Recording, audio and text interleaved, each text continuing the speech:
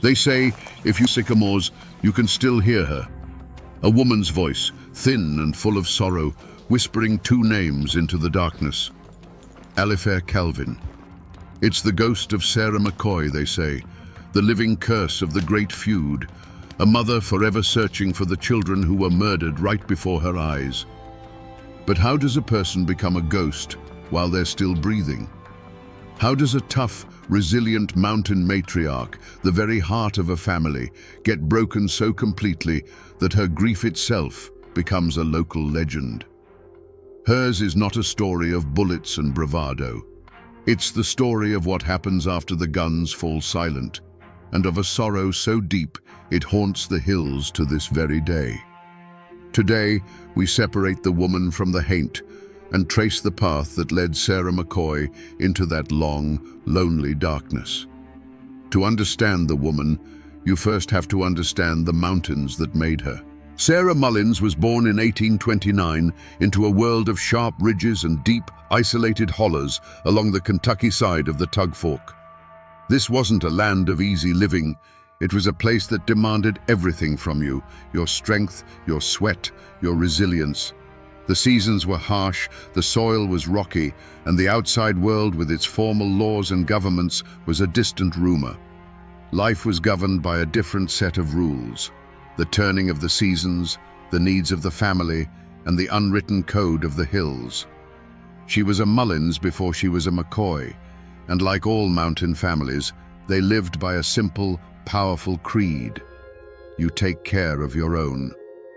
Sarah's childhood wouldn't have been one of play and schooling. Her education came at her mother's side, learning the hard-won lessons of survival. She learned how to birth a child and how to bury one. She learned which roots could break a fever and which berries were poison. She learned to mend clothes, cure meat, and stretch a handful of cornmeal to feed a hungry family through the dead of winter. It was a life that forged a quiet, unbreakable strength into the very marrow of her bones. There are no documents that tell us of a single, defining moment in her youth. But the life of every mountain girl was filled with them. You can imagine a winter so fierce it threatened to starve the family out, and a young Sarah, not yet a woman, helping her mother keep a dying fire alive. You can picture her nursing a younger sibling through a sickness, learning for the first time that hollow-eyed fear that comes when a loved one's life hangs by a thread. These small, forgotten battles were her forge, tempering her into a woman who could endure hardship without complaint, because complaining was a luxury the mountains never afforded. In 1849, that quiet strength was joined with the formidable pride of Randolph McCoy. Randall, as he was known, was a stubborn, unbending man, quick to see a slight and slow to forgive a debt.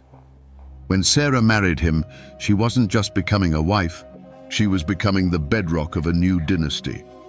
Her life's work would now be to build a family, to raise sons and daughters who carried the McCoy name. He was the stone wall facing the world. She was the mortar holding it all together, the quiet force that turned a rough log cabin into a home. Her code was not the code of the gunman or the feudist, not yet.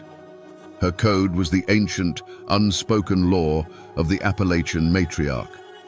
It was a law written in the rhythm of a rocking chair, the smell of baking bread, and the fierce, protective glare she'd give anyone who threatened her children.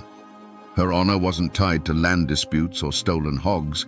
It was tied to the well-being of the 13 souls she brought into this world. Her domain was the hearth. Her ambition was a full pantry, and her loyalty was absolute, not to a cause, but to the lives she had created. Before the first shots of the feud echoed in her memory, Sarah McCoy's world was one of simple, profound purpose. Her domain wasn't the courthouse or the battlefield. It was a rough-hewn log cabin on a Kentucky hillside, a home that was overflowing with the noise and chaos of life.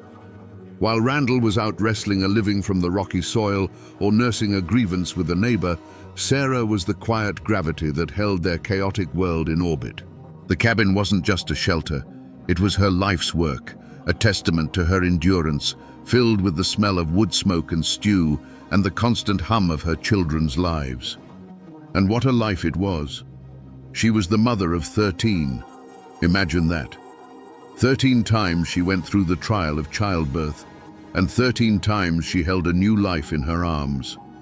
Her days weren't measured in hours, but in the tasks required to keep that many souls alive and well.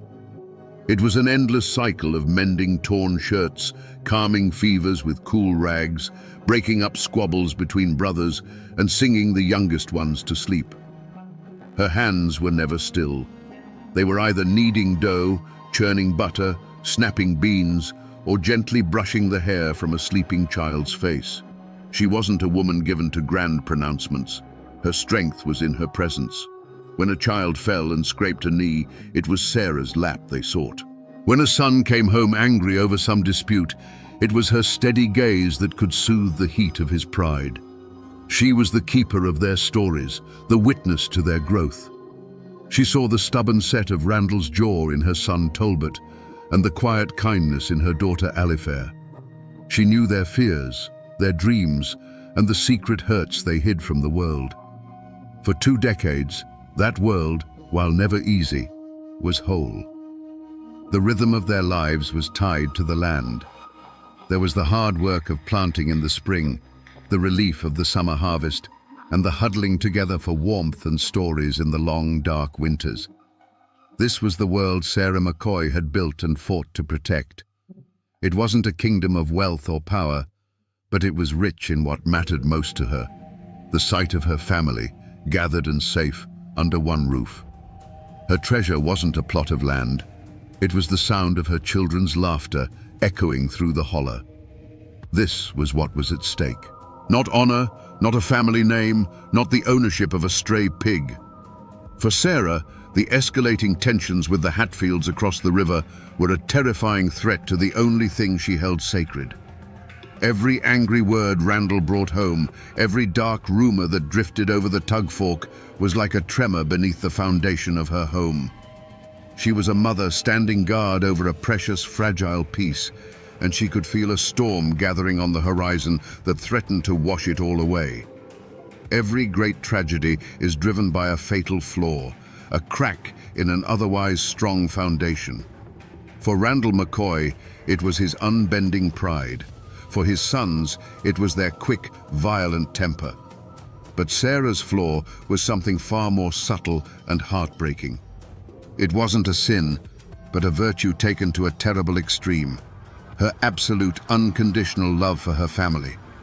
Her love was so powerful, so all-consuming, that it blinded her to any path that required her to stand against her husband or her sons. She saw her duty not as guiding them, but as enduring with them, no matter the cost. We see this flaw in sharp relief after the tragedy of 1882. The Hatfields had captured 3 of her sons, Tolbert, Farmer, and Randolph Jr., and, in an act of brutal frontier justice, tied them to pawpaw trees and executed them. The grief that fell upon Sarah's house was a physical thing, a suffocating shroud. This was the moment where a different kind of woman might have broken. She might have screamed at Randall, "Your pride has already cost me 3 sons. Are you waiting for it to take the rest?" She could have begged him to leave the valley, to sell the land, to save what was left of their family from the fire of his feud. But she didn't. Her love and her grief fused into a kind of hardened, silent resolve. To suggest leaving would have felt like a betrayal of her murdered boy's memory. To question her husband's path would have been to break the sacred code of a mountain wife. And so, she stood by him. While the men spoke of honor and revenge, Sarah's world was one of empty chairs at the dinner table and ghosts in every corner of the cabin. Her loyalty, once the family's greatest source of strength and comfort, now became the quiet engine of its destruction. She would support their fight, even if it led them all to the grave. This unwavering devotion was, for most of her life, her greatest strength. It's what allowed her to raise 13 children in the harshest of conditions. It was the bedrock on which the McCoy family was built. But in the face of a blood feud, that same strength became a profound weakness. It made her a passive participant in her own family's annihilation. She couldn't see that sometimes the most loving act is to say no more. She couldn't imagine a world where her family was separated or their honor was compromised, and that inability to envision a different future trapped them all on the path to ruin. And so, she supported Randall's stubborn refusal to back down. She nursed the anger of her remaining sons and tended to the family's wounds, all while the storm gathered closer. Her flaw was not malice or pride. It was a love so deep it couldn't admit the possibility of defeat or retreat. She was the heart of the family, and she would continue to beat in rhythm with it, even as that rhythm became a death march. Her love had built their home. Now that same love would inadvertently help burn it to the ground. For 5 long years after the Pawpaw Tree executions, the feud had become a war of whispers and shadows. The grief in Sarah's home was a constant, cold presence, but the open bloodshed had ceased. A fragile, unspoken truce held the valley in its grip, the kind of quiet that feels heavier than noise. But in the winter of 1887, the McCoy clan, led by their kinsman and lawyer Perry Cline, made a fateful decision. They decided to fight the Hatfields, not with rifles in the hollers, but with warrants in the courts. This was the spark that would ignite an inferno. Cline, who held a deep personal grudge against the Hatfields, used his influence to have old murder warrants from 1882 reissued in Kentucky. He then deputized a rough, fearless man named Bad Frank Phillips to hunt down the Hatfields responsible for killing Sarah's sons. To the outside world, this was the law taking its course. But in the mountains, this was a profound and unforgivable insult. It was seen as a coward's move, an attempt to use outside authority to settle a family matter. You didn't send a lawman to do a man's work. It was a direct challenge to the sovereignty of the Hatfield clan and their patriarch, Devil Anse. The affront became an invasion when Frank Phillips and his posse crossed the Tug Fork into West Virginia. They were armed, they had the law on their side, and they began to hunt Hatfields on their own soil. They captured several men, and in the process, a Hatfield ally was killed. The news of this invasion, this violation of their territory by a McCoy-led force, reached Devil Anse like a declaration of war. The fragile truce was shattered. The Hatfields' response would not be in a courtroom. It would be swift, total, and merciless. For Sarah, this news was not a victory. It was a death sentence. When she learned that the law was being used as a weapon, a cold dread must have settled deep in her bones. She, more than anyone, knew the nature of the men they were provoking. She had seen their brand of justice firsthand at the base of 3 pawpaw trees. While the men in her family may have felt a surge of righteous power, Sarah would have felt the earth begin to tremble beneath her feet. The point of no return had been crossed. The men had kicked the hornet's nest with the lawyer's boot, and she knew the swarm would be coming for her home. Her immediate visceral reaction wouldn't have been one of anger or pride, but of a mother's paralyzing fear. She would look at her daughter Alifair and her son Calvin, the 2 children who remained with her in that isolated cabin, and see them with new, terrified eyes. They were no longer just her children. They were the targets. Her fatal flaw, that unwavering loyalty, now chained her to this reckless course. She couldn't protest. She could only pray. The men had lit the fuse, and Sarah was left to do nothing but watch it burn closer and closer to her door. For the first time in 5 years, a dangerous kind of hope flickered in the McCoy men. With Frank Phillips and his posse raiding West Virginia, they felt the tide turning. Justice, or at least their version of it, seemed within reach. But the whispers that drifted back across the Tug Fork were as cold and dark as a winter creek. Friends and neighbors, men who knew the Hatfields not as names on a warrant, but as flesh and blood forces of nature, brought warnings to Randall. They spoke in low, urgent tones of men gathering at Devil Anse's command, of the cold fire they'd seen in Jim Vance's eyes. These weren't formal offers of peace. The time for that had long passed. These were the desperate pleas of a community that could feel the ground getting ready to shake. Take your family and go, Randall, one might have said. Go to Pikeville, anywhere, just until this blows over. A piece of paper won't stop a bullet. They were warnings born of experience, a deep mountain wisdom that understood that provoking a man like Jim Vance was like cornering a rattlesnake. You might have the right to do it, but you'd be a fool to expect to walk away unharmed. But Randall McCoy, his pride now buttressed by the authority of the law, was deaf to these pleas. To him, leaving would be running. It would be an admission of defeat, a betrayal of the sons already in the ground. "We have the law on our side now," he'd retort, his jaw set like stone. He mistook the warrants in his pocket for a shield, believing the outside world's rules now applied to this ancient, personal war. He and his remaining sons walked with a newfound confidence, blind to the fact that they were marching their families straight towards an open grave. Sarah saw it, though. She saw the truth not in Randall's defiant words, but in the silence that followed them. She saw it in the way neighbors averted their eyes, in the sudden quiet that fell over a room when she entered. She could feel her family being walled off, isolated by her husband's stubborn pride. The warnings the men ignored, she heard as a deafening roar. She knew the Hatfields. She knew what they had done to her boys at the pawpaw trees, and she knew they had done it without the pretext of a legal invasion. What would they do now, with their homes raided and their kinfolk dragged away in irons? Her path of no compromise was one of silent, terrified endurance. Every day that passed was another missed opportunity to flee. Every sunset that painted the winter sky felt like a final act. The cabin, once her sanctuary, began to feel like a trap made of logs and pride. While her husband saw their stand as a matter of honor, Sarah saw only the shrinking circle of safety around her children. The men were too busy listening to the lawyers and the deputies to hear the sound that Sarah heard every night in her sleep, the sound of approaching footsteps in the snow. And so, with every warning ignored, with every chance for escape dismissed, the certainty of a violent end grew. The feud was no longer a simmering conflict. It was a runaway wagon careening downhill, and the McCoy family was tied to the driver's seat. Their isolation was now complete. They were alone in their holler, surrounded by a world that was holding its breath, waiting for the inevitable crash. The only question left was how terrible the wreckage would be.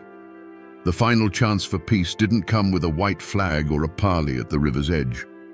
It came in the dead of night, on New Year's Eve, 1887, inside the four walls of the McCoy cabin.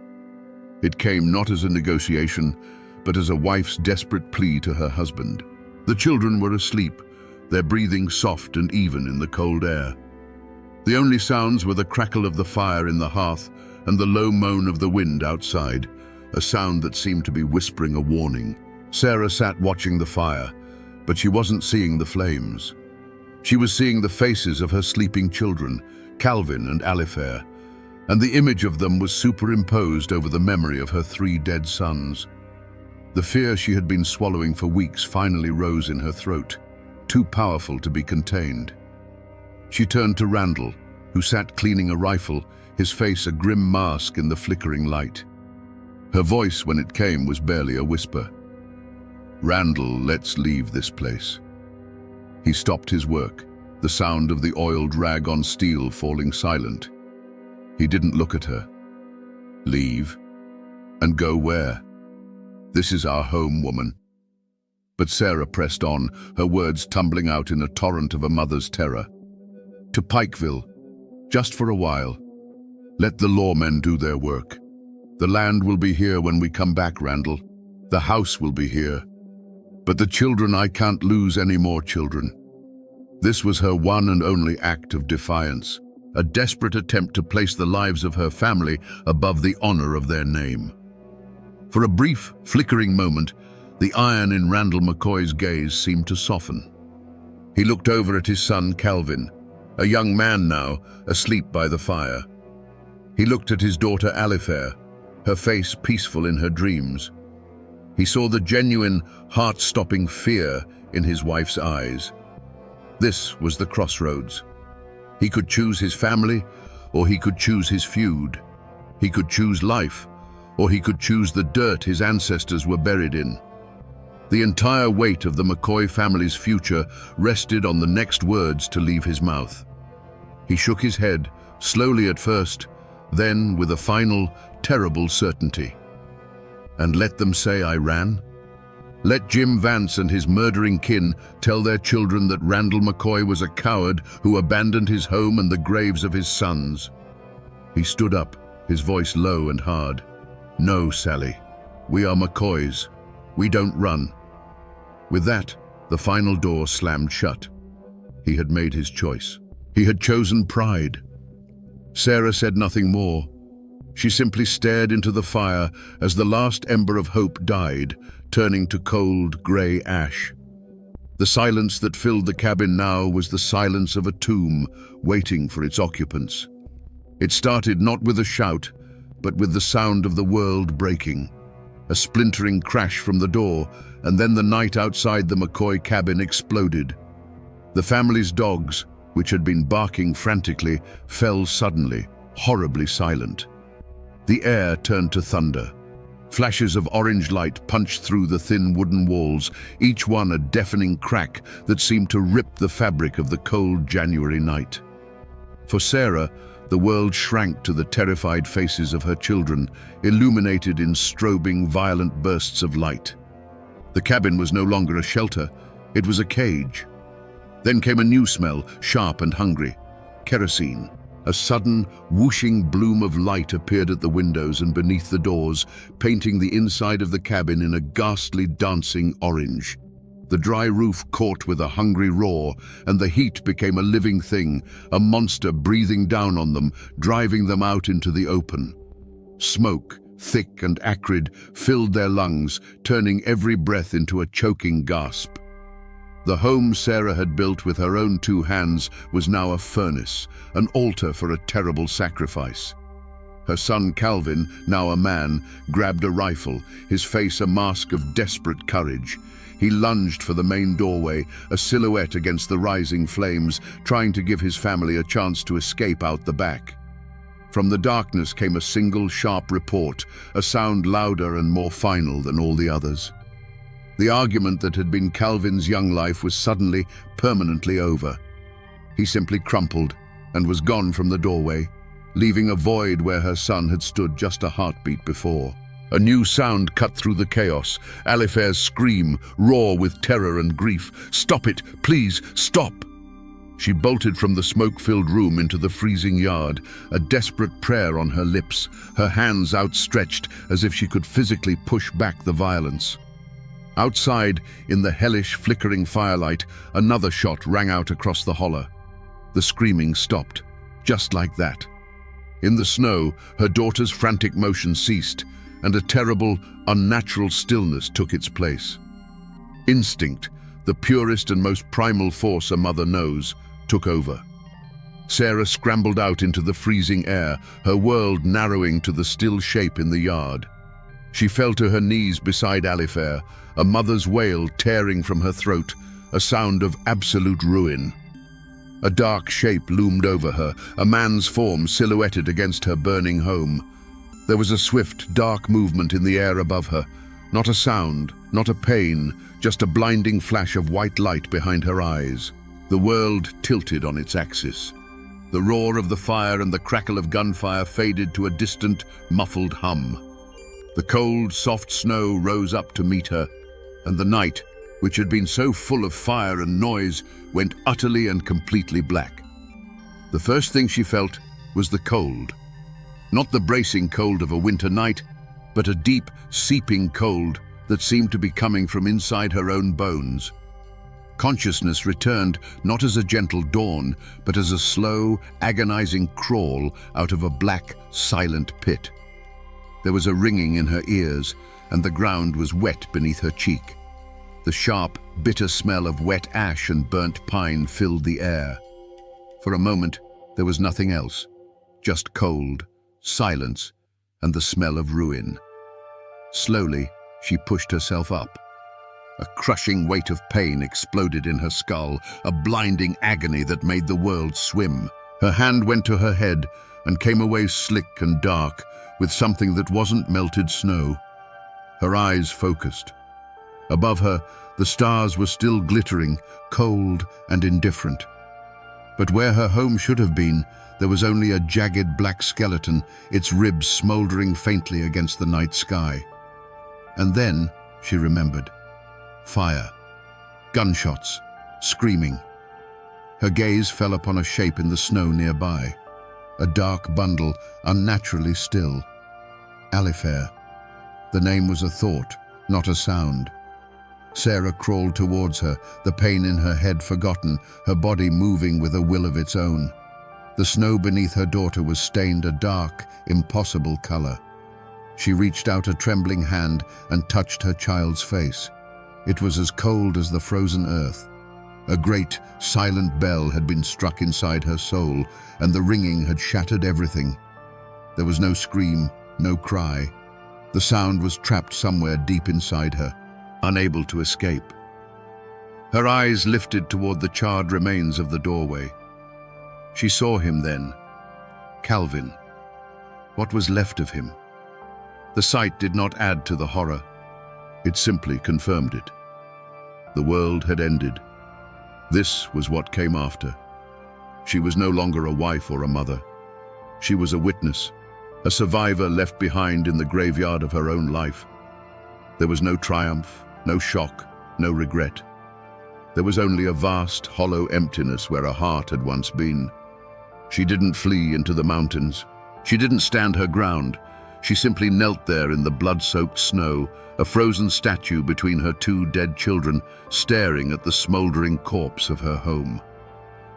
Hours later, when the first grey light of dawn threatened the sky, Randall and the others who had escaped crept back out of the woods.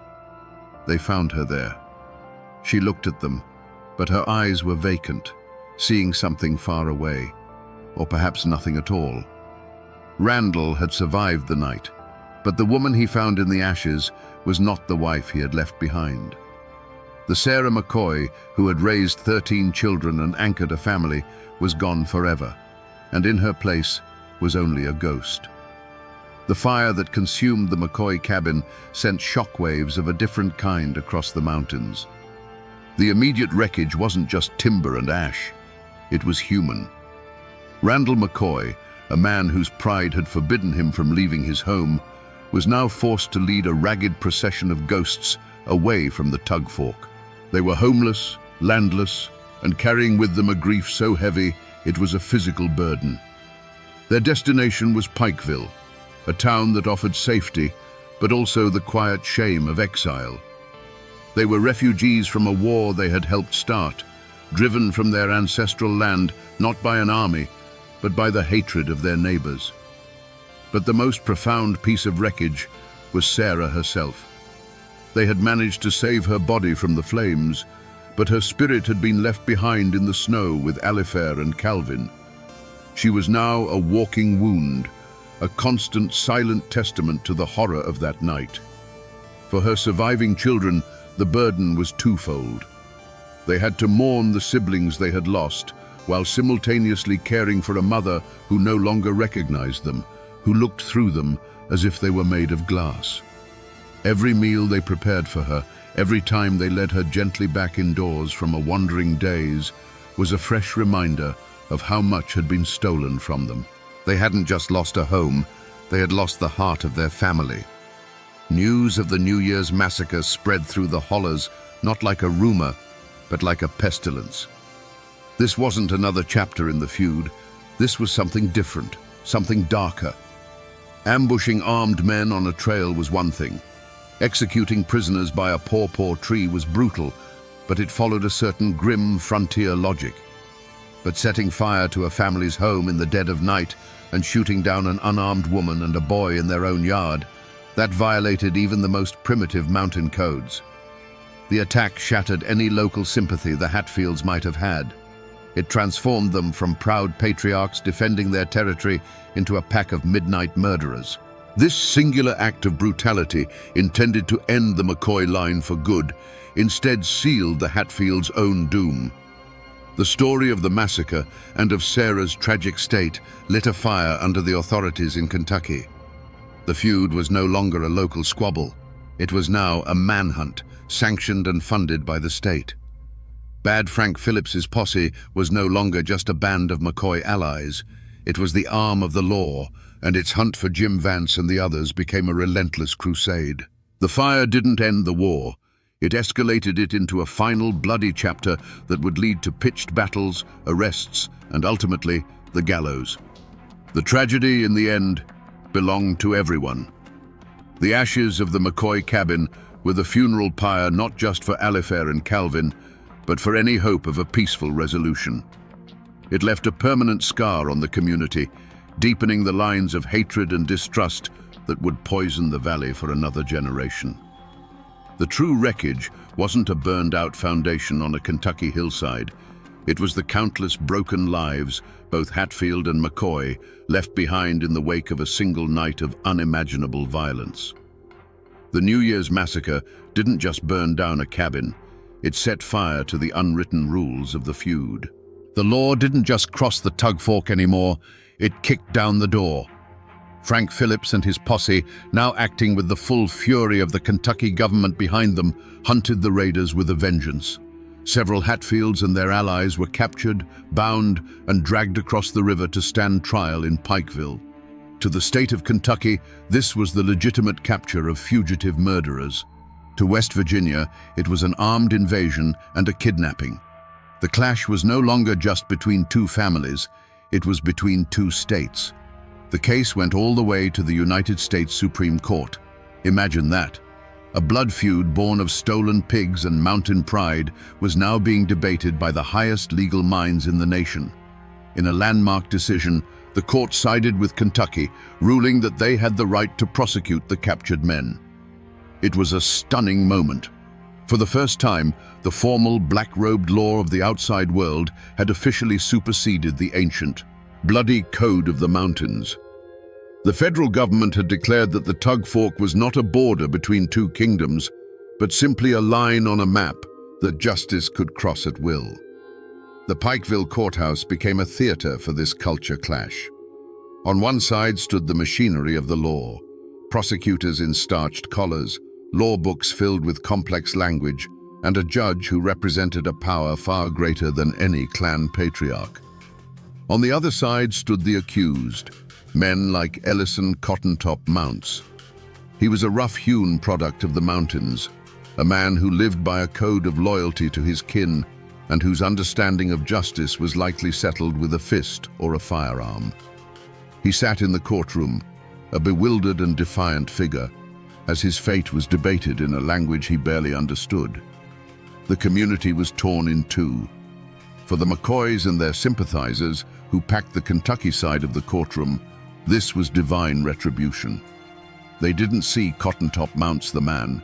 They saw the embodiment of the Hatfield clan, the face of the evil that had burned down Sarah's home and murdered her children. Every word of the prosecution was a vindication of their suffering. But across the river and among the Hatfield allies, the trial was seen as a sham, a legal lynching. They saw Cottontop not as a criminal, but as a political prisoner, a scapegoat being sacrificed to satisfy a Kentucky vendetta. He was their martyr. The verdict, when it came, was as swift and certain as a Hatfield bullet. Guilty. The sentence was even more final. Death by hanging. The law, which had for so long been a distant and irrelevant concept, had finally bared its teeth. Its judgment was absolute, and it promised a public, orderly, and legal end to a man's life, a stark contrast to the chaotic, passionate violence that had defined the feud for decades. But was it true justice? That's the question that still hangs over the valley. Cottontop Mounts was just a follower, rumored to be simple-minded, a man caught up in the powerful currents of clan loyalty. The masterminds of the raid, Jim Vance and Cap Hatfield, had escaped the noose. Vance was already dead, shot by Frank Phillips, and Cap would eventually be pardoned. The law had claimed its pound of flesh, and the hanging of Cottontop Mounts officially marked the end of the feud. But for many, it felt less like a resolution and more like a final bitter irony. A war started by powerful men had ended with the execution of one of their weakest soldiers. So, what became of the men who brought hell to Sarah McCoy's doorstep? Did they face a reckoning of their own? The answer, like everything in this story, is a tangled mess of violence, irony, and unsatisfying justice. The fates of the Hatfield leaders show that in the mountains, the ledger of right and wrong is rarely balanced so neatly. Jim Vance, the old wolf of the clan, the man widely believed to have delivered the crippling blow to Sarah's head, met a fittingly violent end. He was hunted relentlessly by Frank Phillips, who pursued him not with a warrant, but with the cold fury of an avenger. In January 1888, just weeks after the massacre, Phillips cornered Vance in the woods. There was no trial, no judge. There was only a final, brutal shootout. Jim Vance, who had lived his life by the gun, died by the gun, his body left in the frozen wilderness. For the McCoys, this was the only kind of justice they could truly understand. But for the others, the law's judgment was far more elusive. Cap Hatfield, Devil Anse's hot-headed son and another leader of the raid, was a ghost to the law. He dodged posses and hid in the mountains until the political winds shifted. Thanks to the bitter jurisdictional disputes between Kentucky and West Virginia, Cap was eventually granted a pardon. He never spent a day in jail for the New Year's raid. In a twist of staggering irony, the man who had acted as judge, jury, and executioner in Sarah's yard went on to become a lawyer and land agent, living a long and prosperous life. He died an old man, a respected member of his community, the blood of that night, a distant, unpunished memory. And what of the patriarch himself, Devil Anse Hatfield? He was the man in whose name it was all done, yet he never faced a single legal consequence for the feud. He outlived Randall McCoy by a decade, transitioning from a feared clan leader to a successful timber baron. The Hatfields, far from being destroyed, became a powerful and influential family in West Virginia politics. On the surface, it seems Devil Anse won. But a strange thing happened in his old age. In 1911, this man who had seemed to fear neither God nor the law waded into the waters of Island Creek and was baptized. The image of the old feudist, his hands now trembling with age, seeking to wash away a lifetime of sin, suggests a man who was, in the end, haunted. He may have escaped man's law, but it seems he was making a final, desperate peace before facing a higher judgment. For the surviving McCoys, life in Pikeville was a long, quiet epilogue written in the ink of grief and exile. Randall, the proud patriarch who had refused to abandon his home, now lived out his days as a ferryman, a humbled and broken man. His children grew up under a long shadow, forever known as the feud McCoys. They couldn't escape the name. It was whispered in the general store, it followed them to school, it clung to them like the smell of wood smoke. Some tried to build new lives to distance themselves from the bloody history, but the story was a brand on their family name, a legacy of loss they would carry to their own graves. Back in the Tugfork Valley, a strange and heavy silence descended. The hanging of cotton-top mounts had drawn a formal line under the conflict, and the community, exhausted by years of violence and fear, collectively decided to bury the memory. Neighbors who had once aimed rifles at each other from opposite sides of the river now had to pass on the same dusty roads, trade at the same stores. The only way to survive was to not speak of it. The feud became the great unspeakable trauma, a ghost in the attic that everyone knew was there, but no one dared acknowledge. The healing was not a process of reconciliation, but of willed amnesia, a fragile peace built on a foundation of unspoken horror. The power dynamics of the region had been permanently redrawn. The fall of the McCoys from the Tugfork was absolute. Their land was gone, their influence shattered, their name reduced to a cautionary tale. But for the Hatfields, the feud had the opposite effect. It cemented their legend and consolidated their power in West Virginia. They transformed their notoriety into political and economic capital. Devil Anse's sons became sheriffs, lawyers, and businessmen. The Hatfields, far from being destroyed by the conflict, had emerged as a formidable Appalachian dynasty, their success built, quite literally, upon the ashes of the McCoy homestead. And in the middle of this silent, shifting landscape was the memory of Sarah. While the men's names became synonymous with the fighting, her story endured as the symbol of its true cost. She was the ghost that haunted the community's silence. The men's legacy was one of pride, violence, and shifting power. Hers was a legacy of pure, inconsolable sorrow. Long after the last shot was fired and the last grave was dug, it was the image of the broken mother, wandering the hills and calling for her lost children, that served as the feud's most chilling and enduring epitaph. If you travel to the Tug Fork Valley today, you can find the place where it all happened. The state has put up a historical marker, a neat metal sign that tries to tame the wildness of the story with dates and official language. But the sign isn't what holds the power of that place. A little farther in, you can still see the foundation stones of the cabin, half buried in the earth. And you can see the old well, its stone ring, a silent, hollow mouth in the ground. To stand there is an eerie experience. The air is heavy with a profound and unsettling quiet, and you can't help but feel you are trespassing on sacred, sorrowful ground. A few miles away, in a small cemetery, you can find their names carved into weathered stone. Randall lies there, and Sarah is beside him. Their graves are simple, unadorned, the final factual statements in a story that has since become a legend. People come from all over the country now, tracing the feud's bloody map from one site to another. They take pictures of the tombstones, treating them like relics of a distant, almost mythical past. But the names etched there, McCoy, Alifair, Calvin, are a stark reminder that these were real people, with real lives that were violently, tragically cut short. The story of Sarah, however, did not get buried in that cemetery. It seeped into the soil and became part of the folklore of the hills. Long after she died, people kept telling the stories.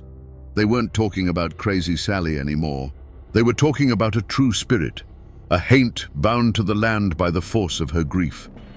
Hunters moving through the woods at dusk would swear they heard a woman's voice carried on the wind, whispering those two names.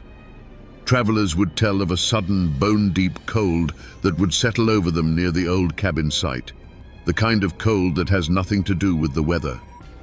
Her tragedy has been transformed. It's now a key chapter in the American saga of the Hatfields and McCoys, a cautionary tale told to children about the poison of hatred.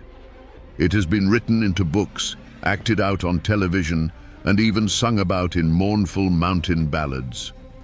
The raw, private agony of one woman has become a public ghost story, a piece of our shared dark heritage. The world remembers the feud as a story of stubborn, violent men, but it is the ghost of Sarah McCoy that gives the legend its soul-chilling power. And so, she endures. Devil Anse, Randall McCoy, Frank Phillips, they are figures of history, their actions debated and analyzed. But Sarah is a figure of pure, human tragedy. She is the mother who lost everything, the woman whose mind was broken by a sorrow too great to bear. The men's spirits may rest in the ground, their battles long over. But her spirit, the spirit of a mother's eternal, inconsolable grief, that is the one that still truly haunts these mountains. So we come back to the question we asked at the beginning. How does a person become a ghost while they are still breathing? The life of Sarah McCoy gives us the terrible answer. She was neither a hero nor a villain in this legendary war. She was the battlefield itself. The men fought over honor, land, and pride, but it was on the terrain of her heart that the true cost was tallied. Her story strips away any romance from the feud and shows us the raw, ugly truth, The deepest wounds aren't made by bullets, but by the memories they leave behind. In the end, this is a story about the terrible math of hatred. It shows that in a conflict fueled by pride, the price is always paid by the innocent. It is a brutal lesson that a mother's love, the most powerful force in the human world, cannot shield her children from the consequences of the foolishness of men. The curse of Sarah McCoy wasn't supernatural. It was the simple, horrifying curse of survival, of being the one left behind to count the graves and remember the screams. The names Hatfield and McCoy are now written in history books, symbols of a uniquely American conflict. But while their war is long over, her sorrow endures. And that, my friends, is the true ballad of the Tugfork Valley. A story not of the men who fired the guns, but of the mother whose unending grief became the feud's most haunting ghost.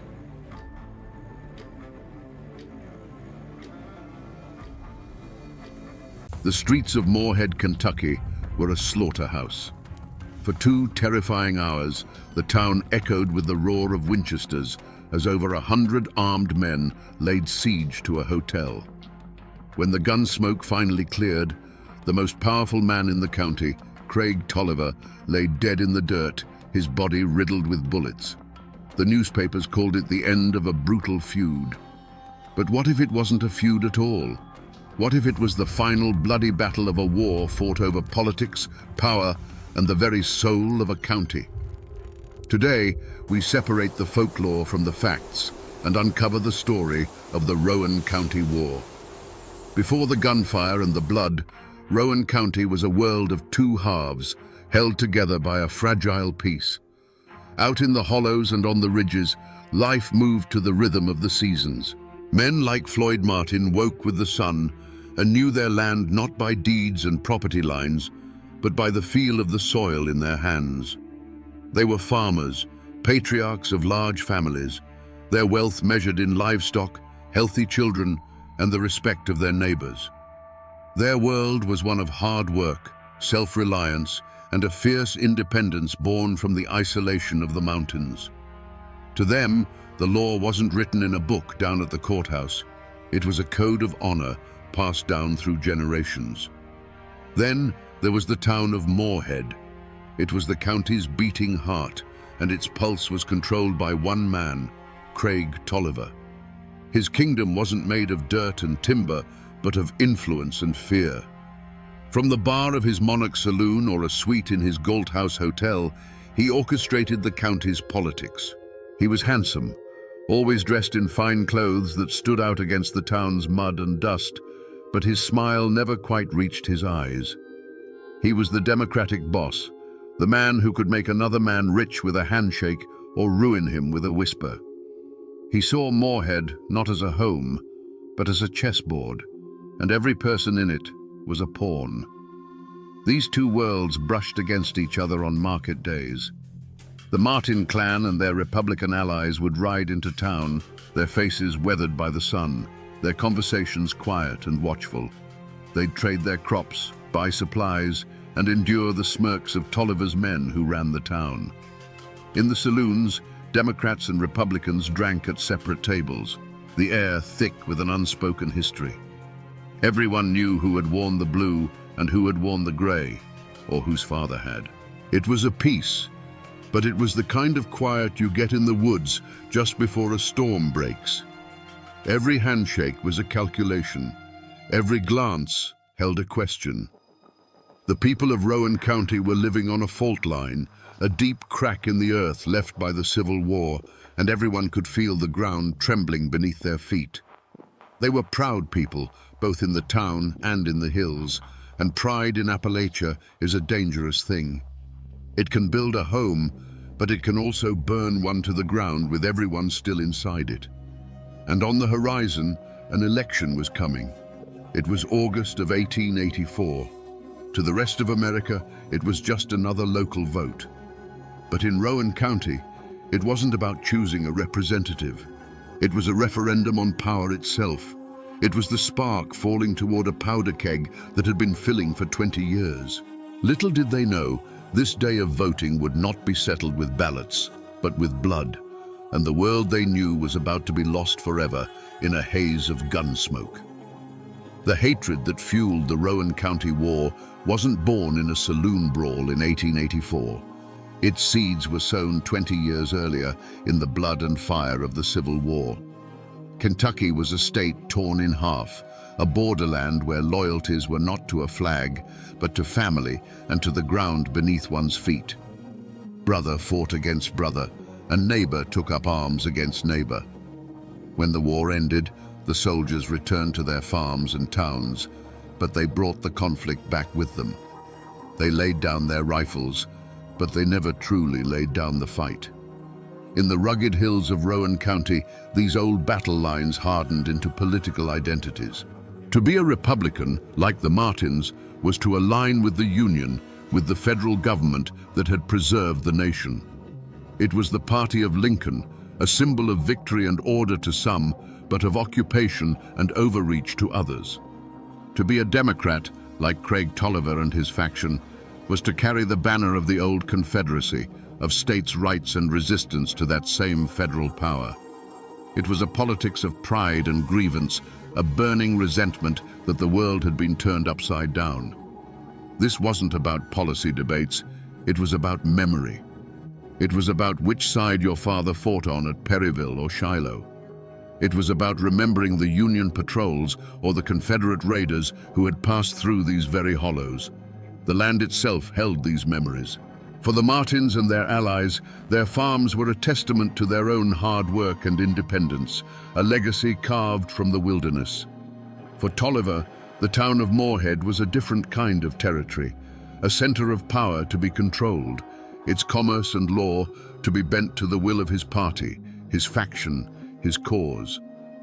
In these mountains, a family name is a heavy thing. It's a coat of arms and a burden, all at once. The name Martin became a rallying cry for every Republican farmer who felt choked by the town's political machine. It stood for the country, for the hills, for the men who answered to no one but God. And the name Tolliver became the symbol of absolute democratic control, of the saloons, the courthouse, and the money that made the town run. It was a feud of ideas long before it was a feud of men. The blood of the Civil War had never truly dried. It had just soaked into the soil, waiting for a single spark to turn the ground red once more. The conflict in Rowan County didn't live in grand declarations, but in the quiet, poisonous whispers that spread from house to house. Craig Tolliver's Monarch Saloon wasn't just a place to drink. It was a spider's parlor where the web of rumor was spun. Here, his lieutenants, men who owed him their jobs or their freedom, would gather. They were the town's deputies, clerks, and business owners, all bound to Tolliver by loyalty or fear. They nurtured every slight against their party, magnifying small disputes into grave insults against the Democratic cause and Tolliver himself. The Martin alliance was quieter, forged not over whiskey, but over shared meals and silent nods of understanding on the steps of a country church. Theirs was a sprawling network of kin and fellow Republicans, families like the Coopers and the Hoggers, who saw Tolliver's grip on the courthouse as a tyranny that was slowly strangling them. They were men who had been denied loans, lost court cases on technicalities, or had their businesses squeezed by Tolliver's allies. Their support for Floyd Martin wasn't just political, it was a matter of survival. The ground was already salted with old wounds. Just a few years prior, a sheriff's election had been decided by a handful of questionable ballots, installing a Tolliver man and leaving the Martins and their supporters feeling cheated and disenfranchised. There was the bitter memory of a land dispute between a Tolliver ally and a Republican farmer, a case settled in a court controlled by Tolliver's friends. These weren't isolated incidents, they were a pattern. Each one was a fresh layer of resentment, a reminder that the law in Rowan County bent to the will of the town boss. Gossip became a weapon, as dangerous as any pistol. A drunken argument at the general store was retold in the Monarch Saloon as a deliberate Republican provocation. A Martin supporter speaking too loudly about his rights was marked as a troublemaker. The air grew thick with suspicion. Men started carrying guns, not just for hunting, but for a trip into town. Friendships that had crossed party lines began to fray. The community wasn't just divided, it was curdling, turning sour with paranoia and hate. The stage was being set for a tragedy, and every rumor, every old grudge, was another nail being hammered into the coffin of peace. In the long, sweltering weeks leading up to the August election of 1884, a heavy stillness settled over Rowan County. The summer had been brutally hot and dry, cracking the creek beds and turning the dirt roads into a fine, choking powder that coated every leaf and fence post. Old-timers whispered that it was a bad sign when the katydids fell silent in the heat of the day. It was as if the land itself was holding its breath, waiting for the coming violence. The usual sounds of the mountains, the birds, the rustle of game in the undergrowth seemed to have faded, replaced by an oppressive quiet that felt more menacing than any storm. The true omen, however, wasn't in the sky or the trees. It was in the faces of the men gathering in Moorhead. Election day was approaching, and it felt less like a civic duty and more like a muster for war. The flow of whiskey, always a tool of political persuasion in those days, began to run more freely than usual, loosening tongues and sharpening tempers. Craig Tolliver's men walked the town's boardwalks with a certain swagger, their hands resting near their hips, while the Martin men who rode in from the country were grim-faced and watchful, their eyes scanning every alley and doorway. A deep sense of dread, a cold knot in the gut, became a shared secret among the people of Rowan. Wives watched their husbands clean rifles that hadn't been fired since the last deer season, a silent question hanging in the air between them. Men who had been neighbors their whole lives now passed each other on the road with a curt nod, the old bonds of community straining under the weight of political hatred. This wasn't just another election. It felt like a final reckoning was at hand. They couldn't have known what was coming, not exactly, but they could feel the pressure building, a charge in the air that promised not rain, but lightning. Election day, August 4th, 1884, dawned hot and suffocating. At a polling place just outside Moorhead, the air was thick with more than just summer humidity. It was charged with whiskey and years of bottled-up hatred. Men from both factions gathered, their political affiliations worn like uniforms. Votes were being bought with liquor, and every conversation was a low growl of intimidation or defiance. This wasn't democracy in action. It was a standoff, a test of nerve where everyone was waiting for the first man to flinch. The spark came in the form of a drunken slur. John Martin, Floyd Martin's own son, got into a heated argument with a fervent Tolliver supporter named Solomon Bradley. The exact words were swallowed by the noise and the heat, but they were likely the same insults that had been traded for years. Taunts about the war, about family, about honor. But this time, fueled by cheap whiskey and the tension of the day, words were not enough. Shouts turned to shoves, and shoves exploded into a vicious, desperate brawl. It was over in a flash of chaotic violence. The crowd surged, men yelled, but no one dared to intervene. In the midst of the scuffle, in the dust and the confusion, Solomon Bradley fell to the ground, mortally wounded. Whether a knife flashed in the sun, or if he was simply beaten to death, the accounts would forever conflict. But the result was brutally clear. Bradley lay dying, and John Martin stood over him, his knuckles raw, the grim reality of his actions beginning to dawn on his face. The cheering and the jeering died instantly, replaced by a stunned, horrified silence. The news ripped through the county faster than a telegram. For the Martin clan, it was a tragedy, but a defensible one. They called it a fair fight, a drunken brawl that went too far, provoked by Tolliver's men and their liquor. John Martin was arrested, and his family prepared for a legal battle. But for Craig Tolliver and his faction, this was no accident. This was a declaration of war. It was the son of their political enemy striking down one of their own on election day. They saw it as a calculated act of aggression, an assassination meant to send a message. The law might have had John Martin in a cell, But the code of the mountains now demanded a different kind of justice. The political quarrel had been baptized in blood. It was no longer about who would control the courthouse, it was about vengeance. The first drop of blood had hit the dry Kentucky dirt, and a war was about to bloom from it. There was no going back now. What followed was not an open war, but a slow, creeping plague of violence that lasted for 3 years. The law of the gun replaced the law of the land, and Rowan County became a place of shadows and fear. Death could come from anywhere, at any time. A man might be plowing his field, the only sound the harness creaking and the birds singing, when the tree line would suddenly erupt with a volley of gunfire. He would simply fall, another life erased without a word. A riderless horse returning to a barn at dusk became a common and dreaded sight, a silent messenger of another ambush. The first major act of retribution was aimed directly at the head of the Martin clan. As Floyd Martin rode along a quiet country road, a section of woods he'd passed 1,000 times before, the trees themselves seemed to explode. A hail of lead tore through the air, and Martin was thrown from his horse. He lay grievously wounded, but by some miracle, he survived. The message, however, had been delivered in smoke and lead. No one was safe, no place was sacred. The war of assassination had begun. This shadow war culminated on a blistering summer morning, June 22nd, 1887. The Martin faction, now an army of over 100 determined men, descended from the hills and laid siege to Moorhead.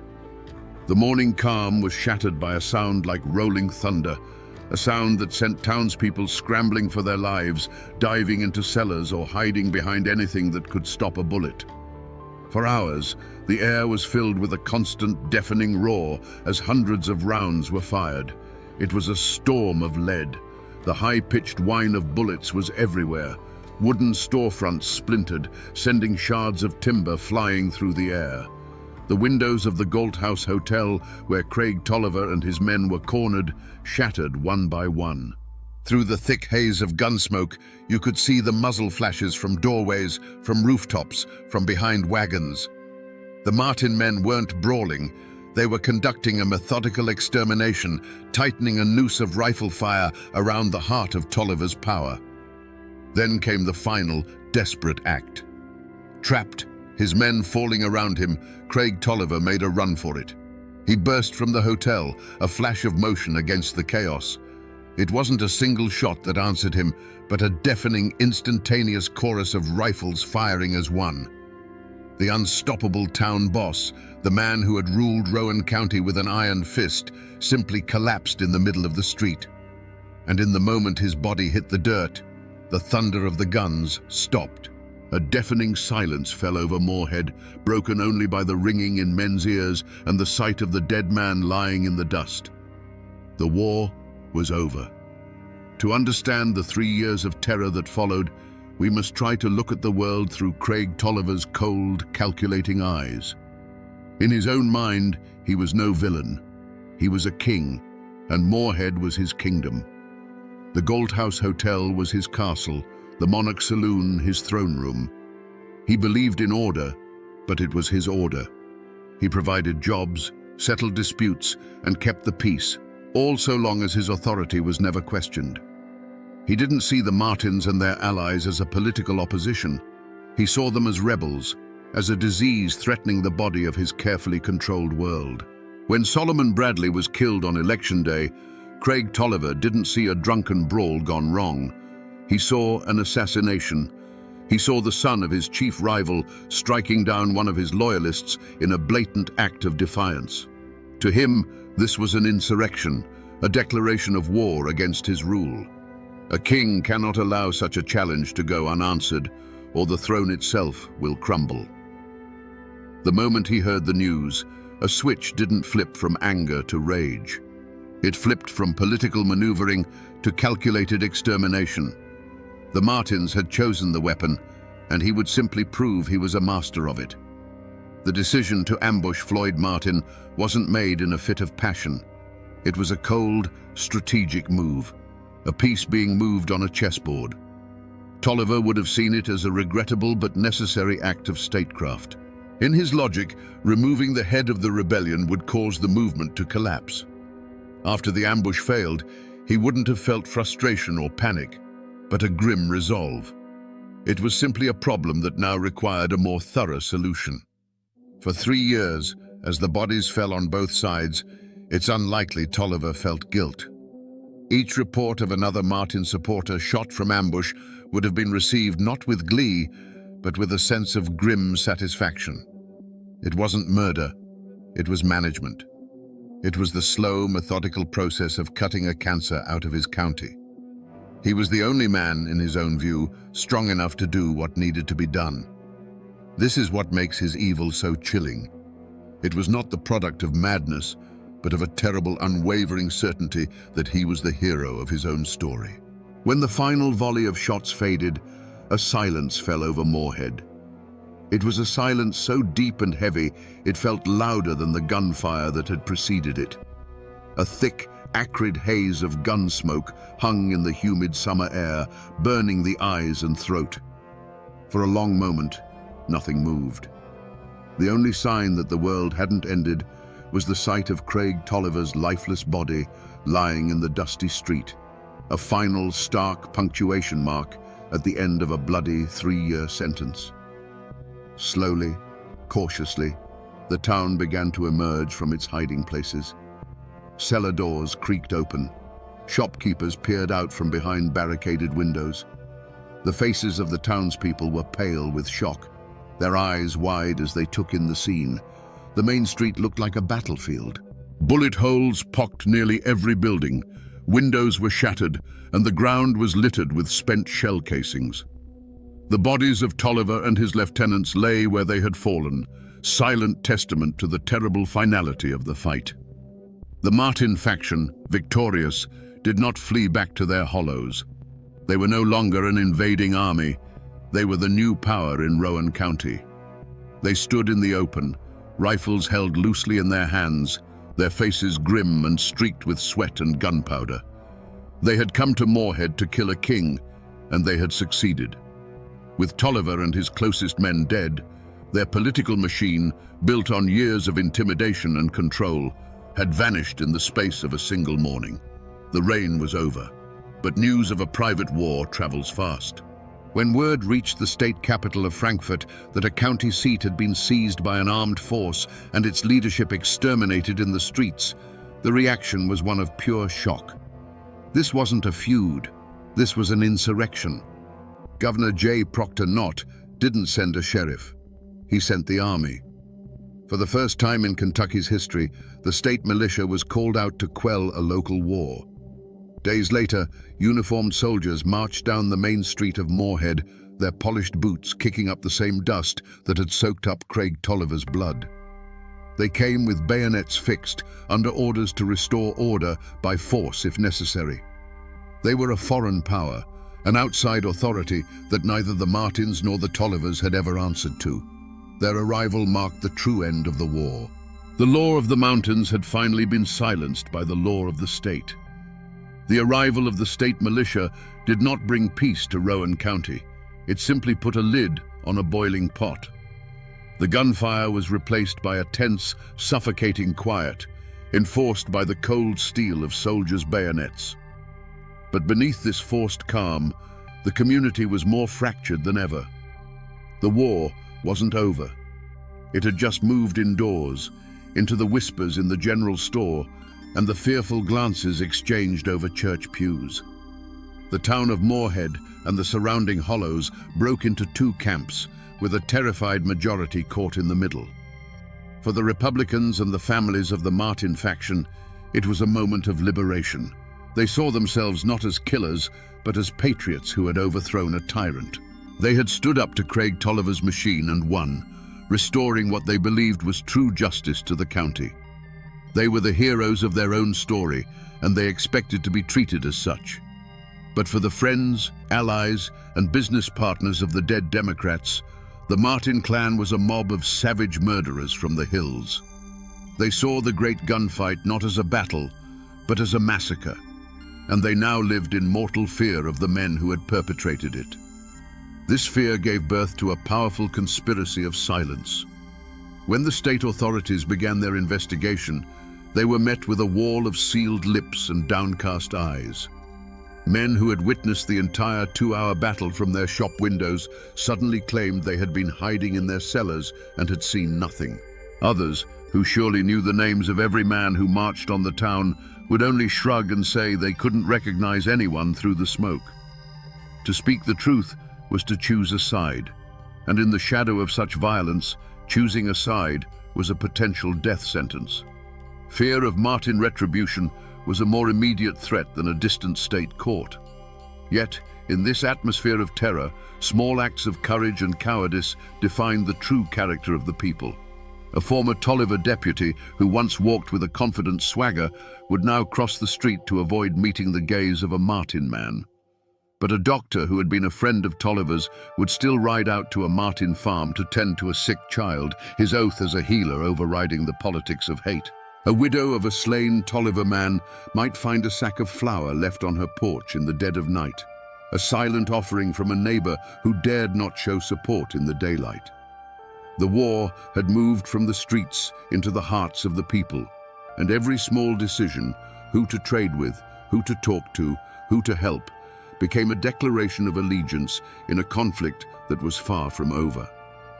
The hunt for the killers of Craig Tolliver was not a chase with hounds and rifles through the dark hollows. The killers weren't hiding. They were walking the streets of Moorhead in broad daylight, confident and victorious. The hunt that followed was a different kind of pursuit altogether, a methodical and dangerous game of wits waged by outsiders in a land that guarded its secrets jealously. The posse was not made of vengeful neighbors, but of state prosecutors and detectives from Frankfurt, city men who wore stiff collars and carried law books instead of Winchesters. Their prey was an entire faction, over 100 men bound by blood, politics, and the shared secret of the final gunfight. The mountains that had once hidden Tolliver's ambushes now served a new purpose. They hid the truth. The state's men rode from one isolated farm to the next, asking questions that were met with blank stares, convenient memory loss, and a steadfast, unnerving silence. The people of the hills, loyal to the Martins or simply terrified of them, created a fortress of ignorance. The investigators found themselves lost not in the woods, but in a fog of fear and clan loyalty. But the state had a power that Tolliver never did: the full weight of the law and the endless patience of bureaucracy. Slowly, painstakingly, they pieced together a list of names. Whispers were gathered, deals were offered, and cracks began to appear in the wall of silence. Finally, the state felt it had enough. Indictments were issued for the leaders of the Martin faction, charging them with murder and insurrection. The question that hung over the entire county was, would they come peacefully? Or would the state's lawmen have to fight a second war to bring them in? The moment of capture was not a bloody firefight, but a scene of quiet, surreal drama. Faced with warrants from the state, the very authority they claimed to respect, the Martin leaders made a calculated choice. One by one, they came down from their hill farms, met the lawmen, and surrendered their rifles. There was no resistance, no desperate last stand. They walked into custody with their heads held high, not as cornered fugitives, but as men who believed utterly in their own righteousness. They were confident that any jury of their peers would see them not as criminals, but as liberators who had done the county a necessary, if brutal, service. Their war was not over. It was simply moving from the battlefield to the courtroom. The courthouse in Moorhead was not a hall of justice, it was a fortress. State militia, with bayonets fixed, stood guard at every entrance and lined the courtroom walls. The room was packed to suffocation, split down the middle as if by an invisible wall. On one side sat the grim-faced farmers and families of the Martin faction, their expressions hard and unyielding. On the other, the remaining allies of Craig Tolliver, their faces a mixture of grief, fear, and a desperate hope for vengeance. Every person in that room understood this was not just a trial. It was the final battle of the Rowan County War, fought not with rifles, but with words and law books. The prosecution, sent from the state capital, laid out a clear and brutal case. This was murder, plain and simple. A conspiracy of over 100 men who had taken the law into their own hands, sieged a town, and executed their political rivals in the street. They painted the Martin faction as a lawless mob, a threat to the very fabric of civilized society. But the defense lawyers, shrewd men who understood the ways of the mountains, told a different story. They portrayed Craig Tolliver as a ruthless tyrant who ruled Rowan County through fear and corruption. The Martin men, they argued, were not murderers. They were patriots, Minutemen, who had risen up to liberate their community from a despot when the law itself had failed them. The trial became a spectacle of fear. One by one, witnesses were called to the stand. Men who had seen the whole bloody affair unfold would stare at the floor, their hands trembling, and mumble that they couldn't be sure of any faces they saw that day. The smoke, they'd say, was too thick. The chaos was too great. And you can imagine, my friends, the pressure in that room. You can imagine the silent, heavy gazes from the Martin supporters, a non-verbal promise of a long memory. The conspiracy of silence that had protected the killers in the hills now followed them right into the courthouse. Throughout the proceedings, the accused leaders of the Martin clan sat in their chairs with a quiet, unshakable dignity. There was no remorse in their eyes, no plea for mercy. They listened to the testimony with the stoicism of men who had made their peace with their actions long ago. They had done what they believed was necessary, and they put their faith not in clever lawyers, but in a jury of their peers, men who knew the land, who understood the grievances, and who had lived under the shadow of Craig Tolliver's rule. Finally, the day of the verdict arrived. The jury, 12 men from Rowan County, filed back into the silent, tense courtroom. They avoided the eyes of everyone, their faces pale and unreadable. The foreman stood, a single piece of paper trembling in his hand. He cleared his throat and spoke the words that would echo through those mountains for 100 years. On the charge of murder, on the charge of insurrection, the verdict for every single man was the same: not guilty. A roar erupted from one side of the room, a wave of triumphant relief. On the other side, there was only the dead silence of disbelief and defeat. The Martin men walked out of the courthouse as free men, acquitted by a jury of their neighbors. The law of the state had spoken, but was it justice? Or was it fear, wearing a judge's robes? The Martin men walked free from the courthouse, but the war had left a scar on every soul in Rowan County. For the allies of Craig Tolliver, the verdict was not just an acquittal, it was an eviction notice. Their leader was dead, their power was shattered, and the men who had killed him now held all the cards. There was no future for them in a county run by their mortal enemies. A quiet, grim exodus began. One by one, they sold their businesses and their land for whatever they could get, packed their families into wagons, and disappeared from the county, seeking a life in a place where their name was not a mark of defeat. For the victorious Martin faction, life after the verdict was not a simple return to peace. They had won the war, and in the following years, they took control of the courthouse and the sheriff's office, just as they had set out to do. But their victory was a heavy crown. They were no longer simple farmers. They were the men who had laid siege to a town and killed its leader. They were respected by their allies, but forever watched with fear by others. They had to live with the ghosts of what they had done, and the silence of their neighbors was a constant reminder of the blood that had been spilled. They had freed Rowan County from a tyrant, but in doing so had become figures of awe and terror themselves. The community, caught in the middle, made a silent pact to forget. It was a wound too deep to be discussed, a memory too painful to be preserved. The bullet holes in the storefronts were patched with new wood. The Galt House Hotel, the blood-soaked epicenter of the battle, stood empty and decaying for a time, a grim monument to the war, until it eventually burned to the ground, taking its ghosts and stories with it in the smoke.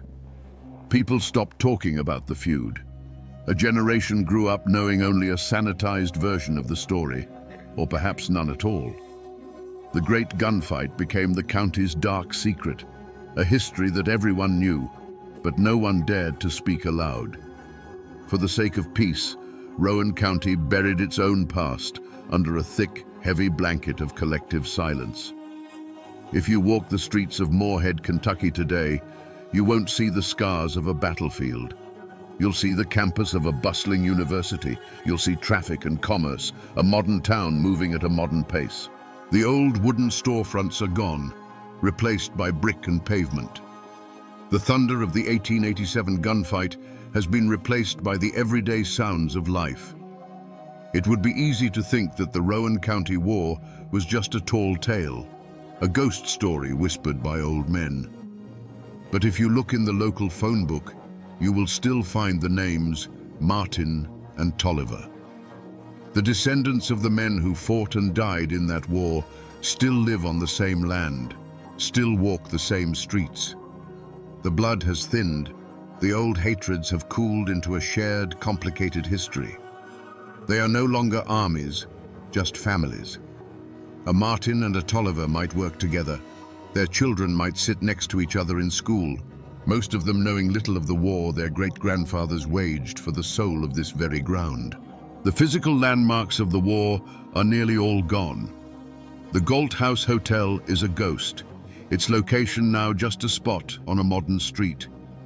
But if you know where to look, you can find the final chapter. In the Old Town Cemetery, you can find the grave of Craig Tolliver. There is no grand monument to mark the resting place of the man who was once the untouchable king of Rowan County. There is only a stone, weathered by more than a century of Kentucky rain and sun, his name slowly being erased by time. It's a quiet, humble end for a man whose life was so loud and violent. People have tried to forget. For generations they buried the story, hoping silence would heal the wounds.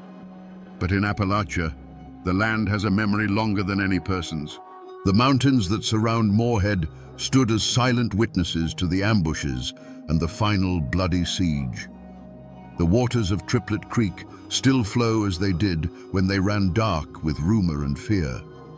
The buildings are gone, the guns are rust, and the men are dust, but the mountains remember everything. So we return to the question we asked at the very beginning around this digital campfire. Was this a feud, or was it a war? The story of Rowan County gives us a clear and chilling answer. This was not a petty squabble between families. It was the final bloody battle in a political war that had been simmering since the end of the Civil War. It's a brutal lesson in what happens when the law serves one man instead of all men, and when an entire community feels it has no recourse but the rifle. The great tragedy of the Rowan County War is that there were no simple heroes. To defeat a tyrant like Craig Tolliver, who had wrapped the law around himself like a shield, the Martin faction had to become a mirror of his own ruthlessness.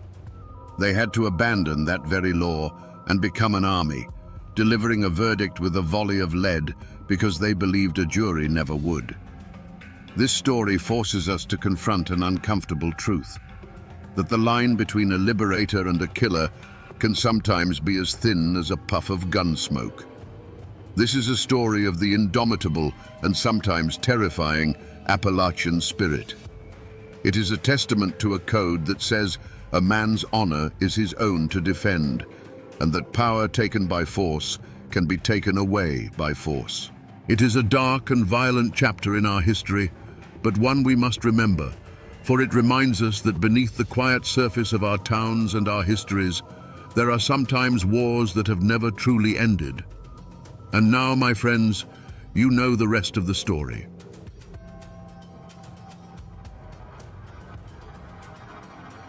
They say that for 5 days in the late summer of 1921, the hills of West Virginia went to war with themselves. The hollows of Blair Mountain echoed with the thunder of 1,000,000 rounds fired as the largest armed uprising in American history since the Civil War reached its bloody climax. And standing against the tide of 10,000 Union miners was one man, a county sheriff named Don Chaffin. He met them not with a posse, but with a private army, machine gun nests, and even airplanes dropping homemade bombs from the sky. How does a man born and raised in these same mountains come to wage war against his own people? Was he a villain, a corrupt tyrant in the pocket of the coal barons, crushing the common man under his boot? Or was he, in his own mind, the last line of defense for law and order, a king protecting his county from an invading mob? The truth, as it always does in Appalachia, lies buried deep in the shadows between fact and legend. Today, we dig for it. We trace the path that turned a small-town lawman into the absolute ruler of Logan County.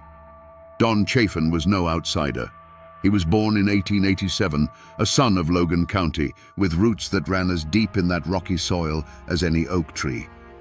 The Chaffins were one of the founding families, their name carrying weight long before the first coal tipples scarred the landscape. He grew up breathing mountain air, learning the unwritten laws of the hollows, that loyalty to kin was absolute, that an insult to your name had to be answered, and that the only justice you could truly count on was the one you made for yourself. He was one of them, fluent in the language of both the front porch and the family feud. But the world Chaffin was born into was dying.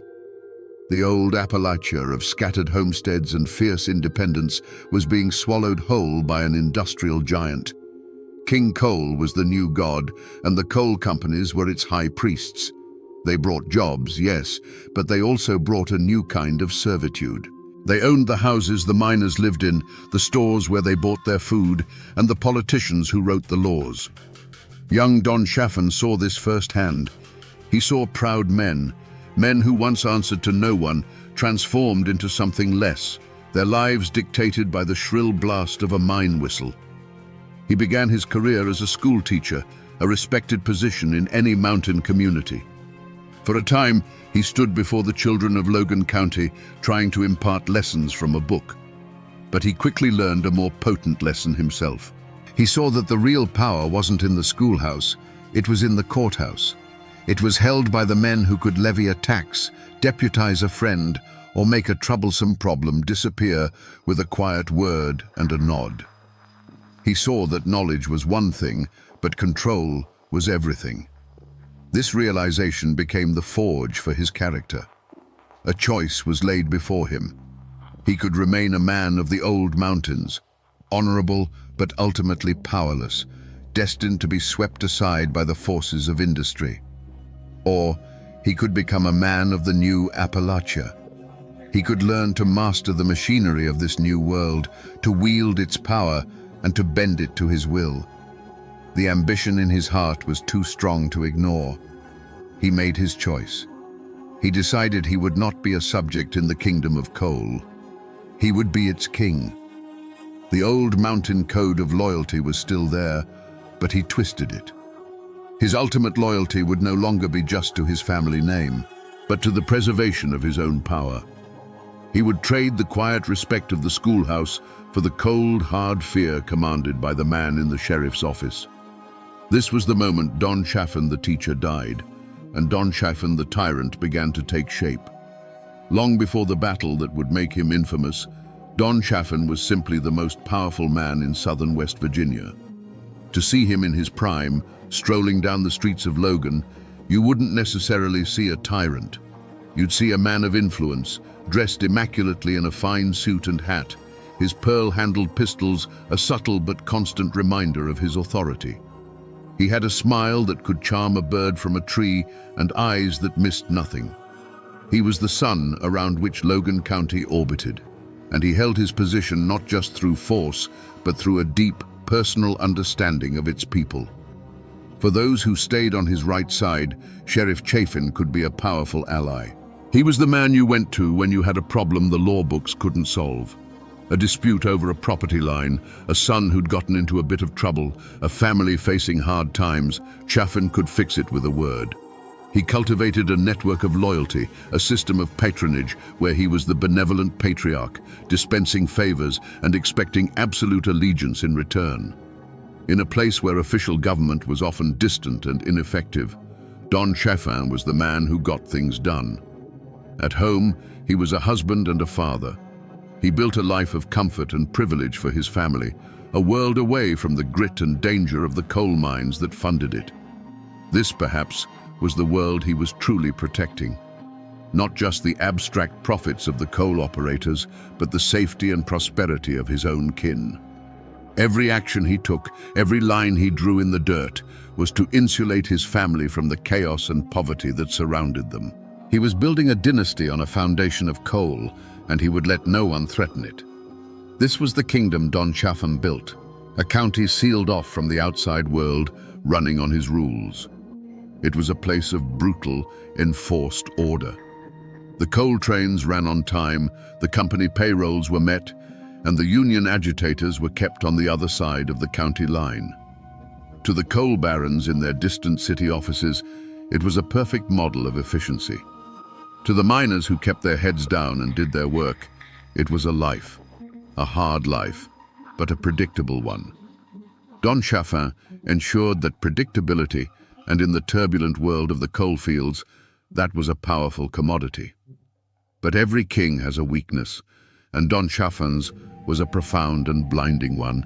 He could not tolerate a single challenge to his authority. It wasn't just pride, and it was more than mere stubbornness. It was a fundamental belief that Logan County was a direct extension of his own will. In his mind, he had built an orderly kingdom from the chaos of the mountains, and any voice of dissent was not just a disagreement, it was an act of treason. He saw the world in absolutes. You were either with him, or you were an enemy to be crushed. This flaw was on display long before the miners marched. You saw it in the cold, efficient brutality of what became known as the Logan County system. When a man suspected of Union sympathies stepped off the train, there was no debate. There was no argument. Chaffin's deputies, his private army, would simply surround him. The choice was never about ideas, it was about survival. Leave now on the next train, or be carried out after a beating that would serve as a lesson to anyone else foolish enough to try. This wasn't law enforcement, it was the purging of an infection. For years, this iron-fisted approach was the very source of his strength. The coal operators paid him a fortune precisely because he was uncompromising. He was the wall that kept the union out, the guarantee that their profits would continue to flow, uninterrupted by strikes or demands for better pay. His fatal flaw was the very thing that made him rich and powerful. He built his castle on the bedrock of his own intolerance. But a wall built to keep out a few men cannot hold back a flood. Chaffin's vision was fatally narrow, limited to the borders of his own county. He failed to understand that the union movement was becoming something more than just a few organizers he could intimidate. It was an idea, spreading like wildfire through the desperate and oppressed coal camps. He believed he could beat that idea into submission, just as he had beaten individual men. He could not conceive of a world where his control was not absolute. He could not imagine a negotiation, a compromise, or a shared power. In Don Chaffin's mind, there was only room for one king in Logan County. And as the anger in the surrounding coalfields began to smolder and grow, this fatal crack in his armor was about to be struck by the force of an entire army. He was a man who knew only how to push back, and he was about to be pushed by a force greater than any he had ever known. The spark that lit the Appalachian powder keg didn't land in Logan County. It landed a few counties over, on the stone steps of the McDowell County Courthouse, and it came in the form of an assassination. The target was a man named Sid Hatfield, the chief of police of Matawan. To the Union miners, Hatfield was more than a lawman. He was a folk hero, a living legend. Where Don Chaffin was the symbol of company control, Hatfield was the symbol of defiance.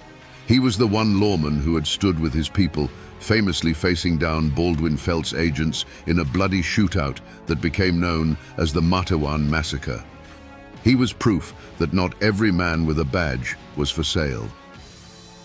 On August the 1st, 1921, Hatfield arrived at the courthouse in Welch to face trumped-up charges, a legal trap set by his enemies. He was unarmed, walking beside his wife, trusting in the sanctity of the law he represented. As he climbed the steps, Baldwin Felt's agents, the very same men he had fought in Matewan, were waiting.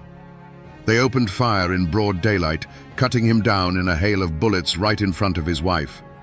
His friend Ed Chambers was executed alongside him. It was not a gunfight. It was a public execution.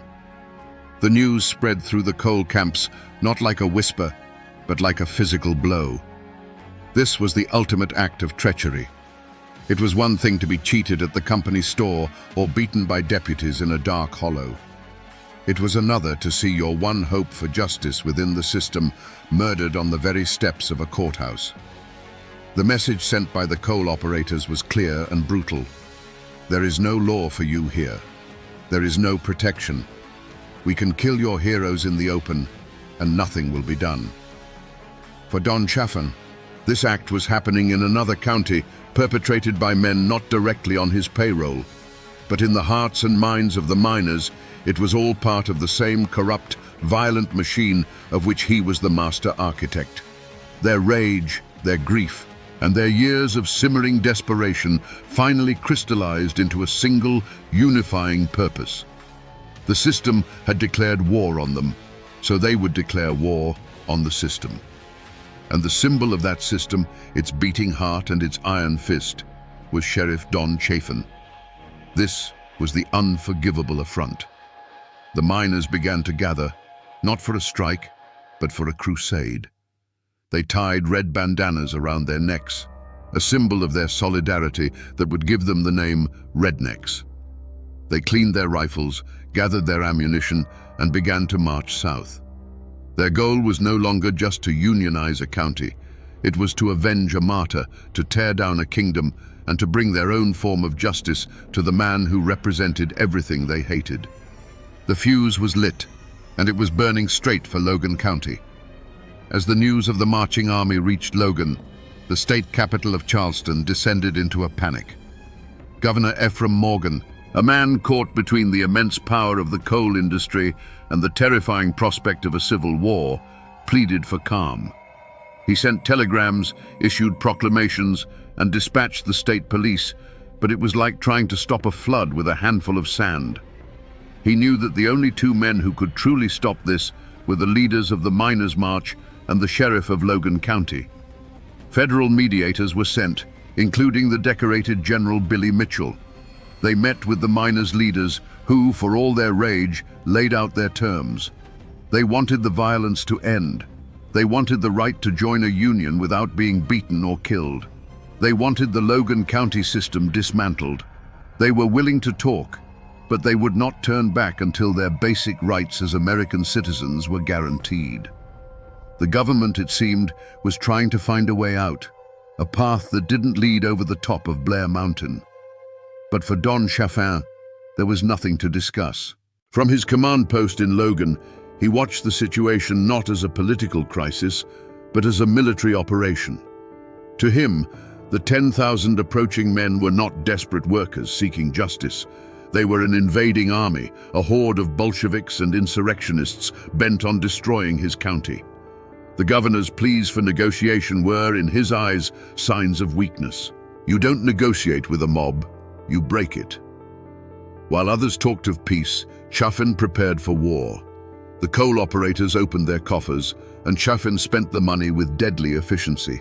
He put out the call, and his army of deputies swelled from hundreds to nearly 3,000. Gun thugs, mercenaries, and strikebreakers poured into Logan, men who were paid to shoot, not to talk. Rifles and machine guns, purchased by the ton, were trucked in and distributed. The phone lines between Logan and the coal company offices hummed with logistics, not diplomacy. He rejected every attempt at de-escalation. When state officials suggested he allow a small, peaceful delegation of miners to enter Logan to present their grievances, he refused. When federal mediators proposed a ceasefire and a cooling-off period, he ignored them. His response was to send his men into the hills. He directed them to dig trenches, set up machine gun nests, and turn the 10-mile ridge of Blair Mountain into a fortress. Every shovel of dirt thrown, every strand of barbed wire unspooled was Don Chaffin's answer to the calls for peace. He was making his stand, not just for the coal companies, but for his own absolute, unquestioned rule. He had locked and bolted every door that led to compromise, leaving only one path open, the path of violence. The wires between Logan County and Washington, D.C. were humming. President Warren G. Harding, seeing a domestic war about to explode, made one last desperate attempt to pull the combatants back from the brink. He sent a direct message, a final ultimatum, not just to the marching miners, but to Don Chaffin himself. The offer was clear. The miners had agreed to halt their advance if, and only if, Chaffin's private army was disarmed and disbanded. Federal troops would be sent in, not to fight the miners, but to act as a neutral peacekeeping force. It was a clear off-ramp, a path away from the abyss, laid at his feet by the President of the United States. Imagine Don Chaffin in his office, the telegram in his hand. The air is thick with the smell of gun oil and nervous sweat. Outside, the town of Logan is an armed camp, his men preparing for the fight of their lives. For a moment, he must have weighed his options. On one side was the full might of the federal government, a power that could crush him without a second thought. Accepting the deal would mean survival. He would lose his private army, yes, and his absolute power would be broken, but he would live. He would see his family again. The war would be over before a shot was fired. But then he would have considered the other side of the coin. To stand down now would be to surrender. It would mean that the threats and the rage of the Union men had succeeded. It would be a public admission that his authority, the very foundation of his identity, had limits. The image of federal troops policing his county while the men who had marched to hang him were allowed to walk free must have been a vision of pure humiliation. It was a direct challenge to his fatal flaw, his belief in his own absolute control. He stood at the final crossroads. One path led to a diminished future, the other led over Blair Mountain. He looked at the telegram, the last chance for peace, a direct order from his president. Then he looked at the map on his wall, at the red pins marking his machine gun emplacements along the ridge. He made his choice. He set the telegram aside. He picked up his telephone and gave an order not to stand down, but to double the patrols at the key mountain passes. He told his commanders that the line had been drawn and that any man wearing a red bandana who tried to cross it was to be met with overwhelming force. The last bridge to peace was burned. In that moment, Don Chaffin ceased to be a sheriff defending his county. He became a king choosing war over the surrender of his crown. The first report came over a crackling field telephone line, a scout's frantic voice confirming the miners' advance on the Crooked Creek Pass. Don Chaffin took the call, his face betraying no emotion. He put the receiver down, walked to the porch of his command post, and looked towards the green, silent ridge. He gave a single nod to his waiting runner. That nod traveled down the line, from man to man, until it reached the machine gun nest, hidden in a stand of timber. A moment later, the mountain spoke for the first time. It was a sound like a giant tearing a sheet of iron in half, a sound that rolled down the hollows and announced that all negotiations were finished. From his vantage point, the battle was not a scene of chaos, but a grim and terrible piece of machinery that he had designed. He spent his days with maps and binoculars, a general directing his forces. He didn't see individual men fighting for their lives. He saw patterns, movements, and objectives. Through his field glasses, he would watch a line of men attempt to advance through a thicket of trees on a distant slope. He would pick up his telephone, speak a few calm words directing fire to that coordinate, and moments later, the advance would simply cease. The patterns would break, dissolve back into the forest, and the hillside would grow still again. The steady, mechanical rhythm of his machine gun nests became the heartbeat of the battle. It was a cold, efficient, and impersonal sound. Each burst was an argument being made, a final answer to the miners' demands. For 5 days, that sound was relentless. The world shrank to the borders of Blair Mountain. The sun rose and set on the constant thunder of gunfire. Chafin barely slept, fueled by coffee and the cold adrenaline of a man watching his life's work hang in the balance. On the 3rd day, he unleashed his most terrifying weapon. An unfamiliar sound began to drift over the mountains, the low drone of an airplane engine. From the miners' perspective, it was a horror they could have never imagined. Chafin's private air force, a pair of rickety biplanes, began making passes over their lines. The explosions in the trees below were often small, the homemade bombs crude and inaccurate, but their purpose was more psychological than physical. It was a message from Don Chafin. There is nowhere to hide. I rule the land and I rule the sky. He authorized the use of everything at his disposal. Reports from the miners' side would later speak of bombs that didn't just explode, but released clouds of sickening gas, surplus munitions from the Great War. Chaffin had brought the industrial slaughter of the European trenches to the hills of Appalachia. He was not just defending his county, he was attempting to annihilate the will of his enemy. The battle raged on, a brutal war of attrition. An estimated 1 million rounds were fired. The mountain itself seemed to groan under the assault, its trees shredded, its soil soaked in the conflict. Chaffin's fortress held. His lines did not break. He had met the largest armed insurrection in American history with a wall of fire and steel. Then, as suddenly as it began, it started to quiet. The federal troops were coming, and the miners knew they could not fight their own country.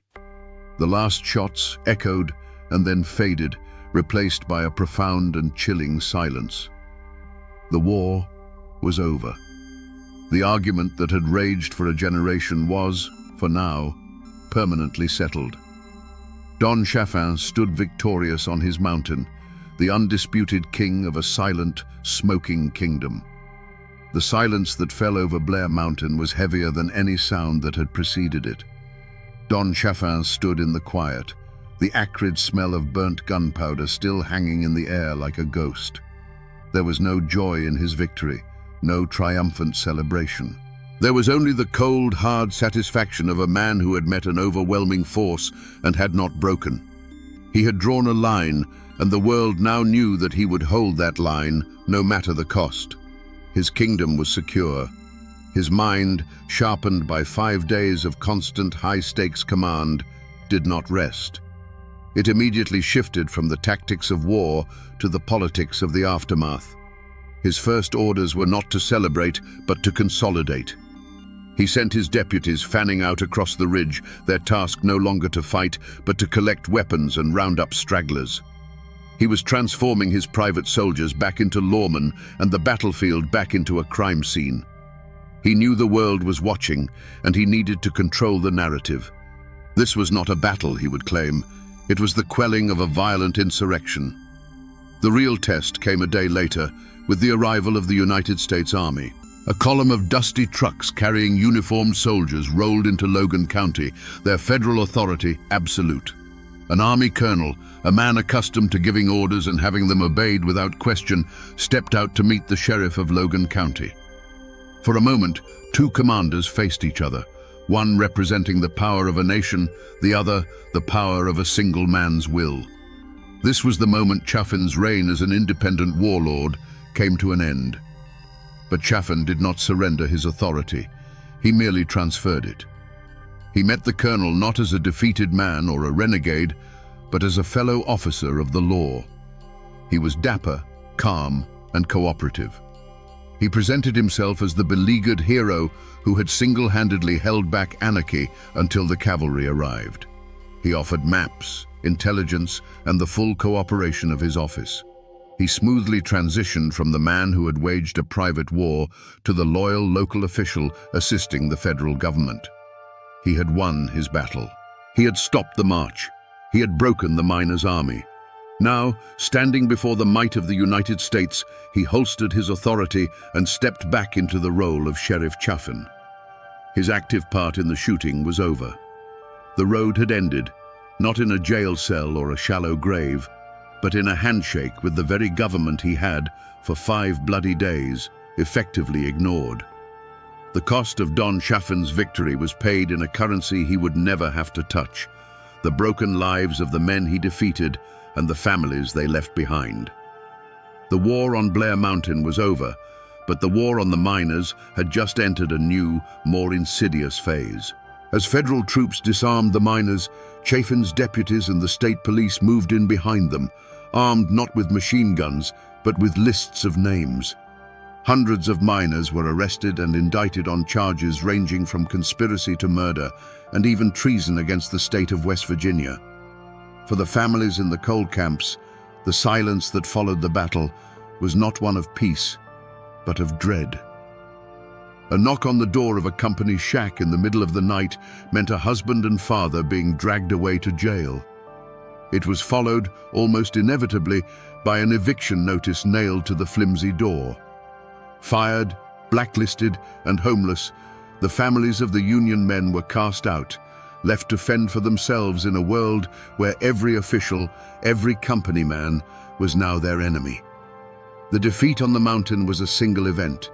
The suffering it caused rippled outwards for years, creating a quiet, desperate poverty that clung to the hollows like a winter fog. The dream of a union in southern West Virginia, a dream that had seemed so close, was dead and buried on the slopes of that mountain. Chaffin's victory didn't just crush an army, it crushed a spirit.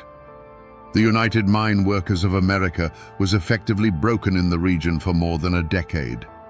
The grip of the coal operators, once challenged, now tightened into a stranglehold. Fear replaced hope. Miners who had once talked openly of their rights now spoke in whispers, terrified that a stray word could cost them their jobs and their homes. Chaffin's system of control was now absolute, reinforced by the memory of what happened to those who dared to challenge it. The tragedy was not just the miners' own, it belonged to the entire community. The battle left scars that divided neighbors and kin for generations. Men from Logan who had joined Chaffin's army returned to live in the same county as the families of the men they had fired upon. A cancer of silence grew over the memory of the battle. It was too painful, too divisive to talk about. Don Chaffin had not just defended Logan County, he had plunged it and the surrounding region into a long, dark winter of fear and submission, leaving behind a wreckage of lives that would take a generation to clear. With the shooting over, the war moved from the mountainside to the courtroom. The state of West Virginia, backed by the full weight of the coal industry, sought to make an example of the defeated miners. Hundreds were charged, but for the leaders, the state chose a charge so severe it was almost medieval: treason.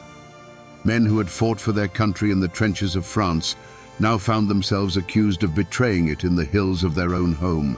It was the ultimate clash of cultures, the state's formal written law against the unwritten mountain code of honor and retribution. The trials were a spectacle.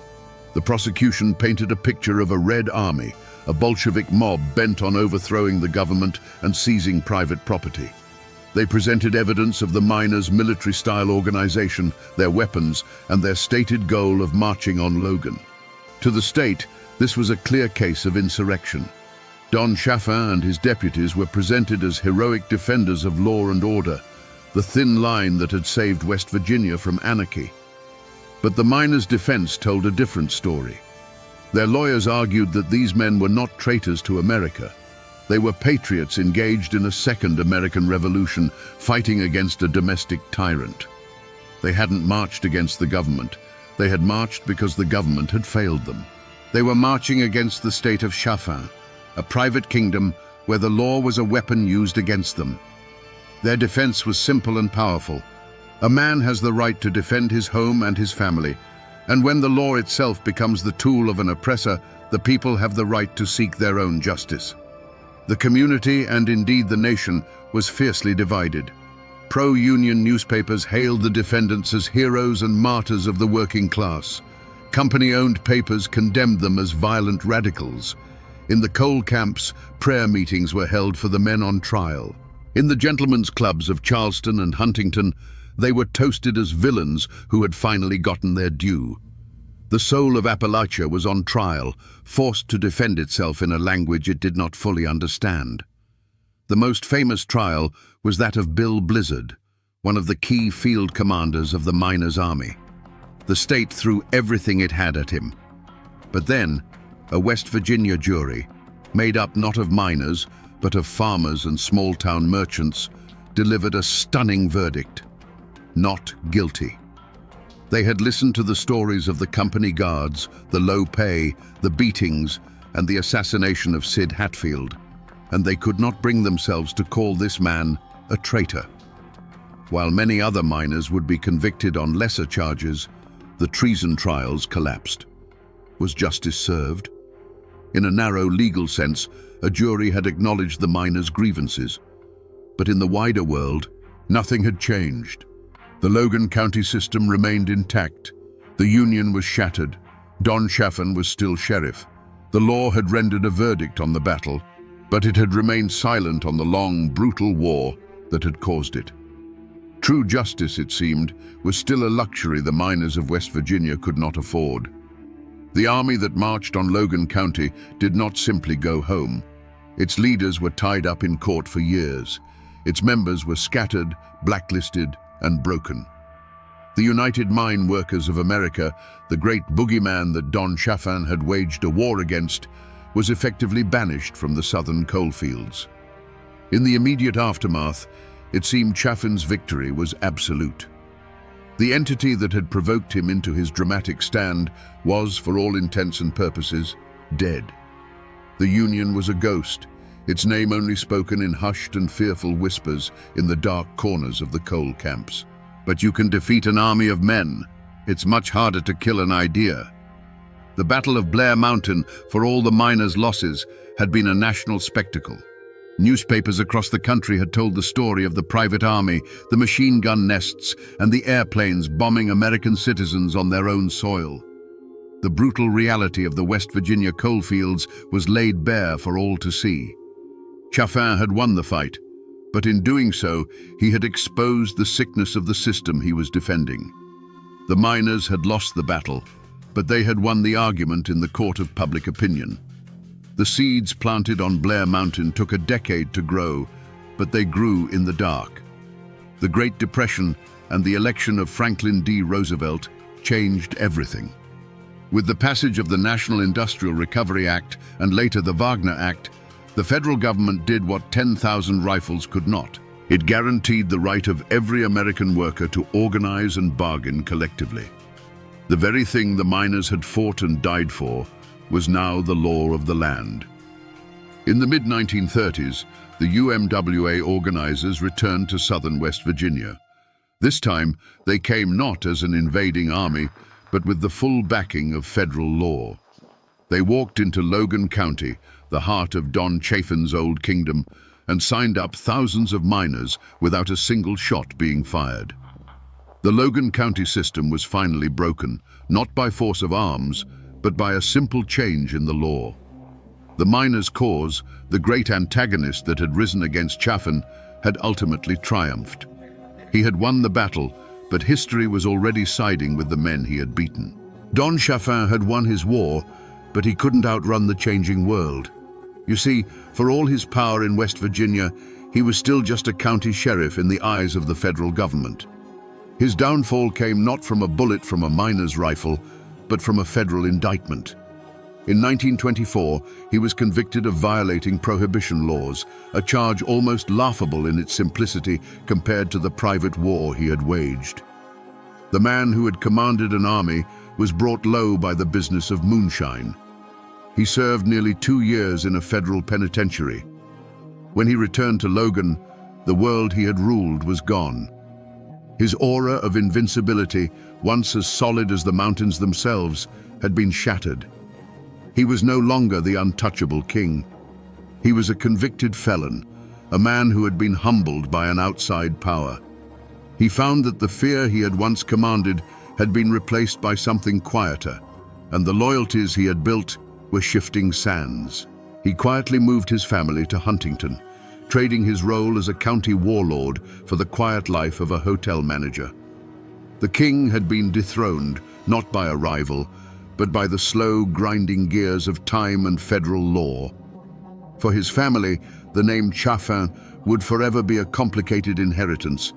It was a name of power and prominence, a name that opened doors in southern West Virginia. But it was also a name stained with blood and controversy, a name that was whispered with a mixture of fear and resentment. His descendants would not escape the shadow of Blair Mountain. It became a part of their identity, a legacy they had to navigate, a story they had to either defend or distance themselves from. The name was both a pillar and a tombstone. In the hollows and coal camps of Logan County, the healing was a slow and silent process. The community did not rebuild by confronting the past. It rebuilt by burying it. For decades, the Battle of Blair Mountain was not spoken of. It was a wound too deep, too personal to touch. Fathers who had fought on opposite sides of the ridge raised their children in the same towns, a fragile peace maintained by a collective, unspoken agreement to forget. A blanket of silence fell over the memory of the war, and under that blanket, the resentment and trauma festered. The power dynamic in the mountains had been permanently altered. The era when a single sheriff, funded by private industry, could raise an army and operate as an absolute monarch was over. Chaffin's fall created a vacuum that was filled not by another strongman, but by the slow, creeping influence of the state and federal government. The isolation that had allowed his kingdom to flourish was broken, and the brutal feudal system he had perfected died with his conviction. If you go to Blair Mountain today, you won't find any grand monuments. For the better part of a century, the mountain kept its secrets. The trenches filled with leaves, the shell casings were swallowed by the earth, and the story was buried under a deliberate silence. Then, in the 21st century, a new war for Blair Mountain began. Not with rifles, but with lawsuits and bulldozers, as coal companies sought to strip mine the historic battlefield, to literally erase the history from the landscape. Preservationists and descendants of the miners fought back, a struggle that continues to this day. The ghosts of 1921 are still fighting for their ground. And what of the name Don Chaffin? In Logan County, it is still spoken with a complicated mix of awe and revulsion. To some, he remains the strong man who brought order, the only one tough enough to tame a lawless land. To others, he is the Appalachian Caesar, a tyrant who sold his soul and his people to the company store. You can drive to Huntington and find his grave, a quiet stone marker for a man whose life was a roaring fire. It's a peaceful end for a man who brought so little peace to the world. But his legacy echoes in a way most people never realize, in a word you hear every single day. Think of the word redneck. That word was born in the fire of this conflict. It came from the red bandanas the Union miners tied around their necks to identify themselves as they marched on Logan. It was their uniform, their flag, a symbol of solidarity and defiance against the guns of the coal companies. Before it was an insult, before it was a caricature, it was a badge of honor worn by men willing to die for their rights on the slopes of Blair Mountain. So the ghost of Don Chaffin still walks these hills, but it's not a man in a fine suit with pearl-handled pistols. It's a question. It's the question of how much power is too much, of where the line is between lawman and king, between order and tyranny. His name is a reminder, etched into the very soul of these mountains, that while men die and battles end, the struggle for justice is never truly over. So we come back to the question we asked at the very beginning. Was Don Chaffin a hero or a villain? The easy answer is to call him a monster, a corrupt tyrant paid to crush the common man. And he was certainly that. But the more unsettling truth is that he was the perfect, brutal instrument of his time and place. He was a product of a lawless system that demanded a strong man, and he played the part better than anyone. He was a king who ruled a county as his personal property, and like any king, he saw a rebellion not as a plea for justice, but as an act of war against his very person. In the end, this is a story about how a man's greatest strength can become the engine of his own tragedy. Chaffin's unbending will, the very quality that made him the undisputed master of Logan County, was the same quality that made compromise impossible and bloodshed inevitable. He was a man who could command an army, but could not comprehend a changing world. He won his battle on Blair Mountain so completely that he ultimately lost the war against history itself, a feudal lord swallowed by the tide of the 20th century. The law eventually caught up to him, but his true judgment was delivered by time. He died a relic, a dethroned king living out his days while the Union flag flew freely over the very mines he had once sworn to protect with blood and fire.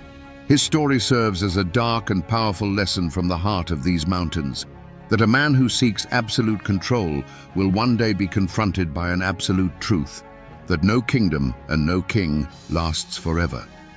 And that, my friends, is the ballad of Don Chaffin, a man who believed in the law so long as he was the one writing it. The rope was already around his neck. On May 1st, 1868, Tom Dooley looked out over the crowd and, with his last breath, spoke the words that would seal a woman's reputation in darkness for eternity. He said, "If it wasn't for Ann Melton, I wouldn't be on this scaffold today." Was it a damning accusation? A confession of his own weakness? Or the last, desperate act of a man protecting the woman he truly loved? We all know the song about the hanged man and his dead lover, Laura Foster. But the legend has a third name, a shadow at its heart. Today, we separate the ballad from the bitter truth to answer one question. Was the true monster in this story the one who walked away free? To understand the blood that was spilled, you first have to understand the soil it stained. This was Wilkes County, North Carolina, in the year 1866. The air in these mountains still tasted of gunpowder and defeat. The Civil War had bled the hollows dry, sending its sons home not as conquering heroes, but as ghosts. Men returned to find their farms overgrown, their families gaunt with poverty, and a silence in the valleys that felt heavier than before. Life was a stubborn, grinding affair, measured by the seasons and the sweat of your brow. It was a world of hard work, quiet faith, and passions that, once stirred, ran deeper and faster than any mountain creek. Into this world walked Thomas Dooler, known to everyone as Tom Dooley. Before the war, he was the boy with the quick smile and the fiddle that could make the devil himself tap his feet. But the Tom who came back was different. He'd survived the living hell of Point Lookout prison camp, and the experience had burned something out of him, replacing it with a reckless charm and a darkness in his eyes. He still played the fiddle, but now the tunes seemed wilder, more desperate, as if he was trying to drown out memories that followed him from the battlefield. At the unshakable center of Tom's world was Anne Pauline Melton. She was Laura Foster's cousin, married to a quiet farmer named James Melton, a man who seemed to exist only in her shadow. Anne was not just beautiful, she was a force of nature. With dark, knowing eyes and a will as strong as iron, she was a woman who refused to be contained by the small, pious world she inhabited. Her affair with Tom Dooley was the worst-kept secret in Elkville, a blazing fire that everyone saw, but no one dared try to put out. It was a passion born long before the war, and it had only intensified upon his return. And then there was Laura Foster, younger, fairer, and by all accounts of a gentler nature than her cousin Anne. She was a girl on the cusp of womanhood, with dreams that were likely as simple as they were sincere: to be courted, to be married, to build a life. She, too, fell under the spell of the handsome, haunted fiddle player. In her, Tom perhaps saw a chance at a different kind of life, a peace he could never find with the tempestuous Anne.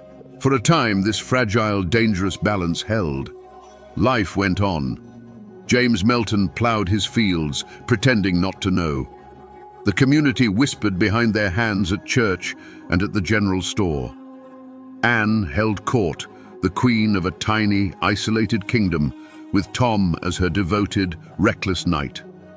and Laura Foster watched from the edges, her heart full of a hope that was about to turn deadly. They were all caught in a web of love, jealousy, and obligation, unaware that the world they knew was about to be burned to the ground. But the war had sent home more than just broken men. It sent home a sickness, a blood taint that traveled in silence. It was an unseen enemy, carried in the veins of a soldier, that would soon become the catalyst for an act of brutality that would leave these mountains forever scarred. The storm was coming, and no one even saw the clouds gathering. The Fosters, the Meltons, the Doulas, these were not new names in the Blue Ridge Mountains. Their roots ran as deep as the ancient oaks, clinging to the rocky soil for generations. They were descendants of the first Scots, Irish, and English settlers who pushed into these wild, unforgiving hollows in the late 1700s. They came seeking land of their own and a life free from the meddling of kings and governments. They fought the wilderness, they fought the natives, and sometimes they fought each other to hold on to the small plots of earth that defined their existence.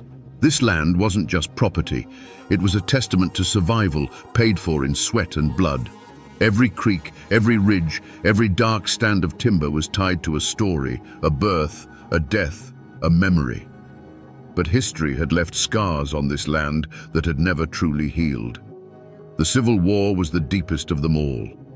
Wilkes County had been a place torn in two. While many men like Tom Dula marched off to fight for the Confederacy, the hills were also crawling with Union sympathizers, draft dodgers, and outright deserters. It was a war fought not just on distant battlefields, but in hushed conversations and suspicious glances between neighbors. Loyalty became a currency more valuable than gold, and betrayal was a poison that could linger in a family's well for 50 years. When the war ended, it didn't bring peace. It brought a simmering resentment. The men who came back, like Tom, were changed, and the community they returned to was fractured. The old order was shattered, and the law was often little more than a suggestion. In this power vacuum, the oldest laws of the mountains reasserted themselves, the laws of clan and kin. And in this world, a name was a heavy thing to carry. To be a Foster in these hills meant something. It meant you were part of a sprawling, tangled web of blood relations. You were never truly alone, but you were never truly free either. Your triumphs and your shames belonged to the whole family. An insult to one Foster was an insult to all, and the family's honor had to be protected at any cost. This wasn't just about pride, it was about survival. A family with a stained reputation was a weak family, vulnerable to its enemies. The weight of that name, and the secrets it had to protect, was a burden every Foster, including Anne and Laura, carried from the day they were born. In a place like Wilkes County, news traveled faster on foot than it did by post.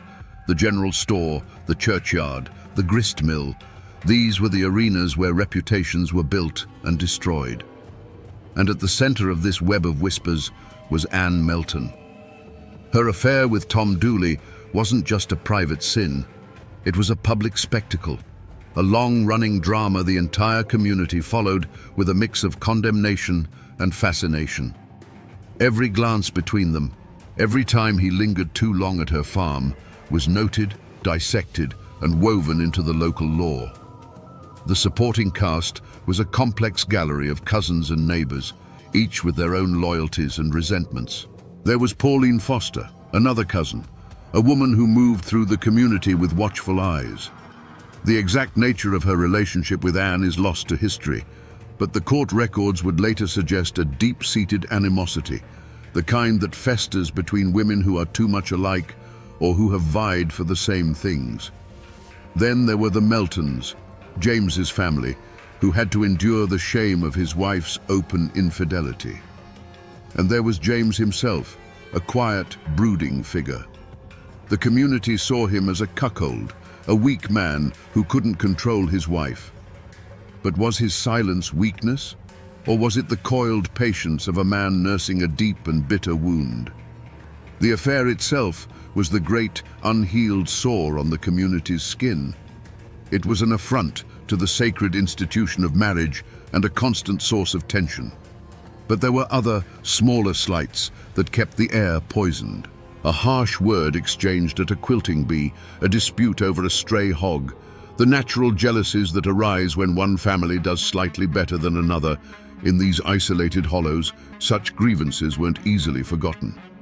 They were collected like debts, passed down through whispers, waiting for a moment to be called due. The Foster clan was so large and interwoven that it was a world unto itself, rife with its own internal rivalries and power struggles. It was this fertile ground of gossip and resentment that allowed the most dangerous rumor of all to take root. When whispers of the foul disease began to circulate, they fell on ready ears. Syphilis was more than an illness. It was a mark of moral decay, a physical manifestation of sin.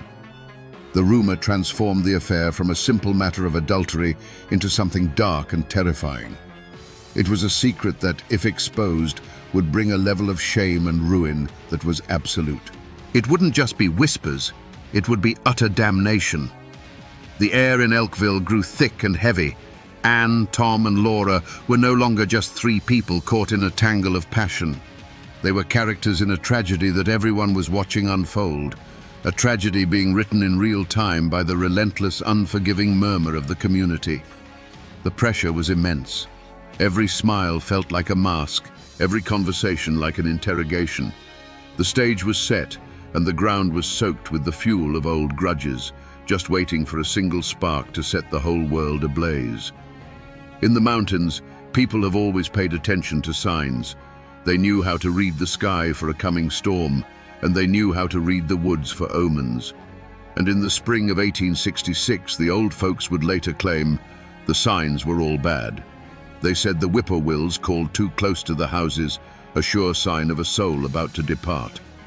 A strange, unnatural quiet seemed to settle in the hollows, a silence that felt sharp and heavy in the air, as if the mountains themselves were holding their breath, waiting for a coming violence. These were the whispers of the woods, the ancient language of dread that every mountain person understood in their bones. The true omen, however, was not a bird or a dream. It was a human one. It was the change that came over Laura Foster. The young, hopeful girl disappeared, replaced by a woman who had been handed a death sentence. When Laura learned she was sick and understood the shameful truth of how she'd gotten that way, the desperation must have been absolute. She was no longer just a spurned lover. She was a victim facing a slow, ugly decay. And she was not going to suffer that fate alone and in silence. Her threat to expose Tom, and by extension the married Anne Melton, was not the blackmail of a schemer. It was the last, defiant cry of a girl whose life had been ruined. That cry was a prophecy, and it spelled doom for Anne. Anne Melton would have felt it most of all. She was too sharp, too aware, not to see the abyss opening up before her. The whispers of the community were no longer just background noise. They were the sound of a trap being sprung. The easy power she held over men, the carefully constructed life she had built with her husband James, the fragile respectability she clung to, it was all about to be consumed by scandal and disease. She must have felt a cold knot of dread in her stomach that never went away, a premonition that the poison that had entered their lives had finally reached the heart. The walls of her world were groaning, and she knew that soon they would either come crashing down on top of her, or she would have to tear down someone else's first. The dam of whispers and threats was about to break. On a bright May morning, Laura Foster made her move. She walked out of her family's home, went to the barn, and saddled her father's mare. She told her family she was leaving to elope with Tom Dooley. This was it. This was the final desperate gamble of a girl who had nothing left to lose. It was not just a flight of romantic fancy, it was a public declaration, an act of defiance that would force every secret out into the sunlight. By riding away to meet Tom, she was setting the entire fragile world on fire. For Tom Dooley, this was the moment of reckoning. He was caught between two worlds, between the fiery, possessive love of Anne and the desperate, righteous claim of Laura. He had made promises to both. Now, Laura was calling in his debt. He had to meet her. He had to face the consequences of his actions. We'll never know what was in his heart on that day, true love for Laura, a sense of duty, or the fear of a man being led into a trap. But we know he went to the rendezvous. His fatal indecision, his inability to untangle the web he had woven, placed him squarely on the path to that shallow grave. The news of Laura's departure must have struck Anne Melton like a physical blow. The threat was no longer a possibility whispered in the dark. It was a girl on a horse, riding to destroy her. Laura's elopement with Tom would be the final, unforgivable humiliation. The whole sordid story, the affair, the lies, and the shameful disease would be laid bare for the entire county to see. The life Anne had so fiercely protected was about to be torn to shreds. The time for talk was over. The time for manipulation and quiet threats had passed. A choice had to be made right there on that spring morning. And so, the first drops of blood were shed, not with a blade, but with a decision. The plan, whether hatched in a moment of panicked rage or cold calculation, was set in motion. The rendezvous between Tom and Laura was no longer a meeting of lovers. It was an ambush. The conflict escalated from a bitter personal feud into a conspiracy to commit murder. Someone, Anne or Tom, under her influence, decided that the only way to silence Laura Foster forever was to put her in the ground. As Laura rode away, the sun warm on her back, she must have felt a mix of terror and hope. She was leaving everything she had ever known behind, riding toward an uncertain future with the man she loved. She didn't know that she was not riding toward a new life. She was riding into a silence that had been carefully prepared for her, a silence as deep and final as the Appalachian earth itself. The point of no return had been crossed. The spot where Laura Foster drew rein on her father's mare was quiet and secluded. Sunlight filtered through the new spring leaves, dappling the forest floor. This was the place where her future was supposed to begin. She looked for Tom, her heart a frantic mix of hope and fear. But the figure, or figures, that emerged from the shadows of the rhododendron thicket did not offer the embrace she was expecting. We will never know the exact words that were spoken in those final moments. Was it a plea, an accusation, a bitter, venomous argument? Whatever was said, the hope in Laura's eyes must have died in an instant, replaced by the cold, stark terror of betrayal. There was no long, drawn-out scream to echo through the hollow. The violence was too sudden, too brutally intimate for that. There was likely just a sharp, choked gasp, the sound of a frantic, brief struggle in the dry leaves on the forest floor, and then a heavy, sickening thud.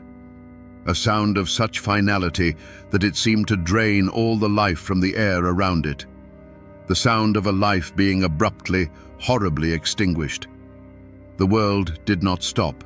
It simply went on without her in it. The mare, panicked by the scent of terror and the sudden chaos, reared back, its eyes wide with fright. It tore through the underbrush, reins flying, the empty saddle a stark and terrible testament to what had just occurred. The horse ran without stopping, a mindless flight back toward the familiar scent of home, leaving behind a scene of unnatural stillness. A small piece of a woman's life, a bonnet perhaps, or a ribbon, lay trampled in the dirt, the only splash of color in a world that had suddenly gone gray.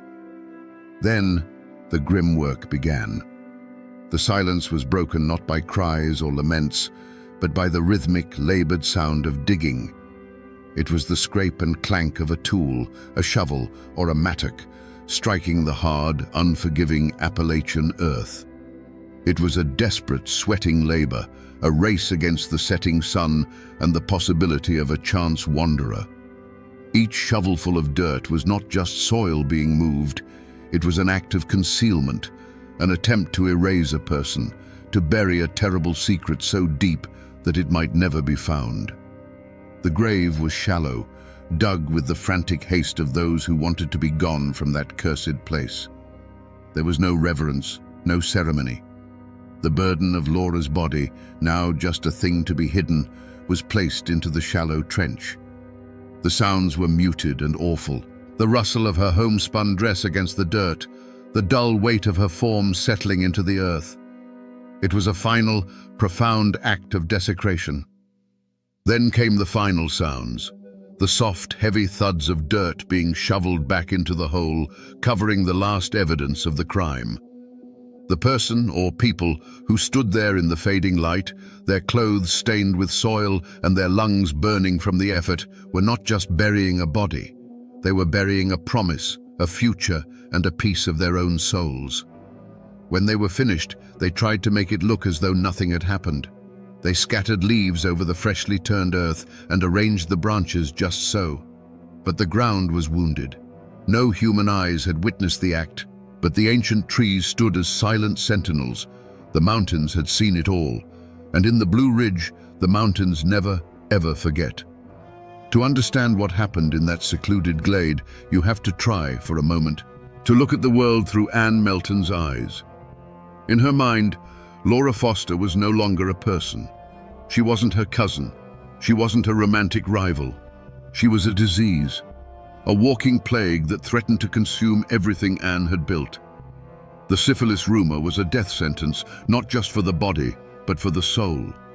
It meant being cast out, shunned, left to rot in shame while the community whispered about your sins. Laura's threat to expose it all wasn't just blackmail, it was a promise of total annihilation.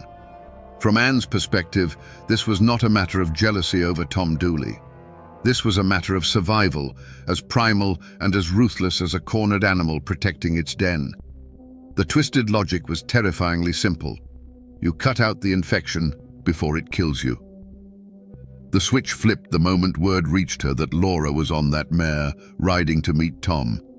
Before that, the threat was a possibility, a problem that could perhaps be managed with manipulation or intimidation. But Laura on that horse was a lit fuse burning down to the powder keg. It was an act of open war. In that instant, all other options vanished. The cool, calculating part of Anne's mind, the part that had allowed her to manage an affair under her husband's nose and maintain her standing in the community, would have taken over completely. It was no longer a messy human drama. It was a cold, hard equation. Her life, her home, her name, or Laura's. There was no room for both. So when she confronted Laura in the woods, if indeed she was the one who did, it was likely not with the explosive rage of a jealous lover. It would have been with the chilling focus of an executioner. Each step, each word, each action would have been deliberate. She would have looked at Laura and seen not the face of a frightened girl, but the embodiment of her own destruction. The act itself would have been a task to be completed, a problem to be solved. This profound, terrifying detachment is the only thing that can explain the icy composure she displayed later. It wasn't the absence of feeling, it was the absolute suppression of it in the service of a single, overriding goal, self-preservation at any cost. And in the immediate aftermath, standing there in the silence of the woods, what would she have felt? Not guilt, not remorse. That would come later, perhaps, in the dark of night when the ghosts of memory came calling. No, in that moment, she would have felt a profound and chilling relief. The threat was gone. The voice was silenced. The secret was safe, buried under 6 feet of Appalachian dirt. She had faced absolute ruin and had stared it down. She had won. It was a victory that would poison her life and damn her name for all time. But as she walked away from that shallow grave, it was a victory nonetheless. The first sign that the world had broken was the sight of a horse. Wilson Foster's mare came trotting back to the farm late that afternoon, alone. Its coat was slick with sweat and streaked with mud. Its eyes were wild with a terror it couldn't speak. The empty saddle was a screaming accusation. A father's heart knows a specific kind of cold dread, and as Wilson Foster caught the reins of the panicked animal, That coldness flooded his veins. The story of an elopement suddenly felt like a lie, a thin blanket thrown over a horrible truth. In the days that followed, Wilson and his family scoured the woods. Their calls of Laura echoed through the hollows, answered only by the cawing of crows. The search was a frantic, desperate ritual. The woods that had been Laura's playground now felt like a tomb, each shadow seeming to hold a terrible secret. The community watched, and for a time they held on to the simpler explanation. They whispered that she had run off, that she and Tom were likely halfway to Tennessee by now. It was easier to believe in a reckless girl than a dead one. This casual dismissal left the Foster family isolated in their growing nightmare. Meanwhile, the main players in the drama had scattered. Tom Dooley had vanished. One day he was a fixture in the community, the next he was gone, his absence a thunderous confession of guilt. But Ann Melton was right where she had always been. She went about her daily chores on the Melton farm, a picture of domestic calm. When questioned, her face was a mask of innocence and concern. She knew nothing. She had seen nothing. Her icy composure was a wall that no one could breach, and it was, in its own way, more terrifying than Tom's flight. Weeks turned into a long, agonizing summer. The search parties grew smaller as hope withered on the vine. Laura Foster was now officially a missing person, a ghost story whispered around the supper table. But her family, particularly her father, refused to let the silence win. They kept looking, kept asking questions, their grief hardening into a grim resolve to find the truth, no matter how ugly it might be. The whispers in the community began to change, the simple story of elopement giving way to darker suspicions of foul play. The discovery, when it finally came, was a grim and heartbreaking affair. A man named Colonel James Grayson, a local justice of the peace and a friend of the Fosters, was led to a spot deep in the woods. There, under a thin covering of leaves and branches, he saw what he had been dreading for months, a patch of earth that was too soft, too new.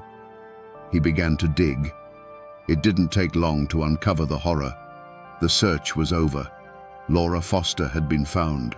The news ripped through Wilkes County like a flash flood. The whispers became a roar of outrage. With the discovery of the body, a missing persons case became a murder investigation. The law, which had been passive for months, was now spurred into action. The full weight of suspicion fell squarely on the man who had run. A warrant was issued for the arrest of Thomas C. Dooley. A reward was posted for his capture. Tom Dooley was no longer just a reckless local boy. He was a wanted murderer, and the hunt was on. The discovery of Laura's body was like a rock thrown into a still pond, and the ripples of suspicion and fear spread to every last cabin in the county. The comfortable lie of elopement was shattered, and in its place, a terrible truth took root. A murder had been committed. One of their own had been put in the ground like an animal, and now everyone had to choose a side. The general store was no longer a place for idle gossip.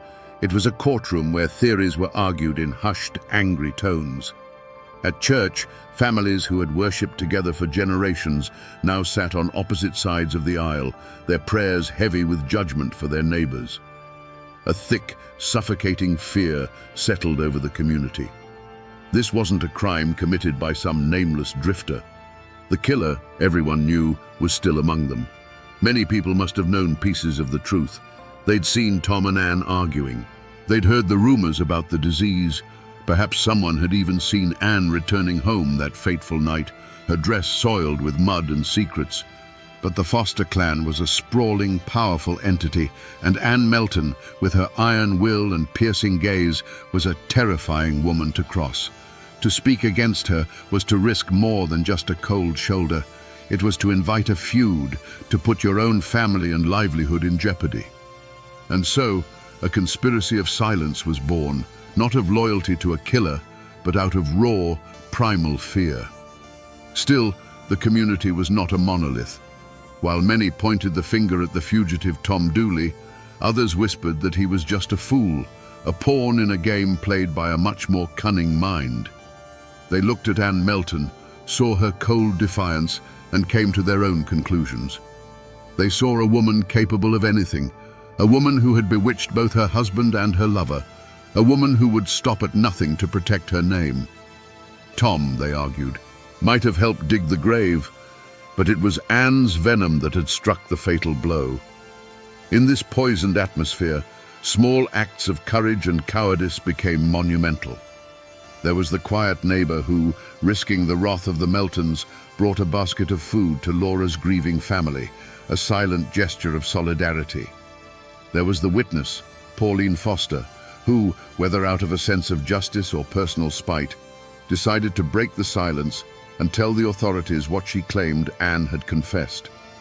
And on the other side, there were those who provided false alibis, who swore they'd seen Tom miles away when the murder occurred, weaving a web of lies to protect a friend or simply to avoid getting involved. The murder of Laura Foster had done more than kill a young woman. It had ripped the soul out of the community. Neighbor now looked at neighbor with suspicion.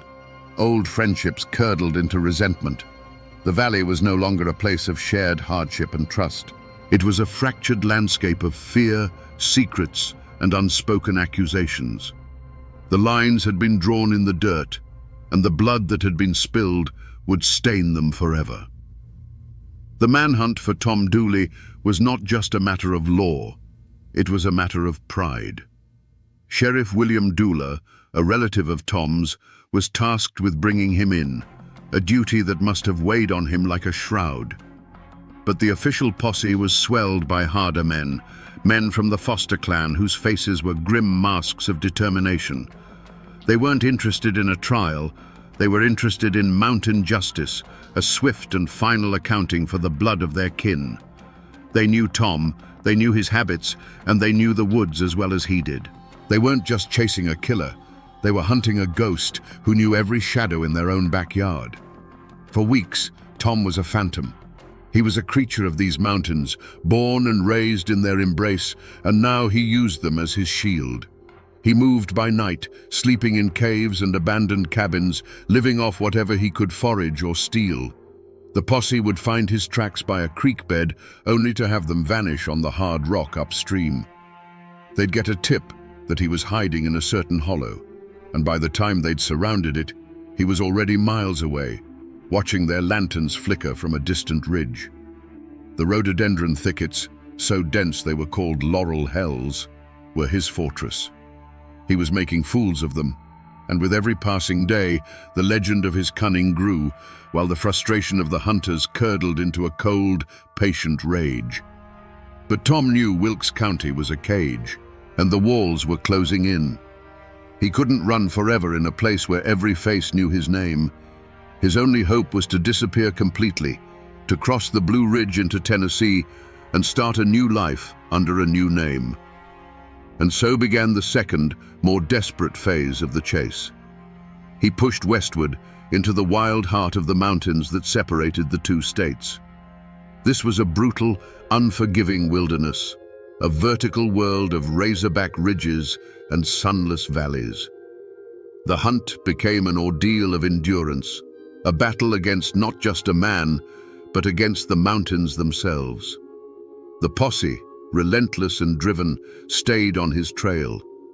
They followed broken twigs, faint footprints in the mud, and the whispers of isolated mountain folk who had seen a haunted-looking stranger passing through. The chase stretched on, a slow, grueling pursuit through some of the most difficult terrain in the eastern United States.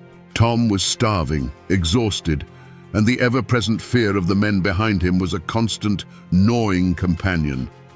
The freedom he had run for now felt like a different kind of prison, a cold and lonely one.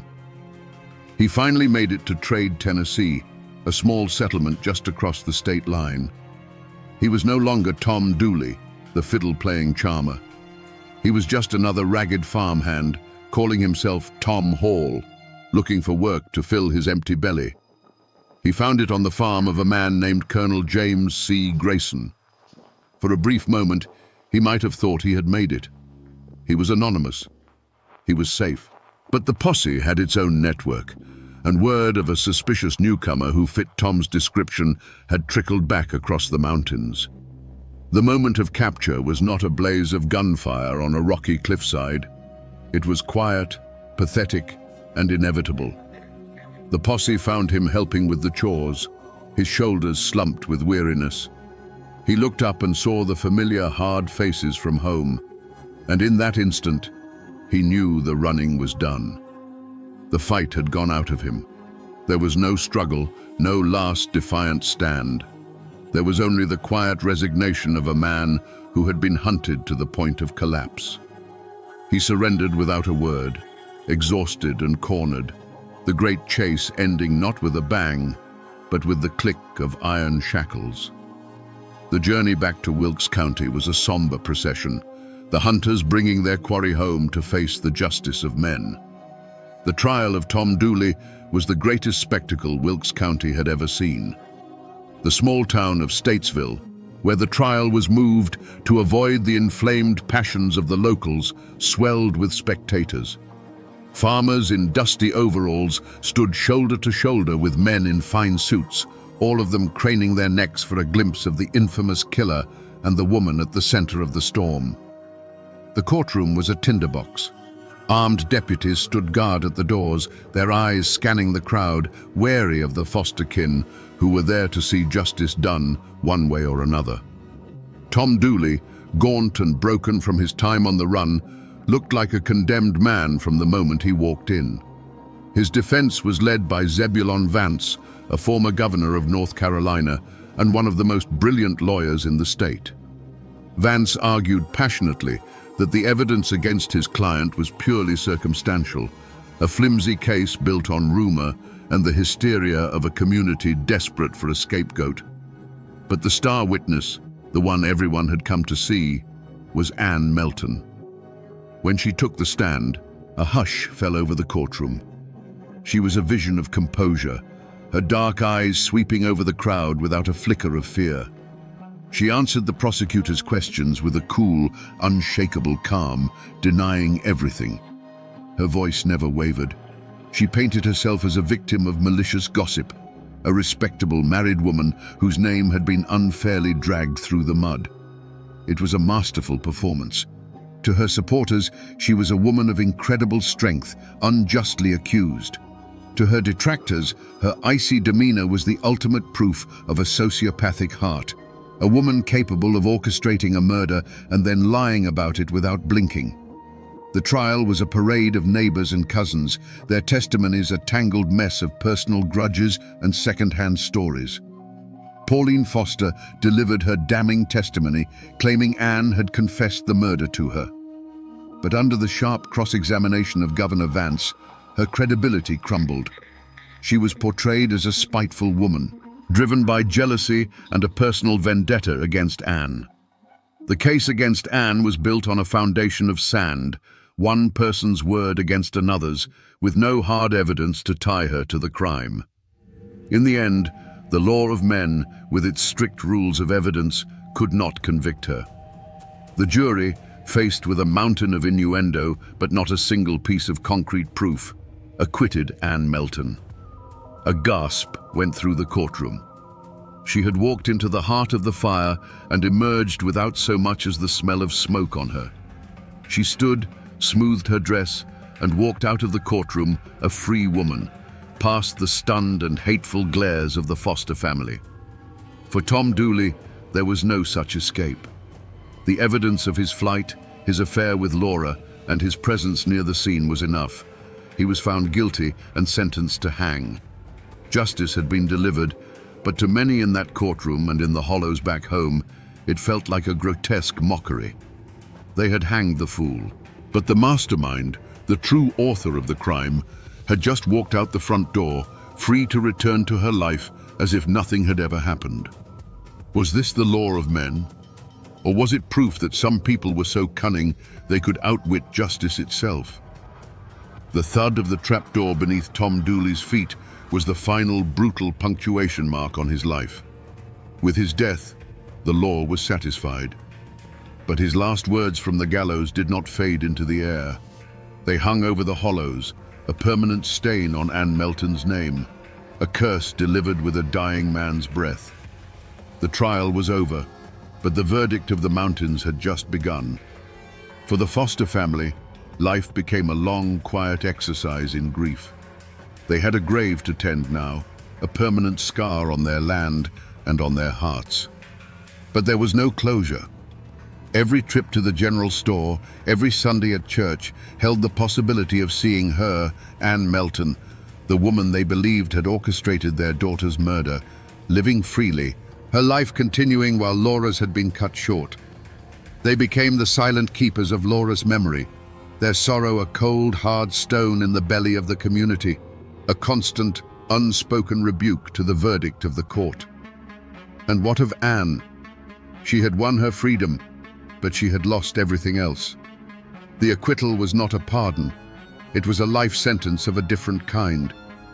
She returned to her farm with James Melton, but she was now a pariah, a ghost in her own life.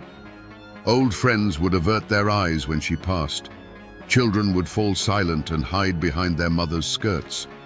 She was utterly isolated, trapped in a prison of whispers and sideways glances. The community that had once been her stage was now her jury, and its judgment was a slow, daily poison.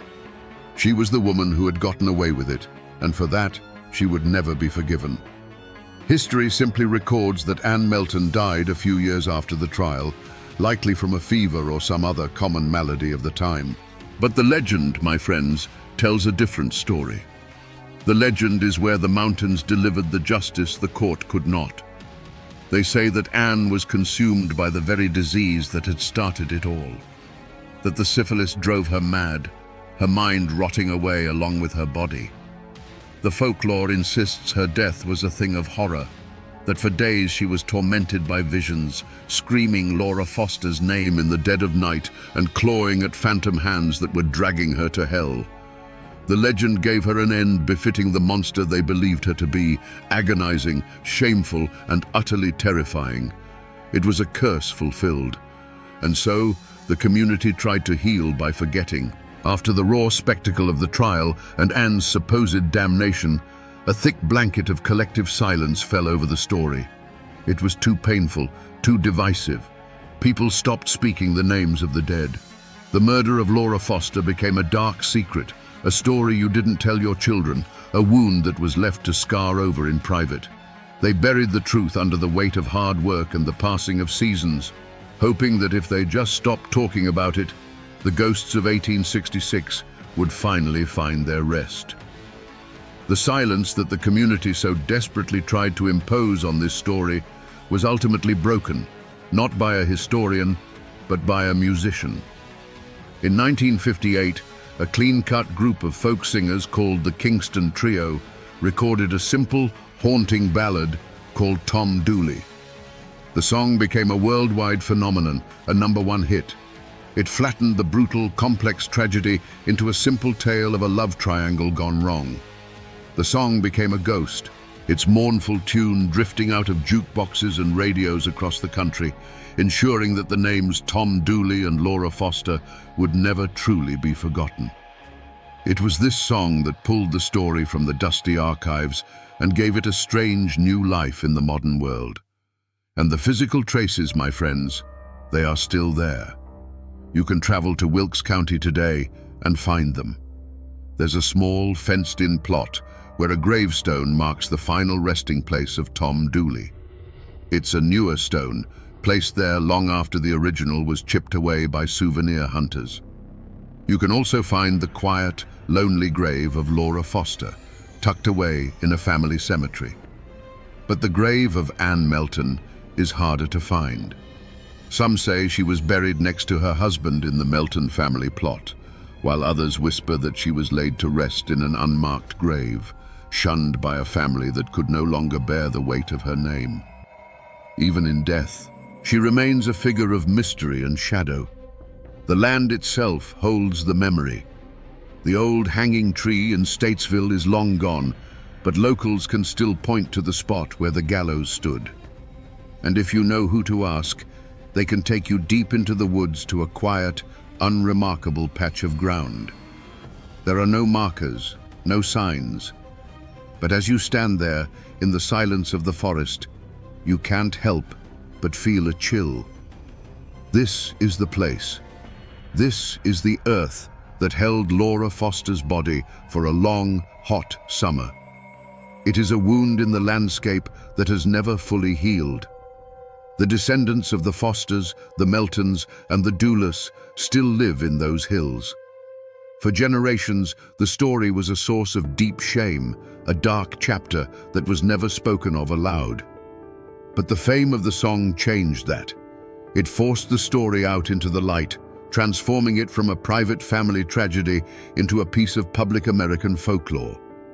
Today, the names no longer carry the same immediate sting, but they do carry an echo of a passion that burned too brightly, of a secret that was worth killing for, and of a tragedy that proves that while people may try to forget, the mountains remember everything. So we come back to the question we asked at the very beginning, a question that has echoed through these mountains for over 150 years. Was Anne Melton the true monster in this story? The law gave us its answer. It said no. But the legend, the folklore, and the dying words of the man she loved screamed a different answer from the gallows. The truth, I believe, is buried somewhere in the murky soil between the two. The historical record is silent, but human nature is not. Anne Melton was a fiercely intelligent, passionate woman, trapped in a world that gave her very little power. When faced with total ruin, did she turn to an act of ultimate brutality to save herself? I cannot tell you with certainty that she held the blade. But I believe her will, her fear, and her desperation were the forces that drove the tragedy to its bloody conclusion. This is not just a simple story of a love triangle, the way the song tells it. This is a story about the awesome and terrifying power of secrets. It's a testament to how, in the isolated, close-knit world of the mountains, things like honor, shame, and reputation are not abstract ideas. They are matters of life and death. It's a brutal lesson in how love can curdle into obsession, and how obsession, when cornered, can become homicidal. It is a story not just of cruelty, but of the indomitable Appalachian spirit, a spirit that will endure unimaginable hardship, protect its own with a fierce and sometimes violent loyalty, and never, ever forget a wrong. The Kingston Trio made Tom Dooley famous, but they only told you a piece of the tale.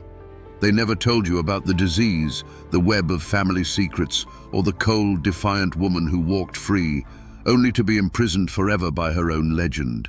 The ghosts of that tragedy still wander the hollows of Wilkes County, a timeless reminder of a passion that burned a hole in the fabric of the mountains.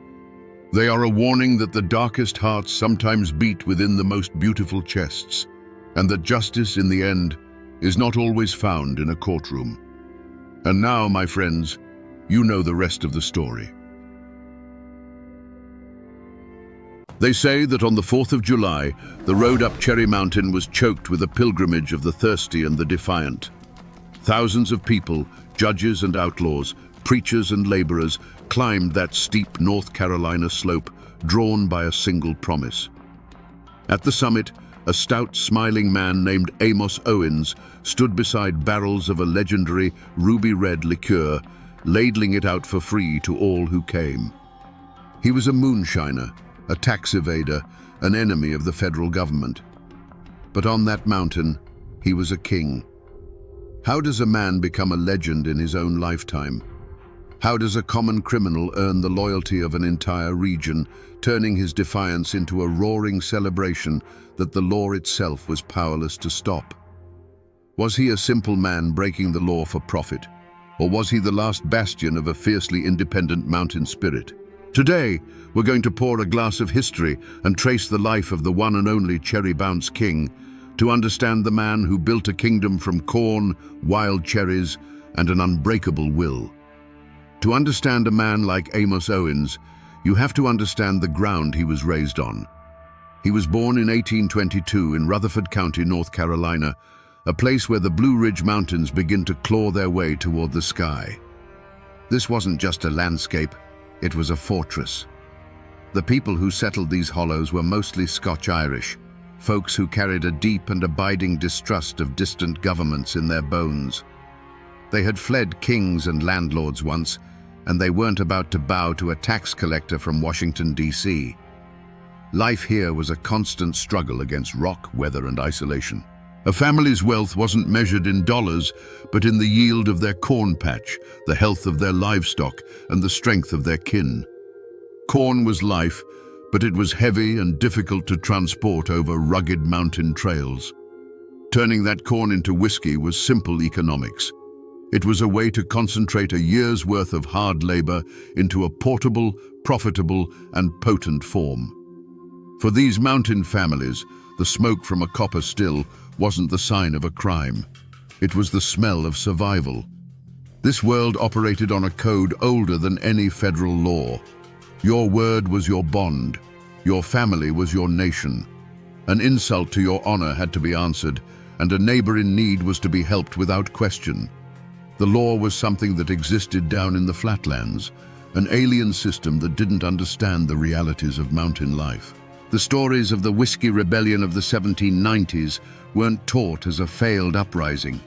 They were passed down as tales of righteous defiance, cementing the belief that a man had a God-given right to his own craft. But Amos wasn't just a product of the mountains. He was forged in the fires of a foreign war. As a young man, he left his secluded home to fight in the Mexican-American War. Imagine that transition, from the quiet, green solitude of Appalachia to the dusty, brutal battlefields of a foreign land. This experience hardened him. It taught him discipline. It showed him a world far beyond his mountain, and it likely reinforced his belief in self-reliance above all else. He was a veteran, a man who had served his country. When Amos Owens returned home, he came back a different man. He had seen the authority of the United States government up close, but he chose to climb back up Cherry Mountain and live by the old code. He didn't see a contradiction in having fought for the flag and then defying its laws. In his mind, the government had its place, and that place was not on his mountain, telling him what he could and could not do with the corn he grew with his own 2 hands. This was the crucible that created the Cherry Bounce King. He was a man of his people, steeped in a tradition of defiance. He was a farmer who understood the brutal math of survival. And he was a soldier who had learned how to stand his ground.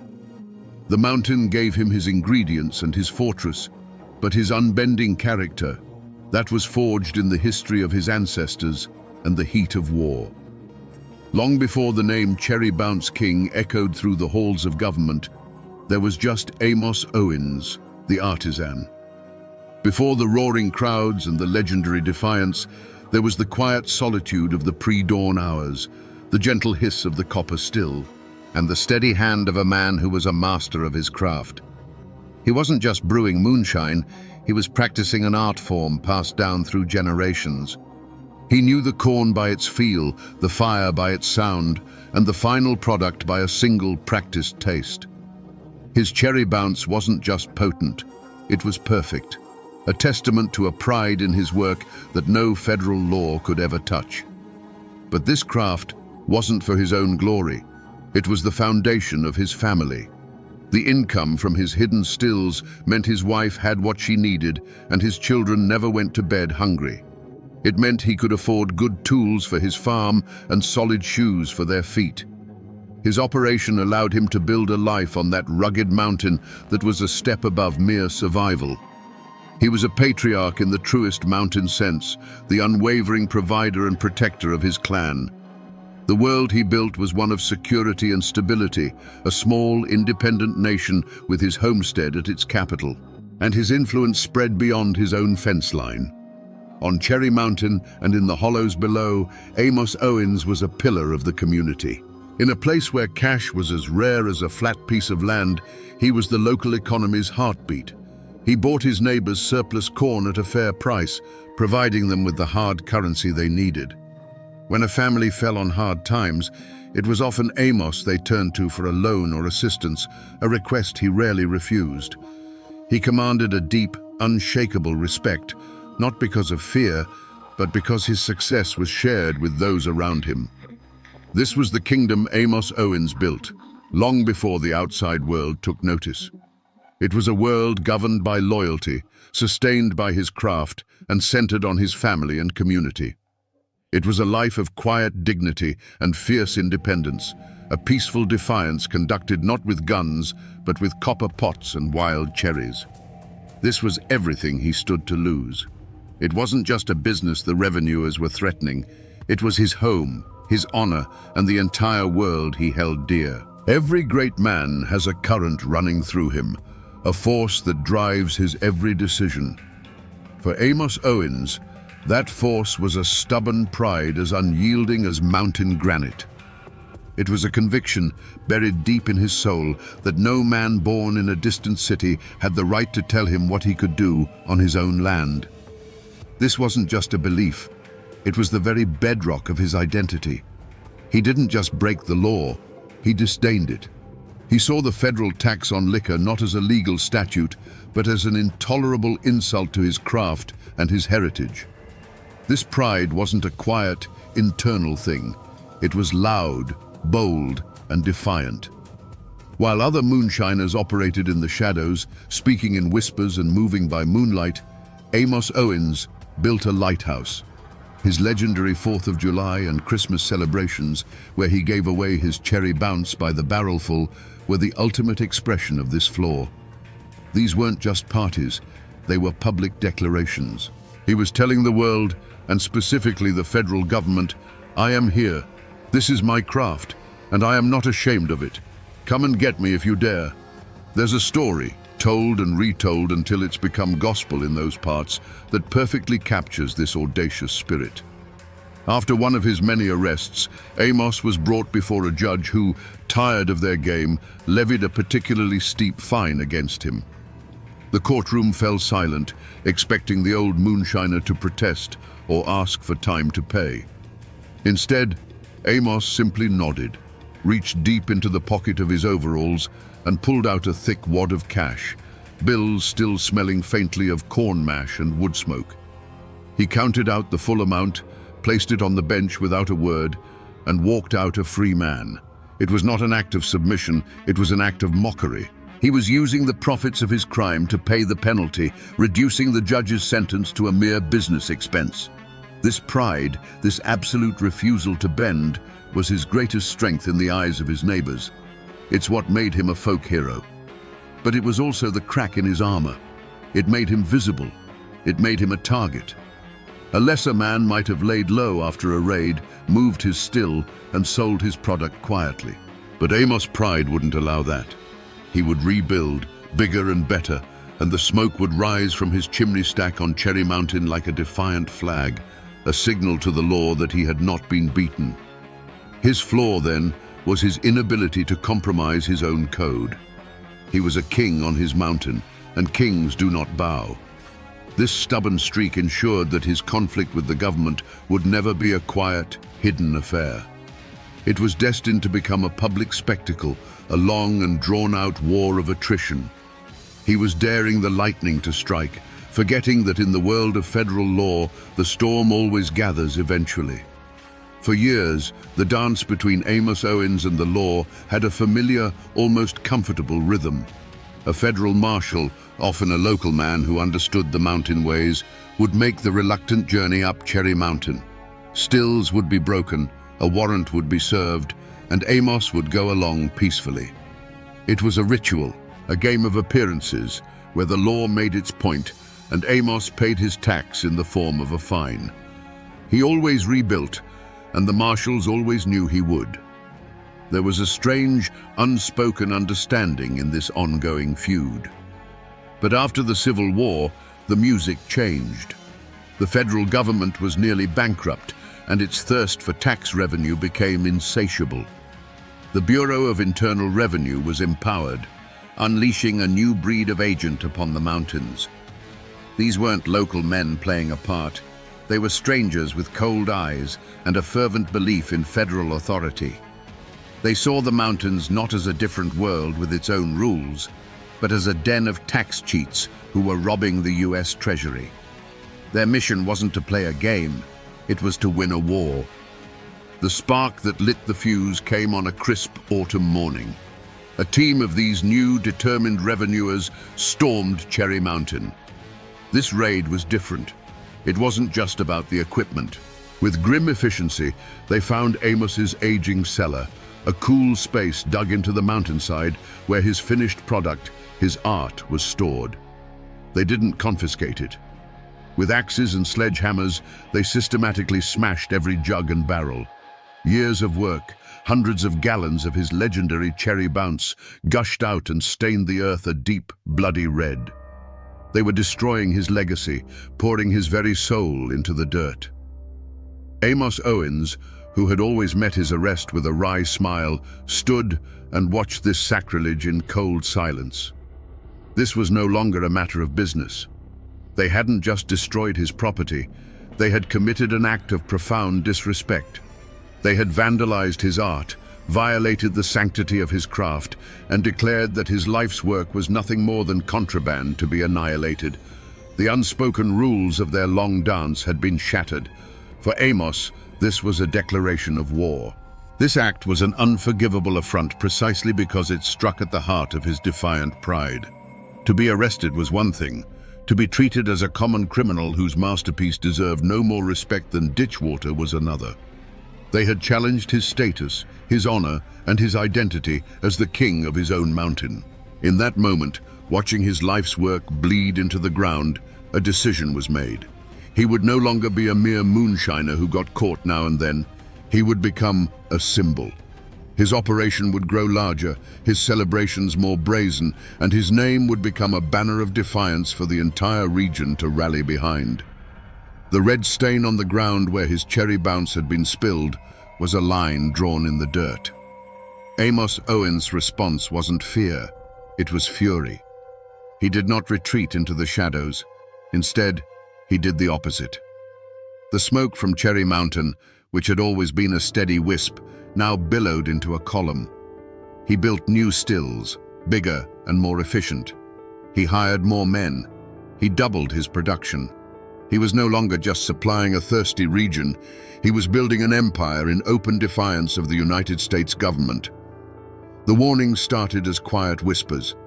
His own wife, who had stood by him through dozens of arrests, saw the new hardness in the eyes of the federal men who rode through the nearby towns. She would plead with him at night, by the firelight, her voice full of a fear he'd never heard before. "Amos," she would say, "this is different now. It's not a game anymore. They don't just want a fine, they want to see you broken." He would listen, pat her hand, and tell her that a man who bows to a bully invites him to kick again. The whispers grew louder in the community. Friends who had celebrated his audacity now pulled him aside with worried looks. They spoke of revenuers threatening local farmers for information, of a new, ruthless pressure being applied to the entire area. "Just lay low for a while, Amos," they'd advise. "Let the heat die down. Make your run, but do it quiet-like." They were counseling survival, the ancient mountain art of bending like a sapling in a storm so as not to break. But Amos Owens was no sapling. He was a great old oak, and he would not bend. He saw their pleas for caution as a step toward surrender. To him, this was no longer about a single man's still. It was about the soul of the mountains. He told them that if he backed down, the federal men would come for them next. He preached his gospel of defiance, arguing that the only way to meet a threat is to stand taller and look it square in the eye. His pride had now transformed into a righteous cause. The ultimate act of defiance was his next 4th of July celebration.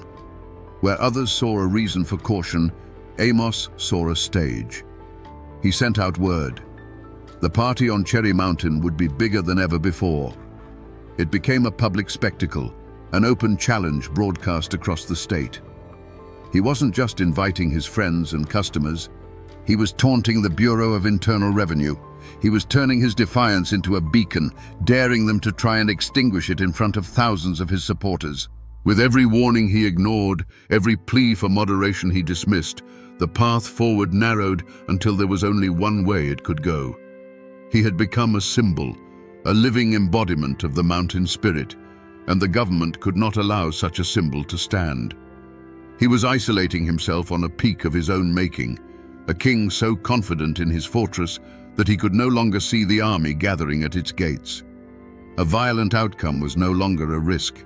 It was a certainty he himself was inviting. The day before the 4th of July dawned clear and bright over Cherry Mountain. The air was already electric with anticipation. Wagons were being moved into place. Barrels of cherry bounce were rolled out from the cellar, and the sound of hammers echoed as a stage was built for the fiddlers. This was to be Amos Owen's masterpiece of defiance, the grandest celebration he had ever hosted. But as the sun reached its zenith, a lone rider was seen making his way steadily up the mountain path. It wasn't a posse. It was the familiar, weary face of an old federal marshal, a man who had arrested Amos more than once in the bygone days of their gentleman's feud. He didn't come with warrants or weapons. He dismounted, met Amos near the Great Log Hall, and spoke not as a lawman, but as one man to another. He explained that the world had changed. The new men in charge in Raleigh and Washington saw Amos not as a local character, but as the leader of an insurrection. They were coming, he warned, not for a token arrest, but to crush him completely. "They're just waiting for this party, Amos," the marshal said, his voice low. "They'll use the crowd as an excuse. They'll say it was a riot. Men are going to get hurt." Then came the final, clear off-ramp, the last chance for peace. "Cancel it," the marshal pleaded, "just for this year. Send everyone home. Show them you're not looking for a fight. If you do this, I can go back and tell them the threat is over. We can go back to the way things were. It's your last chance to put the genie back in the bottle." It was a surprisingly fair offer. It was a path away from the cliff's edge. All he had to do was swallow his pride. For a long moment, Amos Owens was silent. You can just imagine him, standing there on his mountain, the smell of his life's work all around him. He likely looked at his home, at the preparations for the festival, at the faces of his kin. He had to have felt the weight of the choice before him, the safety of his family versus the defiant code that had defined his entire life. The marshal's offer was reasonable. It was wise. But to Amos, it sounded like the clatter of chains. He finally turned his gaze from his home and met the marshal's eyes. The internal struggle was over. "A man doesn't send his guests home," Amos said, his voice as firm as the mountain beneath his feet, "just because an uninvited stranger is threatening to kick down the door. The party goes on." With that, the last bridge to peace was burned. He had been offered a truce and had chosen war. The old marshal simply nodded, a look of profound sadness on his face, and rode away, leaving the Cherry Bounce King alone on his throne, waiting for the inevitable storm he had personally summoned. The 4th of July on Cherry Mountain was a roaring sea of humanity. The fiddles screamed, the banjos rang, and the rhythmic stomp of dancing feet shook the very ground. Above it all was the booming laughter of Amos Owens, a king in his element, ladling out his ruby-red elixir. But as the afternoon sun began to dip, a different sound drifted up from the base of the mountain, the cold, rhythmic clink of metal and the steady tramp of marching feet. A long column of federal agents and deputized men, armed and determined, was ascending the slope. The music faltered, then died. A wave of silence rolled through the crowd as all eyes turned to the approaching force. The world for Amos Owens narrowed to the sight of those grim-faced men, their polished badges glinting in the sun. This wasn't a raid. It was an invasion. He stood his ground behind his barrels, not with a weapon in his hand, but with the full weight of his defiance in his posture. The air grew thick and heavy, charged with the energy of 1,000 held breaths. A federal captain stepped forward, a warrant held out like a weapon, and his voice cut through the stillness, demanding surrender. Amos' reply was not a shout, but a low, firm refusal that was heard by every person on that mountaintop. And in that instant, the simmering tension that had built for years finally boiled over. The captain gave a signal, and the line of lawmen surged forward. The crowd, loyal and fueled by Cherry Bounce, pushed back. What happened next wasn't a battle of neat lines and clear commands. It was a chaotic, swirling vortex of human bodies. The world became a blur of motion and a cacophony of shouts. From Amos' perspective, it must have been a maelstrom. The celebration he had built, a symbol of his independence, had become a scene of pandemonium. An argument that had raged for a decade in courtrooms and whispers was suddenly, violently being settled with fists and clubs. The sharp, percussive sound of an intervention echoed through the holler, a sound that cut through the noise and hung in the air like a final, dreadful punctuation mark. In the heart of the chaos, Amos himself was the primary target. He was swarmed, not as a respected elder, but as the ringleader of a mob. He felt the grasp of rough hands, the impact of a world turned hostile. The final, visceral sensation was not one of his choosing. The vibrant festival, the pinnacle of his lifelong defiance, was over. The argument that had defined his life had been answered not with words, but with overwhelming force. The chilling silence that followed the main event was broken only by the groans of the injured and the curt, metallic orders of the federal agents who were now, finally, masters of the mountain. The world came back into focus slowly for Amos Owens, through a haze of shock and the dull ache of struggle. The roar of the crowd had been replaced by a grim quiet, punctuated by the sharp orders of federal officers. His great hall, a place of joyous celebration just an hour before, was a scene of wreckage. Overturned benches, smashed jugs, and the dark, sticky pools of spilled Cherry Bounce littered the ground. He wasn't a king surveying his court. He was a prisoner standing in the ruins of his own kingdom. There was no regret in his heart. There was no fear. There was only a cold, profound rage that settled deep in his bones. This was the ultimate violation.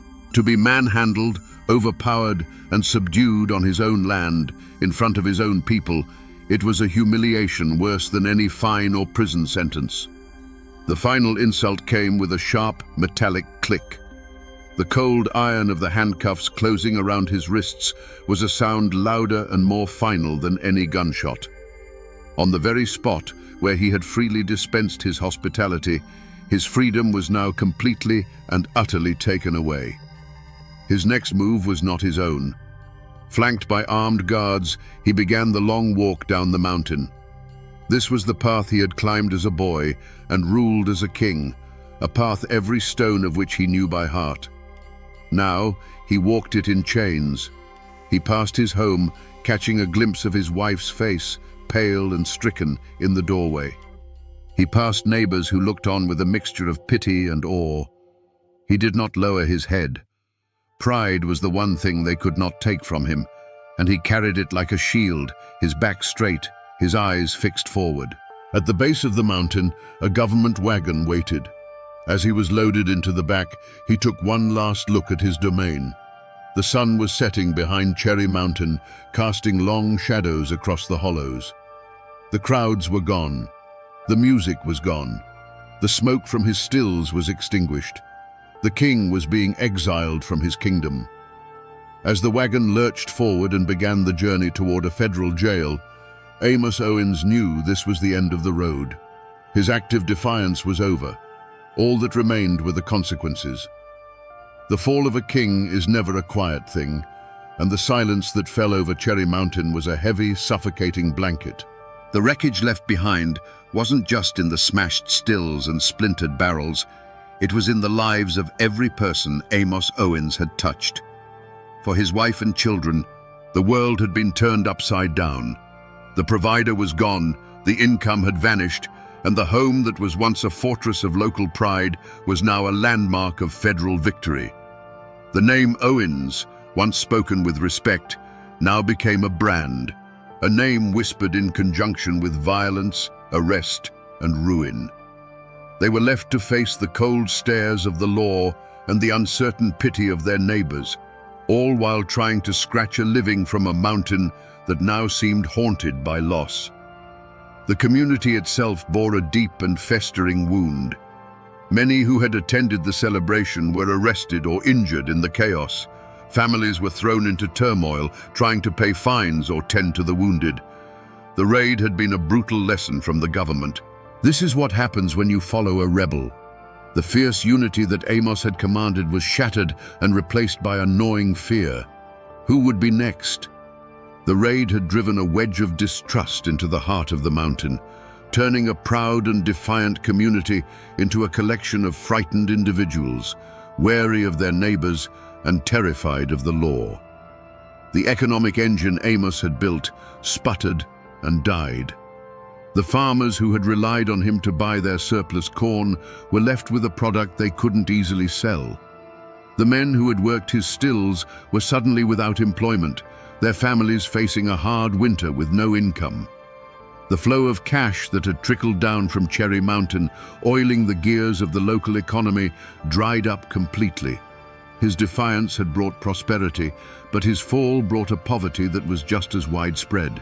He had been the trunk of a great tree, and the federal axe had not just felled him, but had left the entire forest around him to wither. The tragedy of Amos Owens was not that he was arrested. It was that his personal war had so many civilian casualties.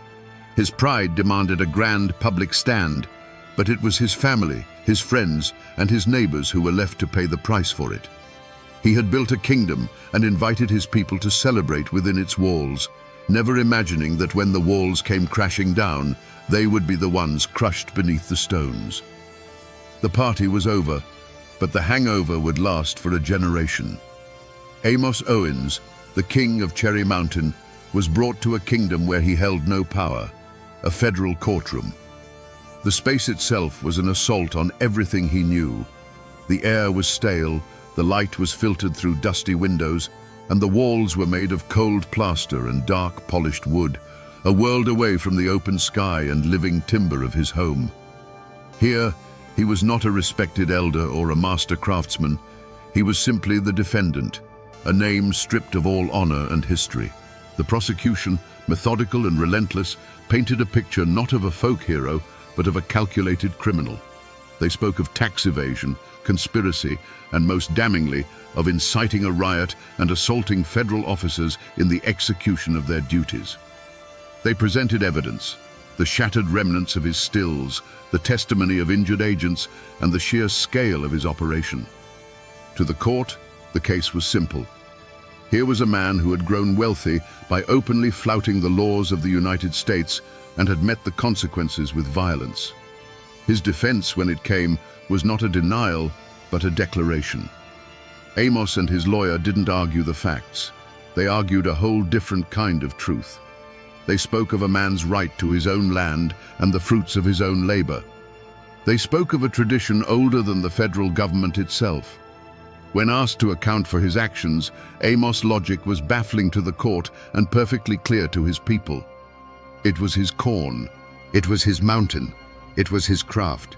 He wasn't breaking the law. He was living by a different one, a code of self-sufficiency and honor that the men in their starched collars could never comprehend. It was a clash of two Americas in a single room. Back in the mountains, the trial was seen as a foregone conclusion, a piece of political theater. They saw Amos not as a criminal, but as a martyr.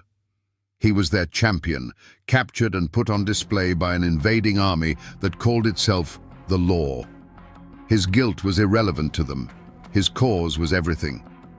They knew the court would never understand that the real crime in their eyes had been the government's intrusion, the desecration of his craft, and the violent end to a peaceful celebration. The verdict, when it came, was swift and certain. In the eyes of federal law, there was no ambiguity. Amos Owens was guilty on all counts. The judge, determined to make an example of the so-called Cherry Bounce King, delivered a sentence meant to echo through every hidden hollow in Appalachia. A long, sobering term in a federal penitentiary. And so, the law had its judgment. A man who broke the statutes was punished according to the letter of those statutes. But was it justice? For the people of Cherry Mountain, the answer was a bitter no. A system that could not distinguish between a craftsman and a criminal, that could not understand the difference between profit and survival, was not a system of justice. It was just a system of power. The gavel had fallen, but the verdict only deepened the divide between the mountains and the flatlands, leaving a scar of resentment that would not heal for a very long time. And what of the men who brought the king down? What of the federal agents, the new breed of lawmen who had turned a gentleman's game into a brutal war? You might expect a story like this to end with them meeting some form of mountain justice, a karmic balancing of the scales. But the world, especially the world of government and law, rarely works like a folk ballad. The men who led the raid on Cherry Mountain didn't face consequences. They received commendations. From their perspective, and from the perspective of their superiors in Washington, the operation was a resounding success. They had targeted the most famous, most defiant moonshiner in the state, and had dismantled his empire in a single afternoon. They had enforced federal law, quelled a riot, and sent a clear, unambiguous message to every distiller operating in the shadows. In their reports, Amos Owens was a criminal mastermind, and they were the brave heroes who had restored order. They were rewarded with promotions, with praise, and with the satisfaction of a job well done. They were gears in a vast, impersonal machine, and that machine had just proven its power. Their victory, however, was a sterile one. They had won the battle, but in doing so, they had salted the earth of the battlefield. They didn't end moonshining in the mountains, they just made it quieter, more secretive, and more deeply entangled with a culture of resentment. They had created a martyr. For every large public still they smashed, a dozen smaller hidden ones were built in its place, their operators now working with a grim determination born of hatred for the law. The government had proven it could crush one man, but it had also proven that it had no understanding of the people it was trying to govern. The fate of the antagonist, the system, was to grow larger and more powerful, yet more alienated than ever from the heart of the nation it claimed to serve. And that, in its own way, is a kind of failure that no commendation can erase. Years passed, as they do in the mountains, smoothing the sharp edges of memory like water over stone. Amos Owens eventually walked out of the federal penitentiary, a free man, but no longer a king. He was an old man now, the fire that had once burned so brightly banked to a low, quiet coal. He returned to Cherry Mountain, but the kingdom was gone. He lived out the rest of his days quietly, a living ghost of his former self, surrounded by the silence of a legacy that was too grand and too painful to speak of aloud. The name Owens became a kind of mountain ghost itself, a name that carried the weight of both glory and ruin. His descendants were left to navigate a world that saw them as the children of a legend, and legends cast long, cold shadows. Some moved away, hoping to build lives free from the constant echo of their famous ancestors' rise and fall. Those who stayed lived quieter lives, becoming farmers and laborers, their hands in the soil instead of in the corn mash. The grand dynasty of the Cherry Bounce King ended with him. The recipe was lost to time, and the art died with the artisan. The community healed, but like any deep wound, it left a permanent scar. The great roaring celebrations on Cherry Mountain were never spoken of loudly again. They passed into the realm of myth, a story old men would tell their grandsons with a sad shake of their heads, a cautionary tale about a time when giants walked the earth and were struck down by lightning from a distant government. The open, proud defiance that Amos had championed was buried under a heavy blanket of silence. Moonshining continued, of course, but it was driven deeper into the darkest hollows, a grim business of survival, not a craft of celebration. In the vacuum left by Amos' fall, the power dynamics of the region shifted. With the king deposed, the kingdom fractured. The era of the grand festive moonshiner was over. It was replaced by a new generation who worked in fear and dealt in violence. Men who didn't command the respect of their community and saw the law not as a rival, but as an enemy to be met with deadly force. The government, in its attempt to stamp out a folk hero, had inadvertently created a landscape ripe for common criminals. They had traded a charismatic king for 100 petty warlords, and the mountains became a more dangerous, less honorable place because of it. If you go to Rutherford County today and mention the name Amos Owens, you won't be met with a blank stare.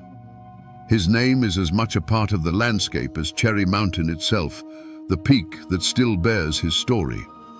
You can visit his final resting place, a weathered tombstone that states the simple facts of his birth and death, but tells nothing of the fire that burned in between. Some old-timers claim that if you know just where to look, deep in the woods on the mountain slope, you can find the faint outline of a foundation, the scattered stones that were once the hearth of a king. But what people really search for on that mountain isn't stone, it's treasure. The most enduring myth of Amos Owens is that he never trusted banks. The considerable profits from his 60-year career, the story goes, were packed into mason jars and iron pots and buried in secret caches all over the mountain. To this day, the legend of the Cherry Bounce King's fortune persists. Treasure hunters, armed with metal detectors and old maps, still comb those slopes, digging in the red clay, hoping to unearth a piece of the outlaw's legacy. More enduring than any buried treasure, though, are the stories. In the telling, the hard edges of the man have been worn smooth by time.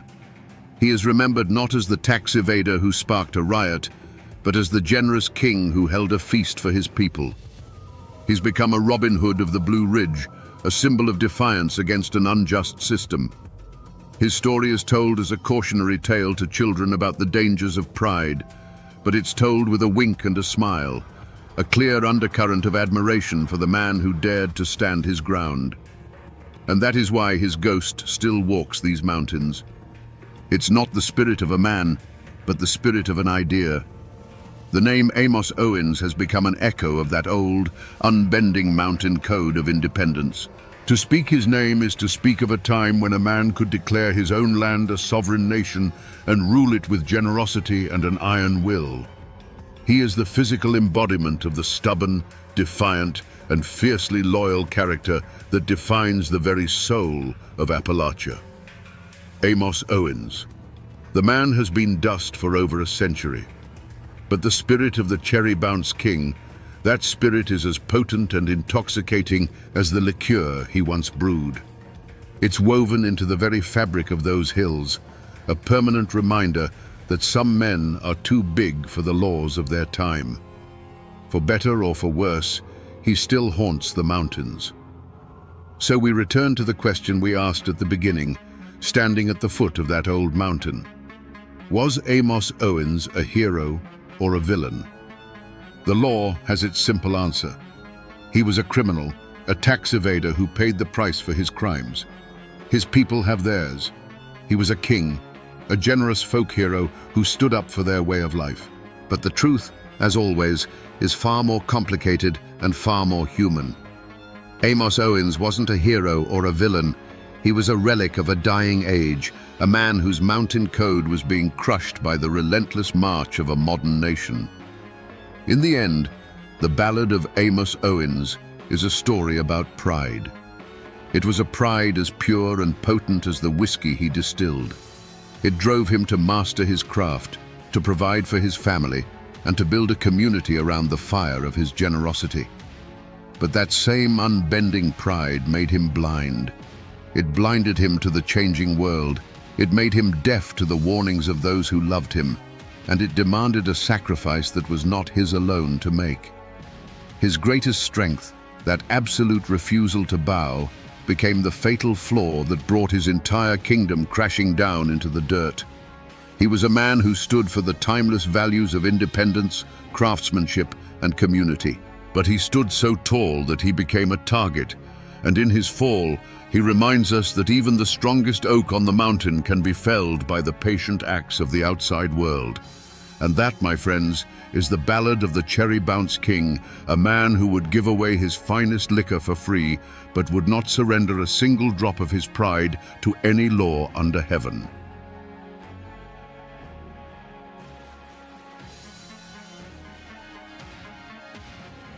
Two days shy of her 41st birthday, shotgun blasts ripped through the quiet hills of the Indian Territory. She was shot in the back, a coward's ambush. The woman they called the Bandit Queen lay dead in the dirt, just feet from her own gate. The dime novels painted her as a female Jesse James, a ruthless outlaw. But that's the legend. How does a girl who mastered Greek and the piano, born to a respectable family, end her days this way? Today, we separate the truth from the lies to find the real Myra Maybelle Shirley and to ask the question that still haunts these hills. Who wanted her dead? Before the legend, there was a girl named Myra Maybelle Shirley. She wasn't born in a dusty outlaw camp, but into a life of relative comfort in Carthage, Missouri. Her father, John Shirley, was a respected farmer, innkeeper, and judge, a man of property and standing. Their home sat on the very edge of civilization, where the rolling prairies gave way to the rugged ancient Ozark Hills. It was a land with a soul much like Appalachia's, a place of tight-knit clans, fierce independence, and memories as long and deep as the valleys themselves. The roots of that spirit ran deep in Myra's blood. Her mother, Elizabeth Hatfield Shirley, came from the same line as the notorious Hatfields of the West Virginia-Kentucky border. This wasn't just a distant relation, it was a heritage. It meant that Myra was born into a world where honor was defended with fists and firearms, where loyalty to family was the highest law, and where an insult was a debt that would one day be paid in full. This was the unwritten code of the mountains, a code she understood long before she ever read a law book. On the surface, however, Myra was being molded into a proper Southern lady. Her father sent her to the Carthage Female Academy, a place of refinement and learning. She studied the classics, mastered Greek and Latin, and could fill the Shirley home with the beautiful, complex notes of a piano sonata. She was intelligent, articulate, and poised, everything a daughter of a prominent family was expected to be. She was destined for a life of quiet dignity, of ball gowns and polite conversation. But beneath the corset and silk beat the heart of a rebel. The same girl who could quote Greek philosophers was more at home in the saddle, racing her horse through the woods with a freedom most women of her time could only dream of. She preferred the company of her older brother, Bud, and his friends, learning from them the ways of the wilderness. She could handle a shotgun with a skill that shamed grown men and knew the hidden trails of the Ozarks as if they were lines on the palm of her hand. Two worlds were at war inside this young woman: the polished, respectable world her father was building for her, and the wild, untamed world of the hills that flowed in her Hatfield blood. For a time, she could walk in both. But a storm was gathering on the horizon of America, a storm of fire and steel that would sweep across the nation, and it would force Myra Maybelle Shirley to choose, once and for all, which world she truly belonged to. Little did she know that choice would burn the life she knew to the ground. If the Ozark Hills were the anvil of Myra's character, the Civil War was the hammer that shattered it and reforged it into something hard and sharp. When the war came, it didn't just divide the nation, it ripped through Missouri, turning neighbor against neighbor in a savage guerrilla conflict. The Shirley family didn't hesitate. Their loyalty was to the Confederacy, and their home soon became a clandestine way station for the most feared Southern partisans, the bushwhackers. Men like William Quantrill and Bloody Bill Anderson, men who fought with a cold fury, found refuge under the Shirley roof. And riding with them were boys who would become legends in their own right, the James brothers and the Younger brothers. This was the world that consumed Myra Maybelle. She saw these men not as outlaws, but as heroes defending their homes. And her greatest hero was her own brother, Edwin, whom everyone called Bud. He was everything she admired: brave, defiant, and free. When he joined the bushwhackers, Myra's war began. The polite young lady from the academy vanished, replaced by a cunning operative for the Southern cause. Legends say she would use her charm and education to flirt with Union officers, prying information from them about troop movements, which she would then pass on to her brother and his comrades. She became a scout, a spy, a vital part of the shadow war being fought in the Missouri hills. For a time, it must have felt like a dangerous, righteous adventure. She was fighting alongside her brother, defending her family's beliefs. The risk was real, but so was the adrenaline, the sense of purpose. She was no longer just a girl playing piano, she was a player in the great bloody drama of her time. But this was no adventure, and the price of this war was about to be brought to her door in the most brutal way imaginable. In 1864, the hammer fell. Federal troops, tired of the constant raids and ambushes, hunted down Bud Shirley. He was trapped, cornered, and killed. For 16-year-old Myra, the news wasn't just devastating, it was the end of her world. The light of her life, her protector, her idol, was gone, slain by the very men she saw as foreign invaders. In that moment, her girlish patriotism and grief curdled into something far darker, a cold, permanent, all-consuming hatred. A hatred for the government, for its uniforms, for its laws. They had taken her brother, and in doing so, they had taken a part of her soul. The war might end for the country, but for Myra Shirley, it would never be over. She would spend the rest of her life fighting the victors. After the war, the Shirley family fled to Texas, seeking a new life from the ashes of the old. But for Myra, peace was a foreign country. Her heart, forged in hatred, was drawn to the fire. She found that fire in the eyes of the men who, like her brother Bud, refused to surrender. Men like the charismatic Cole Younger, a childhood friend and now a notorious outlaw. Rumors would later whisper of a passionate affair, claiming her daughter Pearl was his. It was a romantic story, but likely just that, a story. The truth, however, was no less dangerous. Her first husband was Jim Reed, another former bushwhacker who couldn't trade his pistol for a plow. With him, Myra stepped fully into the world of the outlaw. Their life was a blur of stolen horses and dodging posses, a frantic existence on the run. In this chaos, her two children, Pearl and Eddie, were born. But this was no family portrait. It was a partnership born of war and rebellion, and it was destined to end in blood. In 1874, Jim Reed's luck ran out. The news that reached Myra was cold and brutal. Her husband had been shot down, not in a blaze of glory, but by an acquaintance who valued the reward money more than friendship. At 26, Myra was a widow, a mother of two, and officially branded the accomplice of a dead bandit.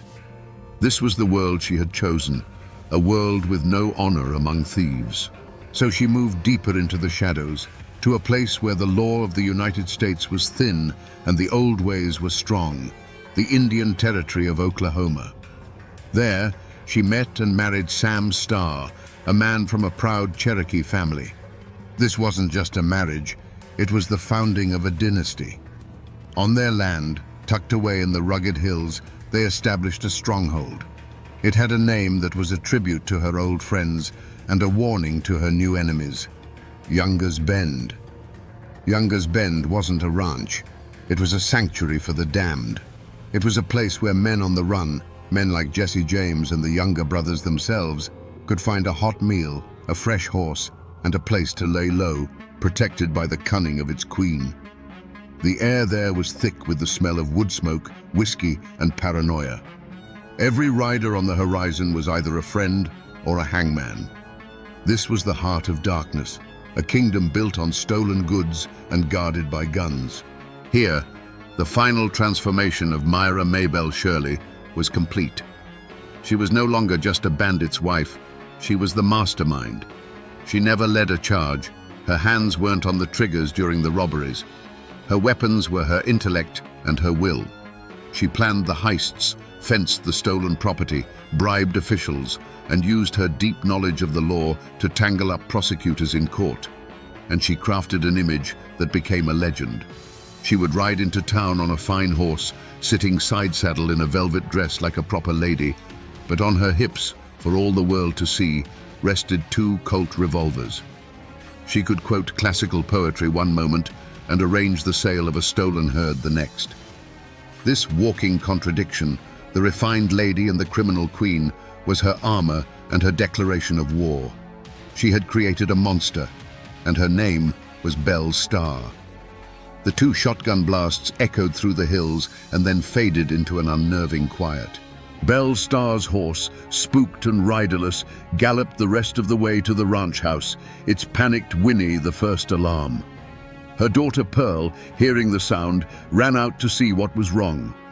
The discovery she made in the mud of the road, just outside their own gate, would become the final bloody chapter of her mother's legend. The bandit queen was dead, her velvet riding habit stained with the earth and her own blood, her back riddled with buckshot.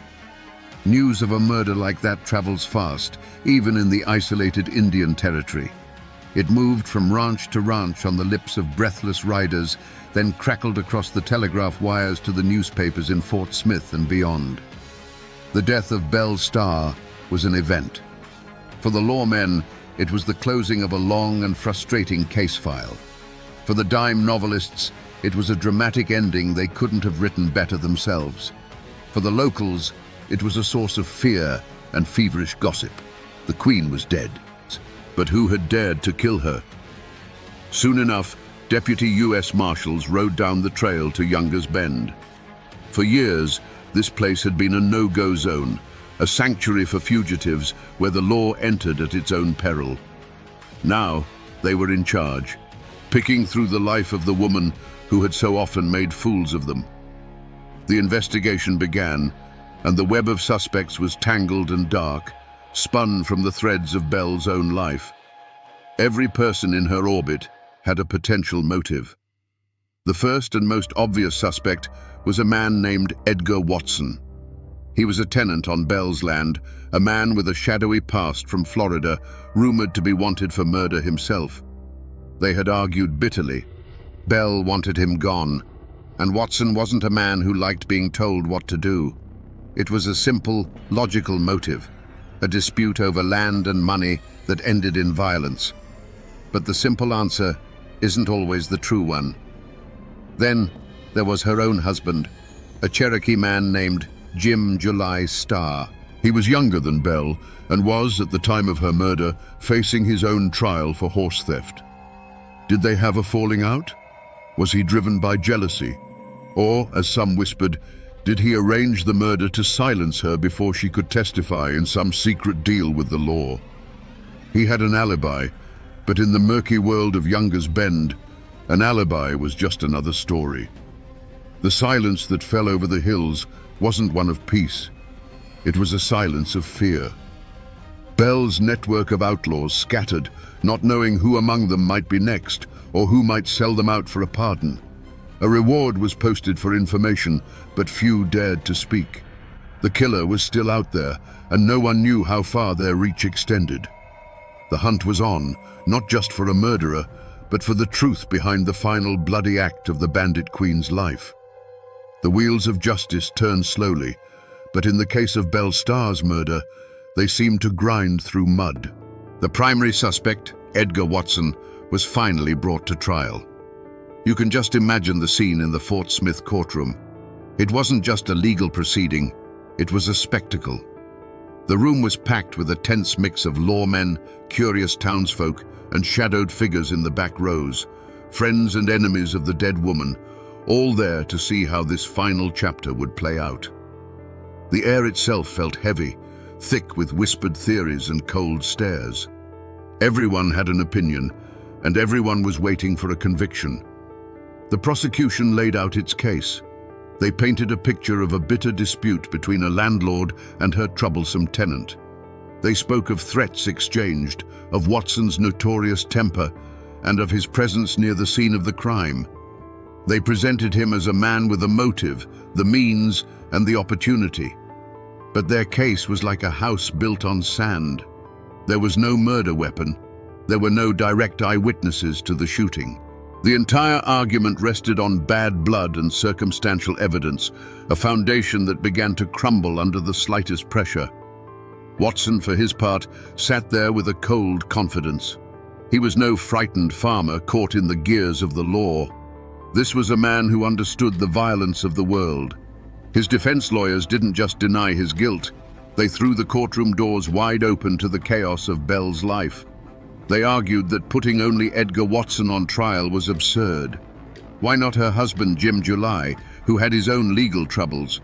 Why not any of the dozens of spurned lovers, jilted partners, or vengeful victims Belle had created over the years? To have an enemy, they argued, was to be Belle Starr's acquaintance. And then, the darkest rumor of all, a chilling whisper that slithered through the courtroom, gave everyone pause. The story of Belle and her own son, Eddie. Their relationship was poison.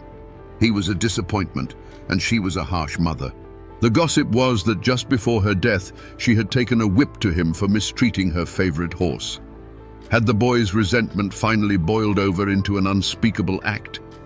Could he have pulled the trigger himself, or perhaps paid Watson to do it for him? It was a monstrous thought, but in the world Belle had built, it wasn't an impossible one. Faced with a weak case and a sea of reasonable doubt, the jury was trapped. They could condemn a man on suspicion, or they could let a potential killer walk free. They deliberated, and when they returned, the foreman's voice cut through the silence. "Not guilty."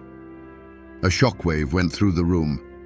Edgar Watson, the man everyone was so sure had done it, stood up and walked out of the courtroom a free man. And so, the law of men had spoken. But was it justice? Or was it just a failure of a system that couldn't comprehend the complex, violent world of Younger's Bend? The court case was closed, but the murder remained unsolved. The killer had vanished back into the hills, becoming just another ghost in the bloody history of the territory. The truth, it seemed, was buried with the bandit queen. The murder of Belle Starr wasn't the end of the story. It was the explosion that scattered the pieces. Her kingdom, Younger's Bend, crumbled without its queen. The outlaws who had found sanctuary there drifted away, seeking new shadows to hide in. The land itself was eventually swallowed up by the relentless tide of settlement and progress. Today, what was once the most notorious hideout in the Indian Territory lies quiet and still, submerged beneath the placid waters of Lake Eufaula.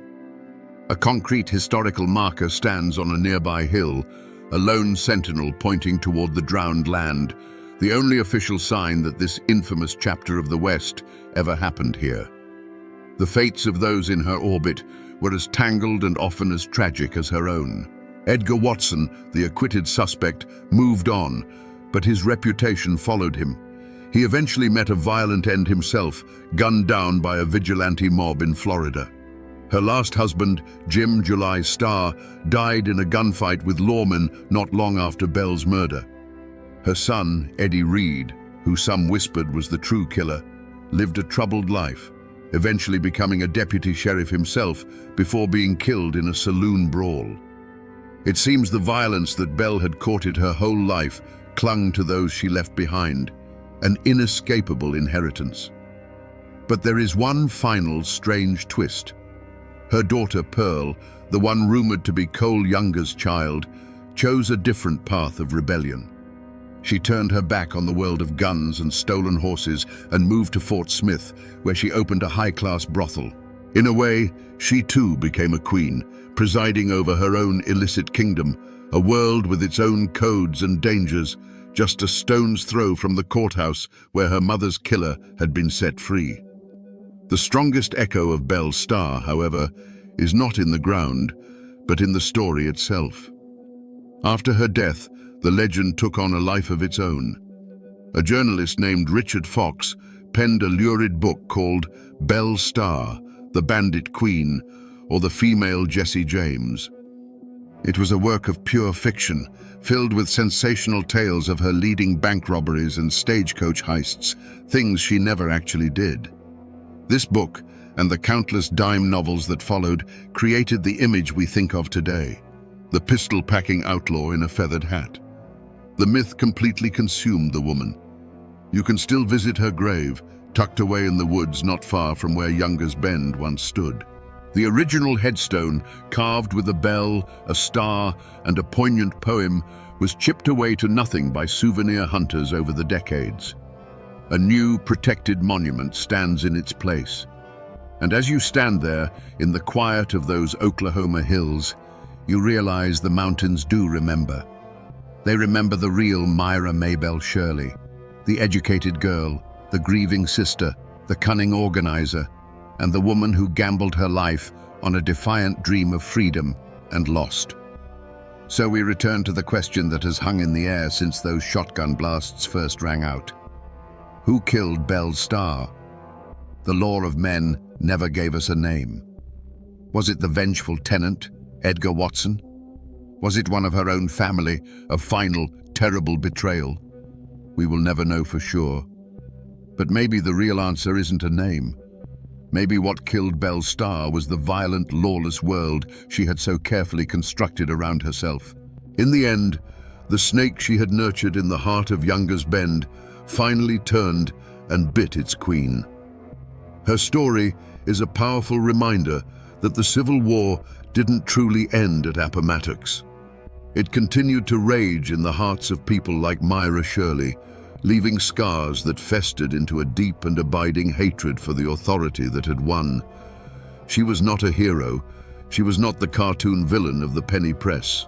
She was a casualty, a woman whose fierce mountain pride, when poisoned by grief, became a force of self-destruction. She waged a 25-year war against a world she felt had wronged her, and in that war, there could only be one victor. Myra Maybelle Shirley was a woman of stark contradictions, the educated lady who could quote the classics and the ruthless godmother who ruled a den of thieves. She was born with the spirit of the mountains in her blood, proud, defiant, and unforgiving. But that spirit, when broken, forged a legend written in gunsmoke and blood. A girl who was meant to be a lady became the bandit queen, a cautionary tale that still echoes in the hills where she once rode.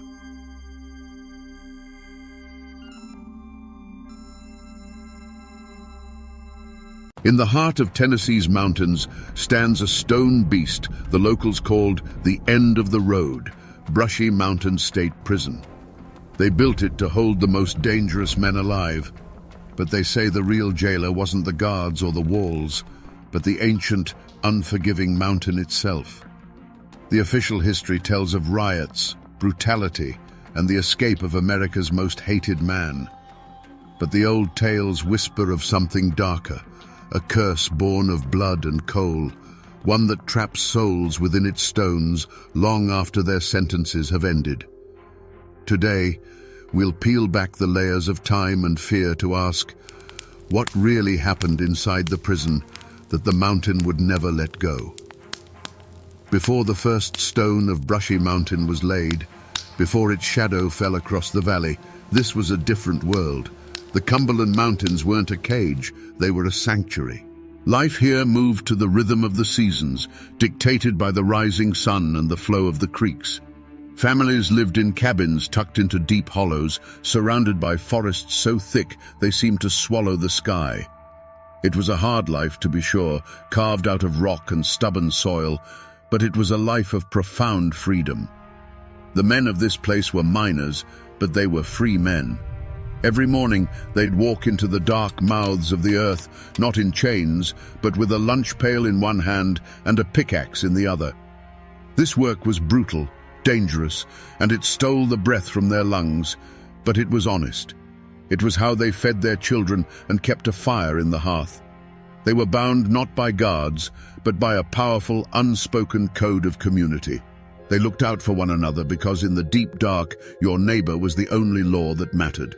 They were a proud and independent people, descendants of Scots-Irish settlers who had come to these mountains seeking solitude and a life of their own making. They asked for little from the outside world and wanted even less from its governments. Their wealth wasn't measured in dollars, but in the yield of their gardens, the strength of their families, and the unshakable knowledge that this land, these hills, these creeks, belonged to them. They had everything they needed. But far away from these quiet hollows, in the halls of power, men with ledgers and contracts were drawing lines on maps. They saw the rich seams of coal not as a lifeline for mountain families, but as fuel for a new industrial age. And to get that fuel as cheaply as possible, they were willing to make a deal with the devil. A plan was being hatched, a monstrous idea that would turn the state's prisons into a source of cheap labor. A rumor began to snake through the mountains, a whisper of a new kind of miner coming to the creeks, a miner who worked in chains and who would take the very bread from their tables. The world they knew was about to be burned to the ground. The ground for this conflict had been fertile for generations. The people of the mountains had a long and bitter memory when it came to outsiders with promises and contracts. They remembered their grandfathers telling stories of timber barons who stripped the hills bare and left, and land agents who tricked men who couldn't read into signing away their mineral rights for a pittance. So when the coal companies arrived, they were viewed with a deep, ingrained suspicion. The company men, with their clean hands and city suits, were a different breed, and their promises of prosperity always seemed to come with a hidden cost. This new threat, the convict lease system, was an echo of those old grievances. It wasn't just about jobs, it was about dignity. The miners saw it as a deliberate slap in the face, a message from the state and the companies that their hard, dangerous labor was worth so little it could be replaced by the forced toil of prisoners. It was, in their eyes, a different kind of slavery being brought to their doorstep, designed to break their unions and grind them into submission. The old wound of being seen as backward and expendable by the outside world was torn open once again. The talk started in whispers, carried from one mining camp to the next. A man would come over the ridge from Coal Creek with news, his voice low and urgent as he shared what he'd heard. At first, it was just rumors. They're building a stockade up by the Briceville mine. Heard they signed a contract with the state for 100 men. At the company store, at church gatherings, around the fire at night, the whispers grew into a steady, angry murmur. Soon, the talk started to curdle. Fear and speculation twisted the facts into something monstrous. 100 convicts became 500. A plan to supplement the workforce became a plot to replace them all. Every word was like a piece of dry kindling, carefully stacked at the miners' doorsteps. The convicts themselves, men they had never seen, were no longer viewed as unfortunate souls. They became a faceless symbol of the miners' own impending starvation, the instrument of their destruction. The community, once bound by solidarity, was now bound by a shared and growing rage. The fuse that had been sputtering for months was finally lit in the summer of 1891. The Tennessee Coal Mining Company, emboldened by the state's backing, made its move. They fired their free miners at Briceville, evicted them from their company-owned homes, and marched in a new workforce, convicts in black and white stripes, shackled and under the watch of armed guards. This was no longer a threat whispered in the shadows. It was a reality, stark and brutal. Men who had spent their lives in the mines were now cast out, watching from the hills as prisoners took their place. The initial reaction was a wave of cold, silent fury. That night, in a secluded hollow, lit only by the flickering light of torches, hundreds of miners gathered. You could see the resolve hardening in their eyes. These were not men given to idle threats. They were men of action, pushed to the absolute edge. They didn't speak of protest or petitions. They spoke of taking back what was theirs. A decision was made, a pact sealed not with a handshake, but with the grim nodding of heads and the quiet cleaning of rifles. They would not stand by and starve. Before dawn on July 14th, 300 armed miners descended from the mountains, moving like ghosts through the morning mist. They surrounded the convict stockade at Briceville. There was no shouting, no chaotic mob. This was a disciplined, determined force. They presented their ultimatum to the guards: surrender the stockade and the prisoners, or face the consequences. The guards, looking out at the sea of determined faces and the barrels of hundreds of rifles glinting in the twilight, knew they stood no chance. They surrendered without a shot being fired. But what happened next stunned the authorities. The miners didn't harm the convicts. They saw them not as enemies, but as fellow victims of a corrupt system. They broke open the stockade, gave the prisoners food and civilian clothes, and marched them to the nearest train station. They put them on a train and sent them to Knoxville with a simple, defiant message for the governor: "We will not work alongside convicts, and we will not allow them to work here." They had committed an open act of insurrection. They had drawn a line in the coal dust, and in doing so had declared war on the state of Tennessee. There was no turning back now. The first move had been made, and the entire state held its breath, waiting for the violent reply that was sure to come. The state's answer to the rebellion wasn't a single battle, but a slow, grinding execution of the human spirit. They found their diabolical solution. They would build their own prison with their own mine, and the miners who had defied them would be its first inhabitants, and they would build it themselves. They brought them in chains, not to a finished building, but to the raw, untamed foot of Brushy Mountain. Their first order was to pick up a sledgehammer and attack the very cliffs that would become their tomb. This wasn't a slaughter of bullets and knives. It was a slaughter of exhaustion and despair. The days began before sunrise and ended long after sunset, a relentless rhythm of steel striking stone. The air, thick with grey dust, became a constant shroud, coating their skin, filling their lungs, and turning their desperate coughs into a rasping choir. The only sounds were the sharp crack of the guards' whips against the rock, the groans of men lifting stones beyond their strength, and the rhythmic, hollow clang of hammers that beat like a dying heart. From the nearby hollows, you couldn't see the faces of the men, only their silhouettes against the raw face of the mountain. You'd see them moving like specters in the dust, a long, broken line of humanity being slowly erased. Sometimes, a silhouette would simply falter and disappear, collapsing in a heap. There was no ceremony. The work wouldn't even pause. The others would just keep swinging, their eyes fixed on the stone in front of them, not daring to look at the man who had just been swallowed by the mountain. The mountain itself seemed to be a silent, hungry participant. The stones they quarried were cold and sharp, tearing at their hands until they were raw and bleeding. It was as if the mountain was demanding a price, and the mortar that would hold the walls together was a mixture of sand, water, and the sweat and blood of these men. Every stone they lifted was soaked in their misery. Every block they set in place was a monument to their stolen freedom. With their own bleeding hands, they built their tomb, stone by agonizing stone.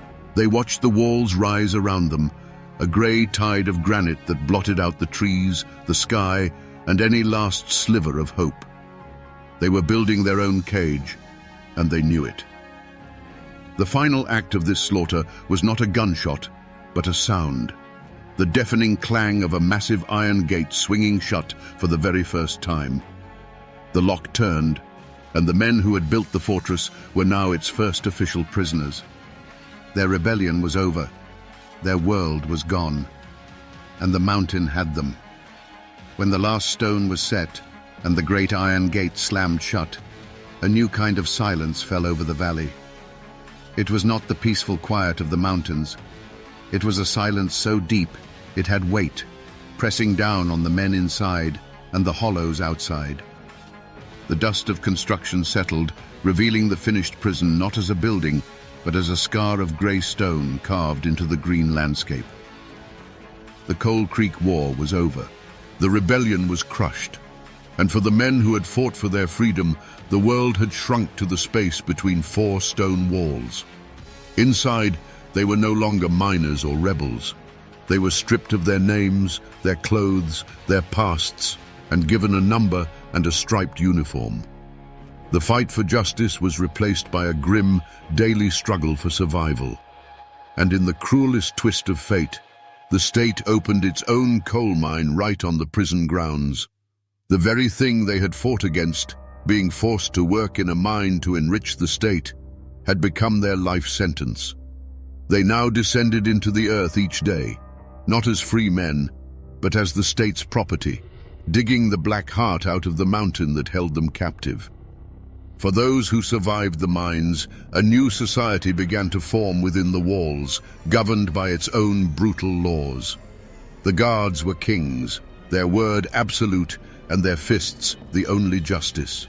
The slightest infraction could land a man in the hole, a pitch-black cell deep in the foundations, a place where the damp chill and total darkness were designed to strip away not just hope, but sanity itself. A hierarchy of violence took root among the inmates, and the men who had once stood shoulder to shoulder in rebellion now looked at each other with suspicion and fear. Outside, in the surrounding communities, the prison stood as a constant, terrifying monument to their defeat. The mountain had swallowed their husbands, their sons, their fathers. The spirit of defiance that had burned so brightly was extinguished, replaced by a pervasive fear. Families spoke of the men in Brushy Mountain in hushed whispers, as if the very walls had ears. The fortress had not only imprisoned the rebels, it had put a stranglehold on the spirit of the entire region. The authorities had won. Brushy Mountain became their grim trophy, a symbol of absolute power and a chilling warning to anyone who would dare to challenge the system again. The rumors that bled out from behind the walls, tales of brutality, of men lost in the mines, of souls broken in the dark, only served their purpose, cementing the prison's reputation as the end of the road. A new, dark chapter had begun, written in coal dust and human despair. The state's response was not to send lawmen, it was to send an army. The Tennessee State Militia, hundreds of them, descended upon the mountains by train. They were flatlanders, boys from the cities and farms, clad in uniforms that stood out starkly against the deep greens and browns of the forest. They came not to investigate a crime, but to put down an insurrection. Local sheriffs and deputies, men who had grown up with the miners, were brushed aside. This was no longer a local dispute. It was a military occupation. Their orders were simple: hunt down the leaders of the rebellion and make an example of them. But the miners had vanished. They melted back into the landscape that had birthed them, becoming ghosts in their own land. They knew every hidden hollow, every game trail, every forgotten cave and abandoned mine shaft. The mountains that had been their home now became their fortress, a vast, tangled labyrinth where they held every advantage. The militia, accustomed to open fields and city streets, were utterly lost here. The mountains themselves fought against them with steep ridges, sudden ravines, and a disorienting wilderness that seemed to change with the light. The hunt became a brutal, nerve-wracking game of cat and mouse. Patrols of soldiers would march up the creeks, their movements clumsy and loud, while the men they were hunting watched silently from the high ground. A snapping twig, a bird call that sounded just a little off, these were the signals that passed between the hidden men. A silent war was waged in the shadows, a war of fear and attrition. The militia, frustrated and angry, turned their attention to the families left behind. They raided cabins in the dead of night, tearing homes apart in search of fugitives, their bayonets a constant threat meant to break the mountain people's code of silence. But that code ran deeper than fear. Hiding a man on the run wasn't just an act of defiance, it was a sacred duty. A network of whispers and secret signs kept the fugitives fed and informed. A lantern left burning in a specific window, a quilt of a certain pattern hung on a clothesline. These were the messages the soldiers couldn't read. For months, the community held fast, a wall of silence and deception against the invaders. Eventually, though, the siege began to take its toll. A winter in the mountains is long, and hunger is a powerful persuader. The state posted bounties, turning the price of a man's freedom into a bag of flour and a few dollars, a fortune for a starving family. Slowly, agonizingly, the wall of silence began to crack. One by one, the leaders were found. They were discovered not in a blaze of gunfire, but huddled by a low fire in an abandoned prospecting cabin, their faces gaunt with hunger. They were cornered in the dark tunnels of a played-out mine, surrendering with the quiet exhaustion of men who know their road has come to an end. There was no fight left in them. In their eyes was not the fire of rebellion, but the cold ash of defeat.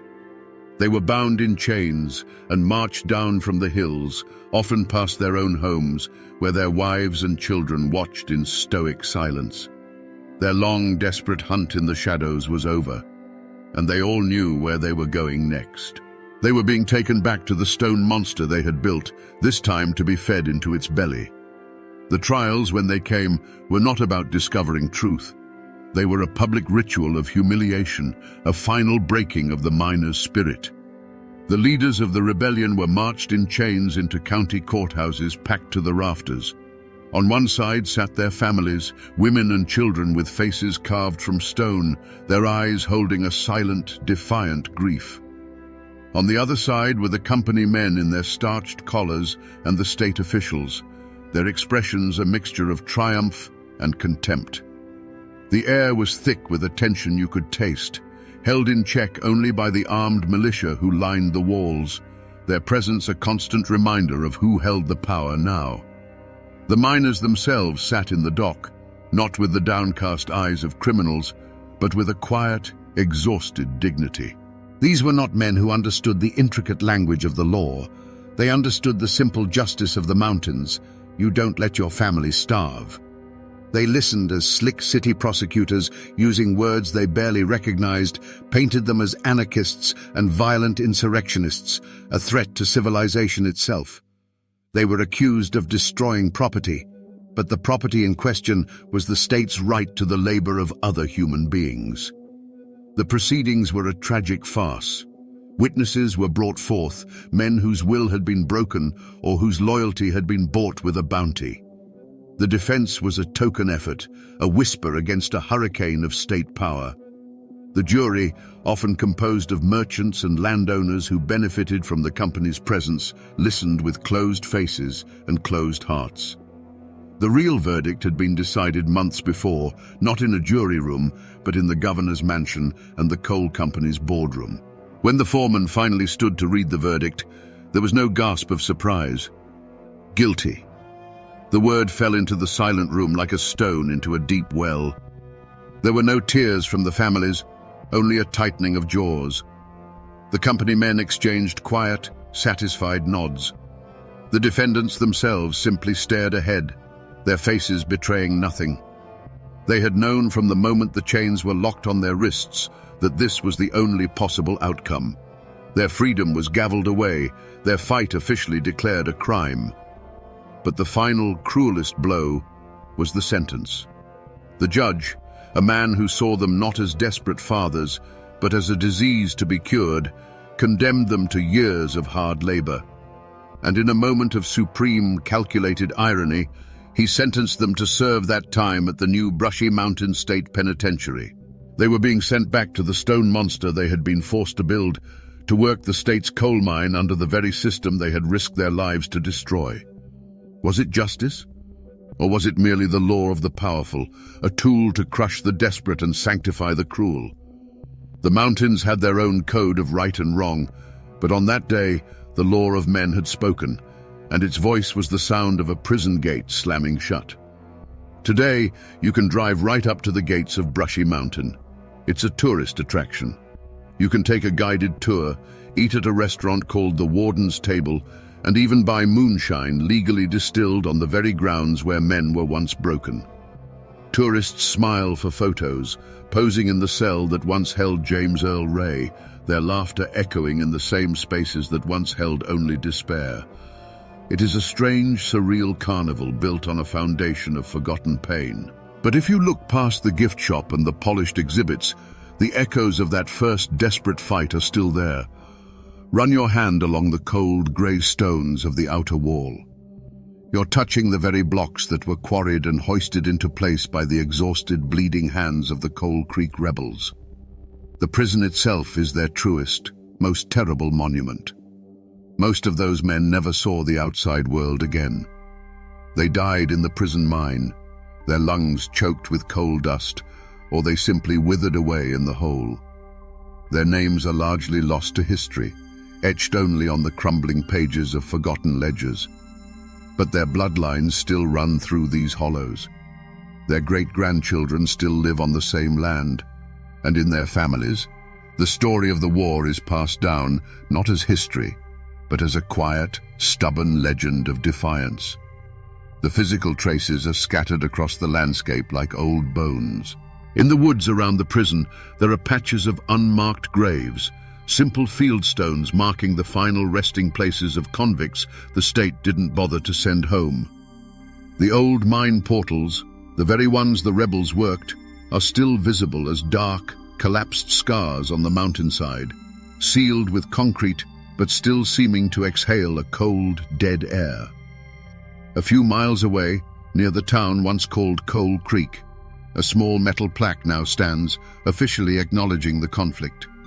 It's a quiet, understated nod to a war that once set these mountains on fire.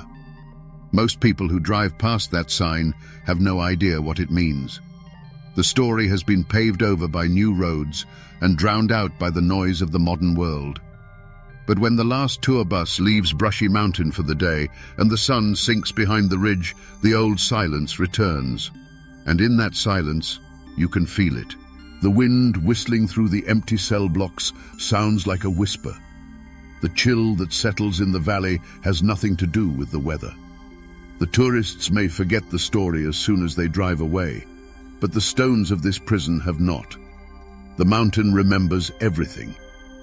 So we return to the question that hangs in the cold air of this valley.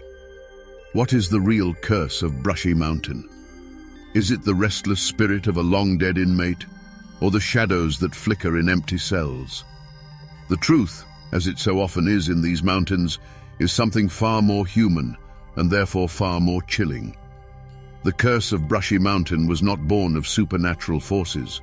It was forged in the fire of human greed and ratified by the cold hand of injustice. The prison wasn't just built on a foundation of stone. It was built on the ashes of a people's rebellion for the simple right to live with dignity. This is more than just the story of a building. It is a story about the indomitable Appalachian spirit. It's a testament to men who were told their hard lives and their families didn't matter, and who answered by shaking the very foundations of the state. They lost their war, yes. They were chained and broken, and many were buried in unmarked graves. But the memory of their defiance is now embedded in these hills, a lesson that must not be forgotten.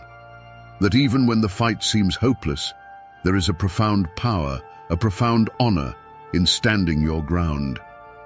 So the next time you hear the name Brushy Mountain, don't just think of infamous escapees or tales of hauntings. Think of those first prisoners. Think of the free miners of Coal Creek who were forced to build their own tomb, stone by blood-soaked stone. Because their story is the prison's true foundation. It is the secret the mountain has held for over a century. And now, my friends, you know the rest of the story. A volley of rifle fire tore through the quiet air over the Kentucky River, and the man they called Bad Tom Baker fell. The one-armed king of Clay County, a figure whispered about with a mix of terror and awe, disappeared into the murky water. History calls it the end of a feud.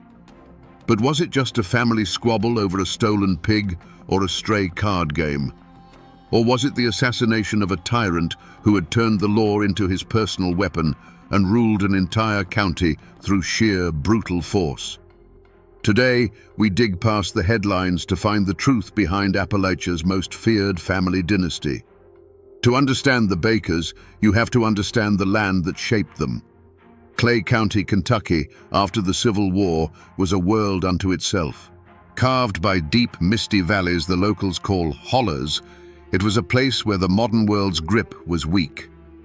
The people here, mostly descendants of tough Scottish-Irish settlers, lived by a code much older than any state constitution. Family wasn't just important, it was everything. Your clan was your nation, your church, and your army, all rolled into one. Life was hard, scraped from thin soil and dense forests. Logging and salt mining were the only real industries, and in a place with so little power wasn't measured in dollars, but in influence. The most coveted prize was the sheriff's badge, because whoever held it didn't just enforce the law, they were the law. They controlled taxes, settled disputes, and decided who prospered and who starved. It was a king's throne in a kingdom of log cabins and dirt roads. This isolated world was a powder keg waiting for a spark.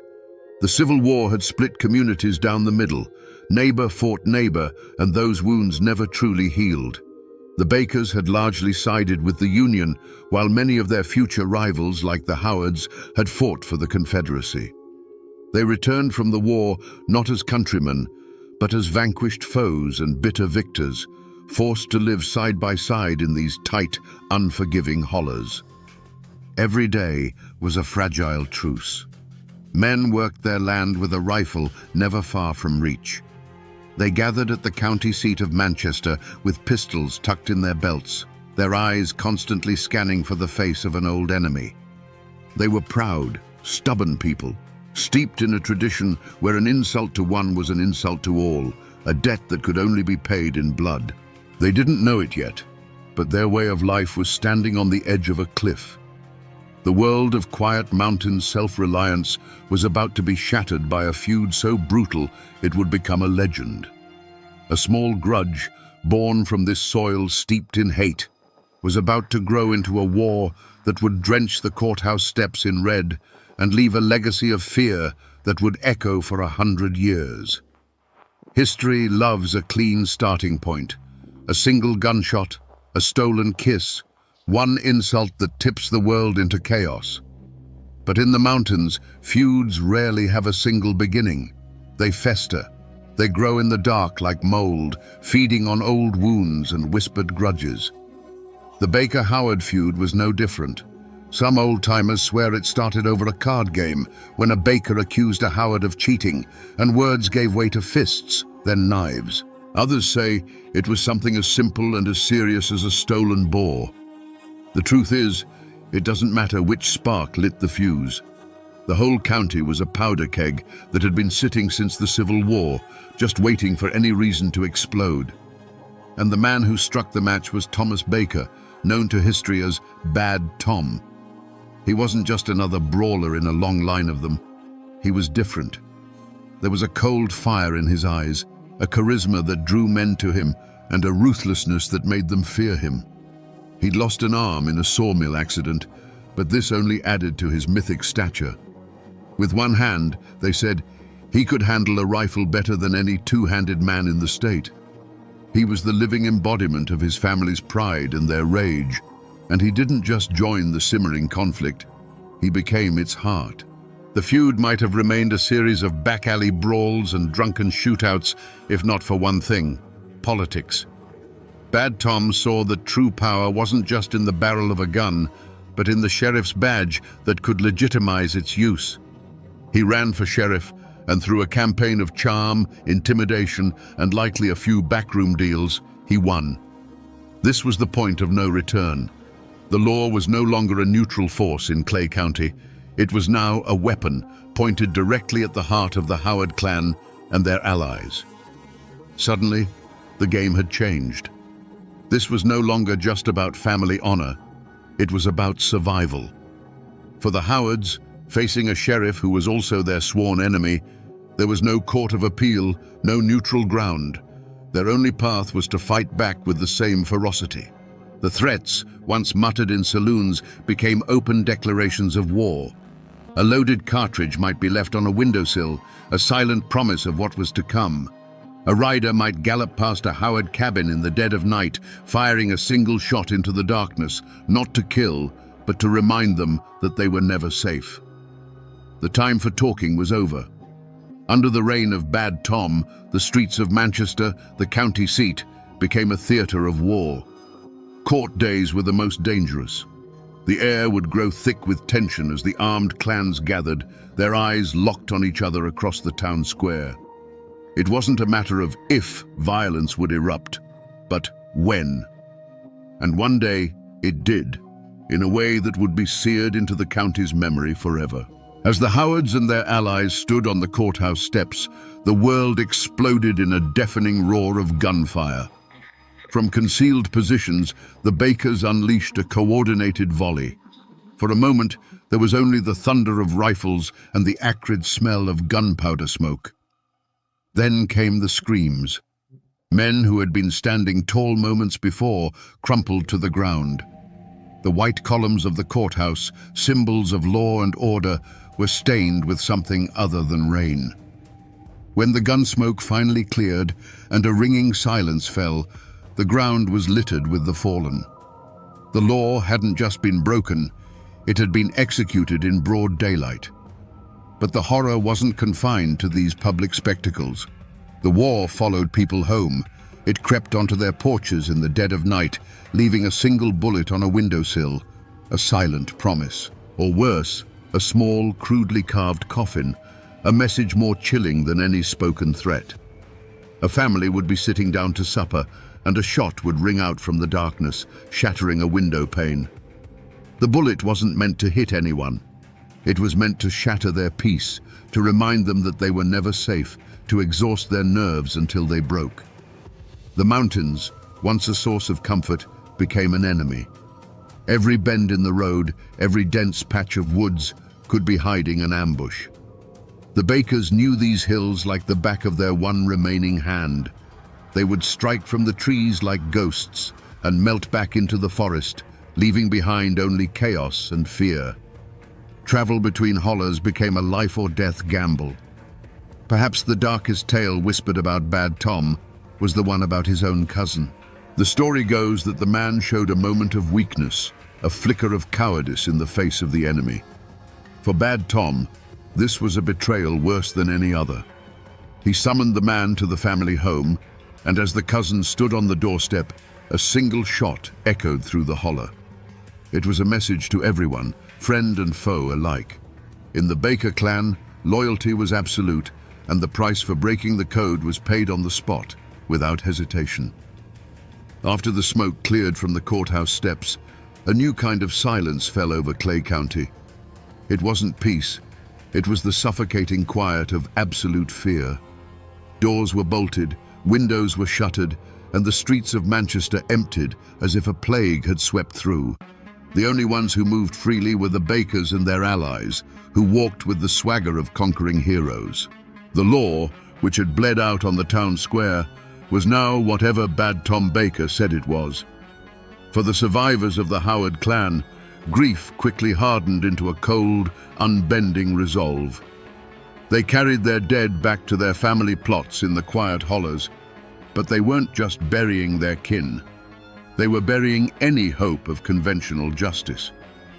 To appeal to Sheriff Baker to investigate a crime committed by the Bakers was not just futile, it was a death sentence. They knew then that the war would not be won in a courtroom or on a ballot. It would only end when Bad Tom Baker was in the ground. The fear was a poison that seeped into every corner of life. Neighbors who had known each other for generations stopped speaking, their eyes averting in the street lest a friendly word be misinterpreted as taking a side. Business ground to a halt. The mountains that had once been a sanctuary became a prison, and the legend of Bad Tom grew with every whispered story. People said he couldn't be killed, that he'd made a deal with the devil for his one-armed marksmanship. In the flickering firelight of their cabins, people began to believe that he wasn't a man at all, but a spirit of vengeance sent to punish the county for its sins.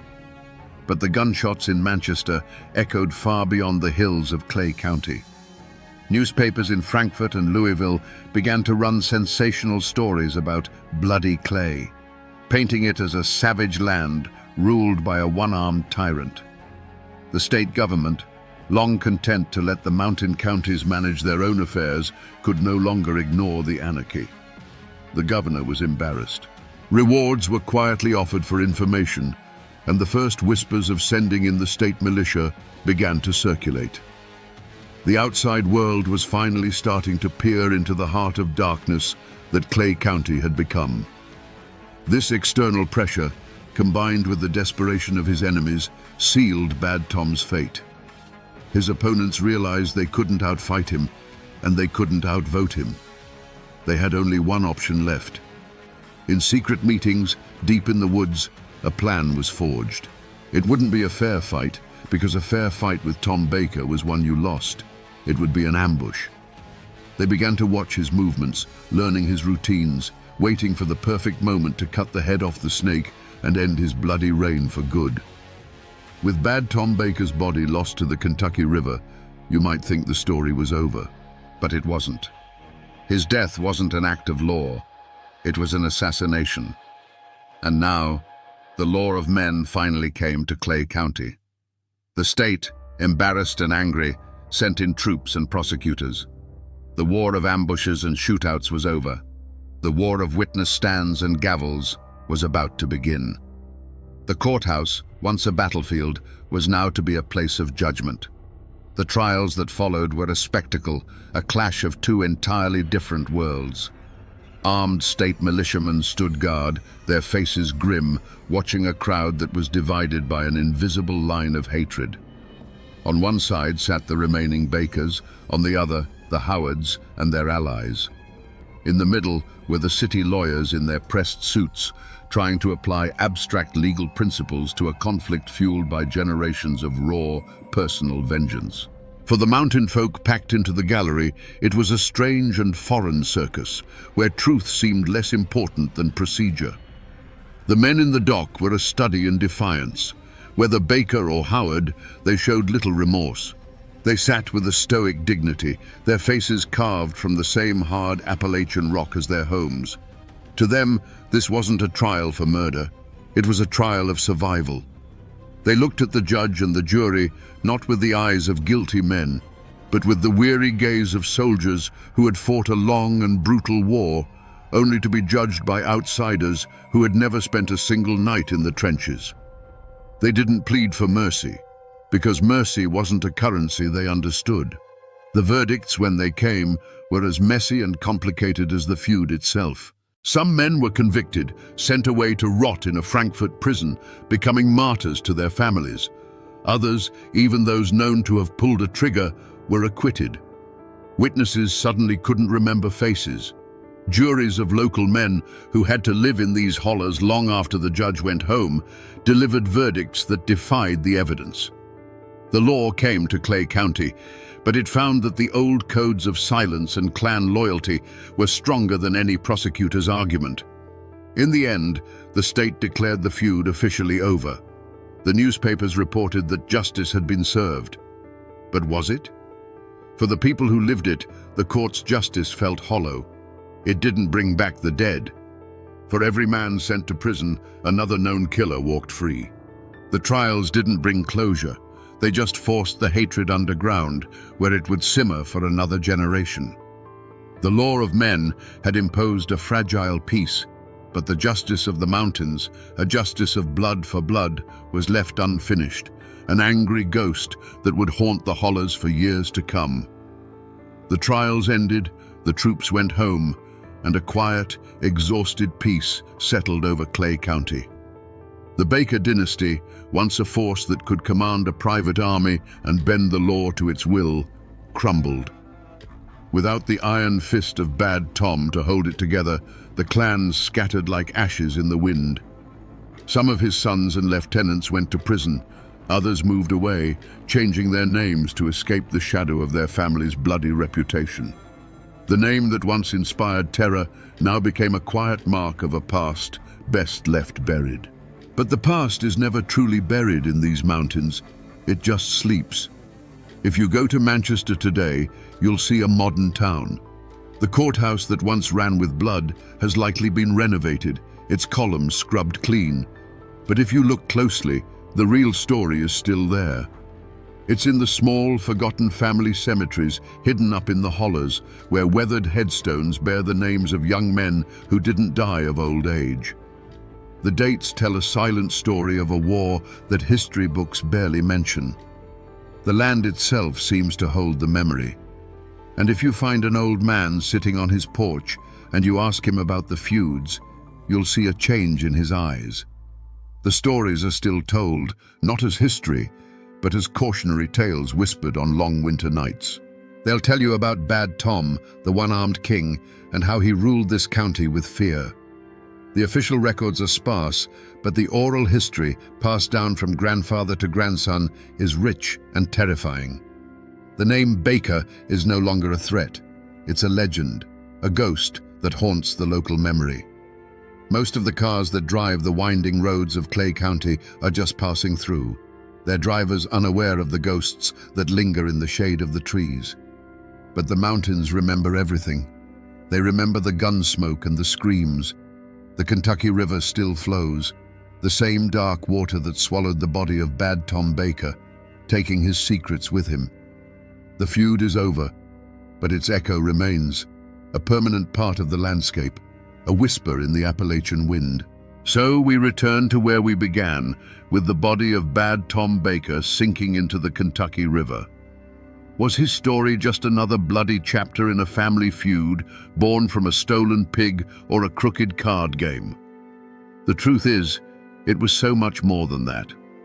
It was the story of how a man, forged in the fires of isolation and clan warfare, took the ancient mountain code of honor and twisted it into a crown.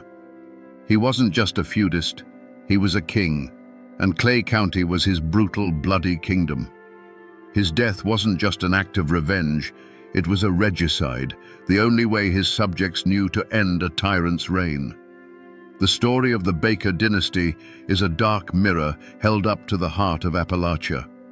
It's a testament to the indomitable spirit of its people, their fierce loyalty, their stubborn pride, and their refusal to bow to any authority but their own. But it's also a terrifying lesson in what happens when that spirit is poisoned by poverty and old hatreds.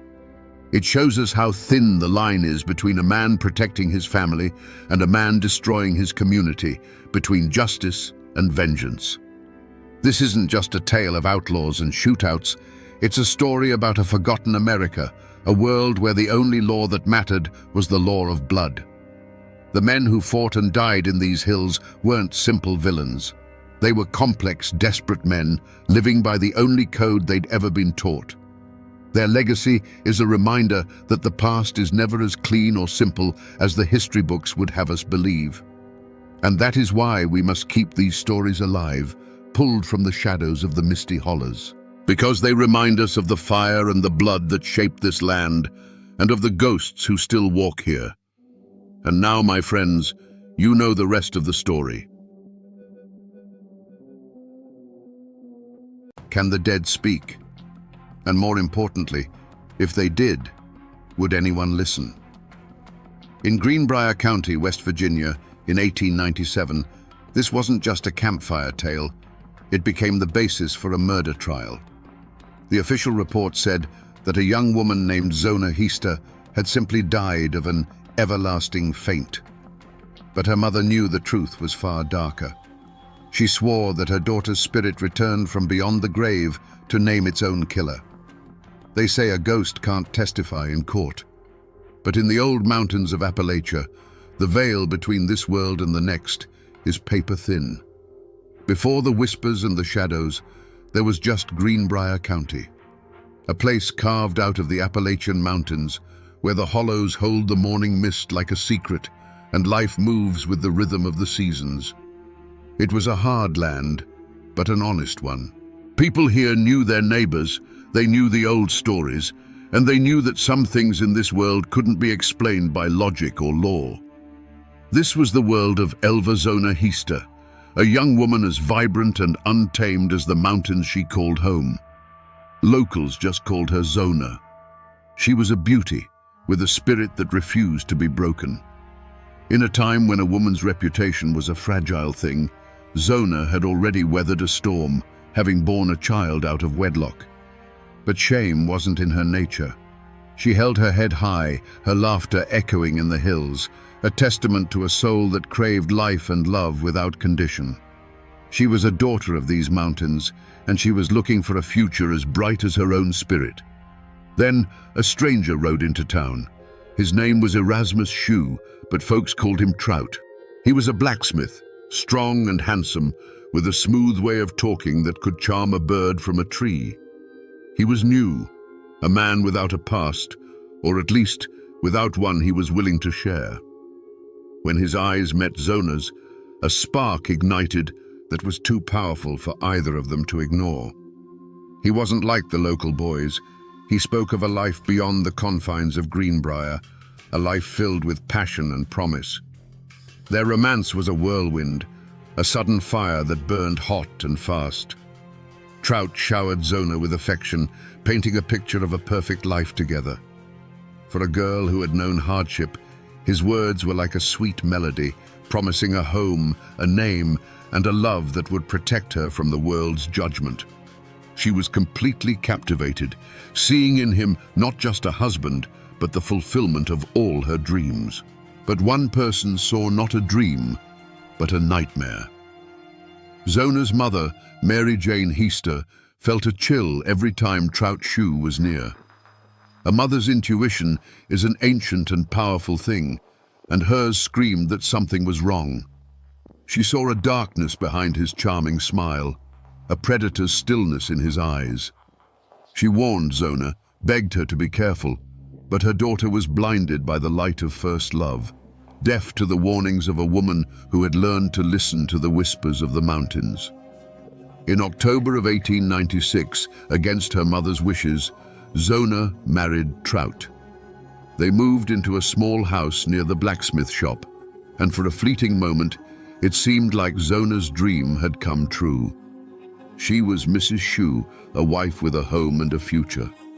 But the Appalachian winter was closing in, long and cold, and a darkness far deeper than the winter nights was gathering over that little house.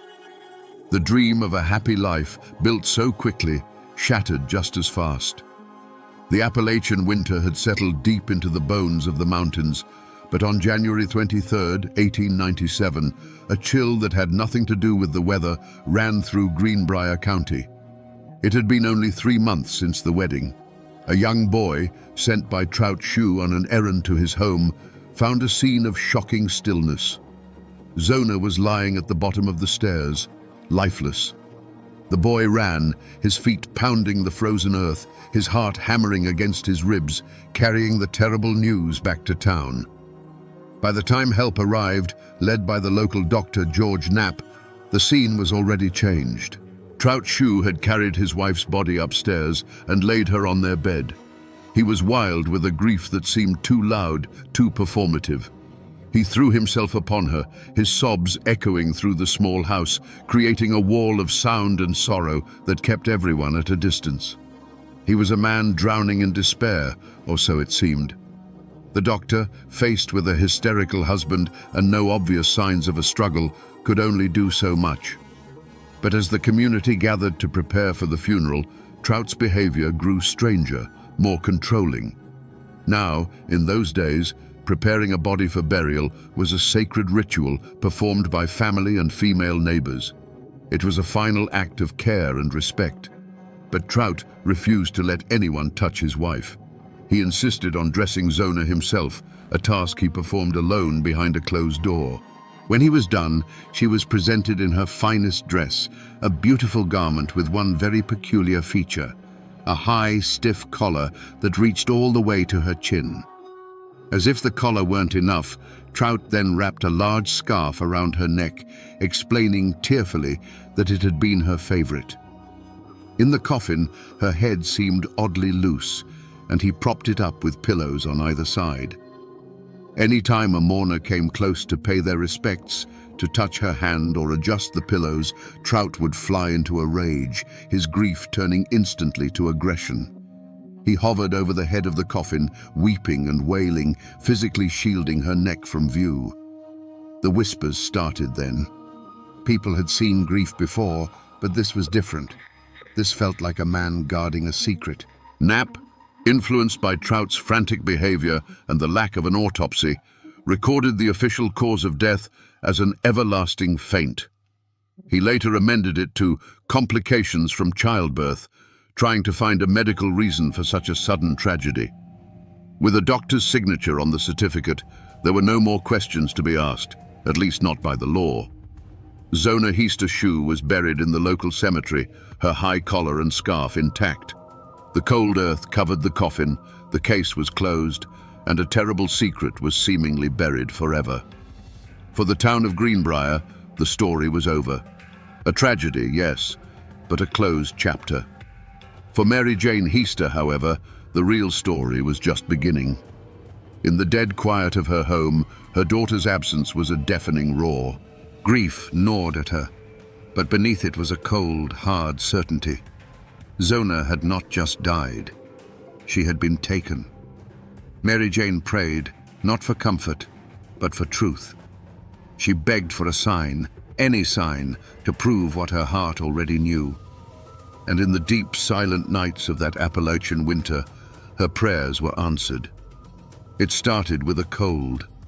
Not the kind that seeps in from a drafty window, but a cold that rose from the floorboards, a deathly chill that settled deep in her bones. For 4 nights in a row, the same thing happened. The room would grow frigid, and a faint light would begin to glow in the darkness, coalescing into the form of her daughter, Zona. She wasn't a terrifying specter, but a figure of profound sadness, her form shimmering like moonlight through mist, her eyes pleading. And then she spoke, her voice like the rustle of frozen leaves. The ghost of Zona told a story that made her mother's blood run cold. She spoke of Trout Shue, not as the charming blacksmith the town knew, but as a man of sudden, violent tempers. On that final evening, his rage had ignited over something as simple as the evening meal. He had come home expecting meat for dinner, and when he found there was none, a storm broke inside their little house. It was an argument, like many couples have, but it was laced with a darkness that Zona had come to fear. Her daughter's spirit recounted the final horrifying moments. The argument escalated, and in a flash of fury, Trout grabbed her. The ghost didn't speak of a struggle, it spoke of a sudden, brutal finality. She told her mother that he had clamped his hands around her neck, his rage giving him an inhuman strength. Then came the part of the vision that would be seared into Mary Jane's mind forever. To show her mother exactly what had happened, the spirit of Zona slowly turned its head. It turned and turned, past the point where a living neck could go, all the way around, until a faint, dry snap echoed in the silent room. A sound that was the final punctuation mark on her daughter's life. The apparition explained everything. It explained why her head was so loose in the coffin, why Trout had propped it with pillows. It explained the high, stiff collar and the carefully placed scarf. They were all meant to hide the terrible truth of his hands. For 4 nights, the ghost returned, telling the same story, reinforcing the same horrible details, until Mary Jane was no longer just a grieving mother. She was a witness. She was the keeper of a testimony delivered from the other side of the veil, and she knew she could not stay silent. When the 4th night passed, and the ghost of her daughter did not return, a new kind of silence fell over Mary Jane Heaster's home. It was no longer the silence of grief, but the heavy silence of purpose. The story her daughter's spirit had shared was now a weight in her soul, a truth she had to carry out into the world of the living. She knew how it would sound. A woman, already half mad with sorrow, telling tales of a visitor from the grave. They would call her a fool, or worse, a liar. But the image of Zona's head turning, the ghostly echo of that final, terrible sound, it gave her a courage that no amount of ridicule could shake. With a resolve as hard as the frozen Appalachian ground, she went to the county prosecutor, John Alfred Preston. You can just imagine the scene. A man of law and logic, sitting behind a desk piled with earthly matters, suddenly confronted by a woman whose chief witness was a ghost. Preston listened, his expression unreadable, as Mary Jane recounted the 4 nights of visitations. She didn't flinch or falter, describing the icy cold, the shimmering light, and the horrifying story that came with it. On its face, the story was unbelievable, the kind of mountain folklore that had no place in a courtroom. But Preston was a thoughtful man, and he remembered the whispers that had followed Zona's funeral. He remembered the reports of Trout Shoe's bizarre, possessive grief. He remembered the high collar and the scarf. Mary Jane's tale, as wild as it was, provided a chilling explanation for all of it. It was a single strange key for a lock no one else could open. Her story wasn't just a vision, it was a theory of the crime that made perfect, terrible sense. Risking his career and his reputation, Preston made a decision. He would listen to the ghost. He went back to Dr. Knapp and, armed with Mary Jane's conviction, persuaded him that something was deeply wrong. An order was given for the exhumation of Zona Heaster Shoe. On February 22, 1897, a small group of men stood in the cold silence of the cemetery. The work was grim, the sound of shovels striking frozen earth a violation of the peace. They raised the coffin, and in a makeshift autopsy room, the truth was finally brought into the light. The high collar and scarf were removed, and there, on Zona's neck, was the proof. Bruises, shaped like fingerprints, were still visible on her skin. Dr. Knapp's examination was thorough this time. He found that her windpipe had been crushed, and then he felt her neck. The first and second vertebrae were dislocated. Her neck had been broken. Every single detail from the ghost's testimony was now cold, undeniable, physical fact. The whispers of a ghost had led them to the evidence. The law, which had been so quick to close the case, now moved with swift and terrible purpose. The charm and the tears of Erasmus Trout Shoe were now meaningless. He was no longer the tragic widower. He was the monster from his dead wife's story. The manhunt was short because the culprit had been hiding in plain sight all along. Trout Shoe was arrested and charged with the murder of his wife. The trial of Trout Shoe became a sensation. Word of the Greenbrier ghost spread through the mountains like wildfire, drawing crowds to the courthouse in Lewisburg. This wasn't just a murder trial. It was a spectacle, a clash between the modern world of law and the ancient world of mountain belief. The courtroom was packed, a sea of faces, some hungry for justice, others just hungry for a good story. Prosecutor Preston had a strong case built on the solid scientific evidence of the autopsy. He had the broken neck, the crushed windpipe, the bruises. He had the facts. But he knew the heart of the story. The thing that had brought them all here was Mary Jane Heaster's spectral visitor. The defense attorney, on the other hand, saw Mary Jane as his greatest asset. He believed her story was so outlandish, so patently insane, that he could use it to discredit the entire investigation. He thought he could paint her as an unreliable, hysterical woman whose grief had pushed her into delusion. He planned to make a mockery of her testimony and, by extension, the entire prosecution. It was a fatal miscalculation. When Mary Jane took the stand, the courtroom fell silent. The defense attorney began his cross-examination, his tone dripping with condescension. He asked her about the ghost, expecting her to become flustered, to contradict herself, to crumble under the pressure of the court's scrutiny. He asked if the ghost's feet were bare. He asked what she was wearing. He asked if she spoke in a whisper. He was trying to catch her in a lie. But Mary Jane Heaster did not crumble. With an unshakable calm and a sincerity that was spellbinding, she answered every question. She looked directly at the jury, 12 men of the mountains who understood a world that wasn't always visible to the naked eye. She told them, under oath, about the 4 nights her daughter came to her. Her testimony was filled with the small, human details that make a story real. Her voice never wavered. She was not a madwoman. She was a mother, delivering a message.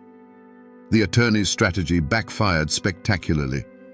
Instead of making her look foolish, he had given her the stage to tell her incredible story to the jury, who listened, captivated. Her testimony had a profound effect. While the ghost's testimony was not officially entered as evidence, it filled the courtroom with a truth that was more powerful than any legal document. It gave the cold, clinical facts of the autopsy a voice and a motive. It explained why a man would act so strangely at a funeral, why he would cover his wife's neck with such care. The jury looked at Trout Shue, sitting defiant and smirking at the defendant's table, and they saw him not just through the eyes of the law, but through the eyes of Zona's ghost. On July 11, 1897, the jury delivered its verdict. Guilty. Erasmus Trout Shue was sentenced to life in prison. The law of man had delivered its justice, but everyone in that courtroom knew it had been guided by a justice from somewhere else entirely. Trout Shue, the charming blacksmith, was sent to the state penitentiary in Moundsville, where he died just 3 years later, taking whatever was left of his secrets with him to the grave. The slam of the prison gate on Trout Shue was not the end of this story. In fact, once he was safely behind bars, the truth he had hidden for so long began to seep out like poison from a wound. Investigators, prompted by the sensational trial, started digging into his past. It turned out Zona wasn't his first wife, or even his second. A dark, terrifying pattern began to emerge. His first wife had divorced him, citing extreme and brutal cruelty. His second wife had died just a year into their marriage under circumstances that now seemed chillingly familiar, a sudden, mysterious fall. The mountains had been sheltering a predator for years. The ghost of Zona Heaster hadn't just sought justice for herself.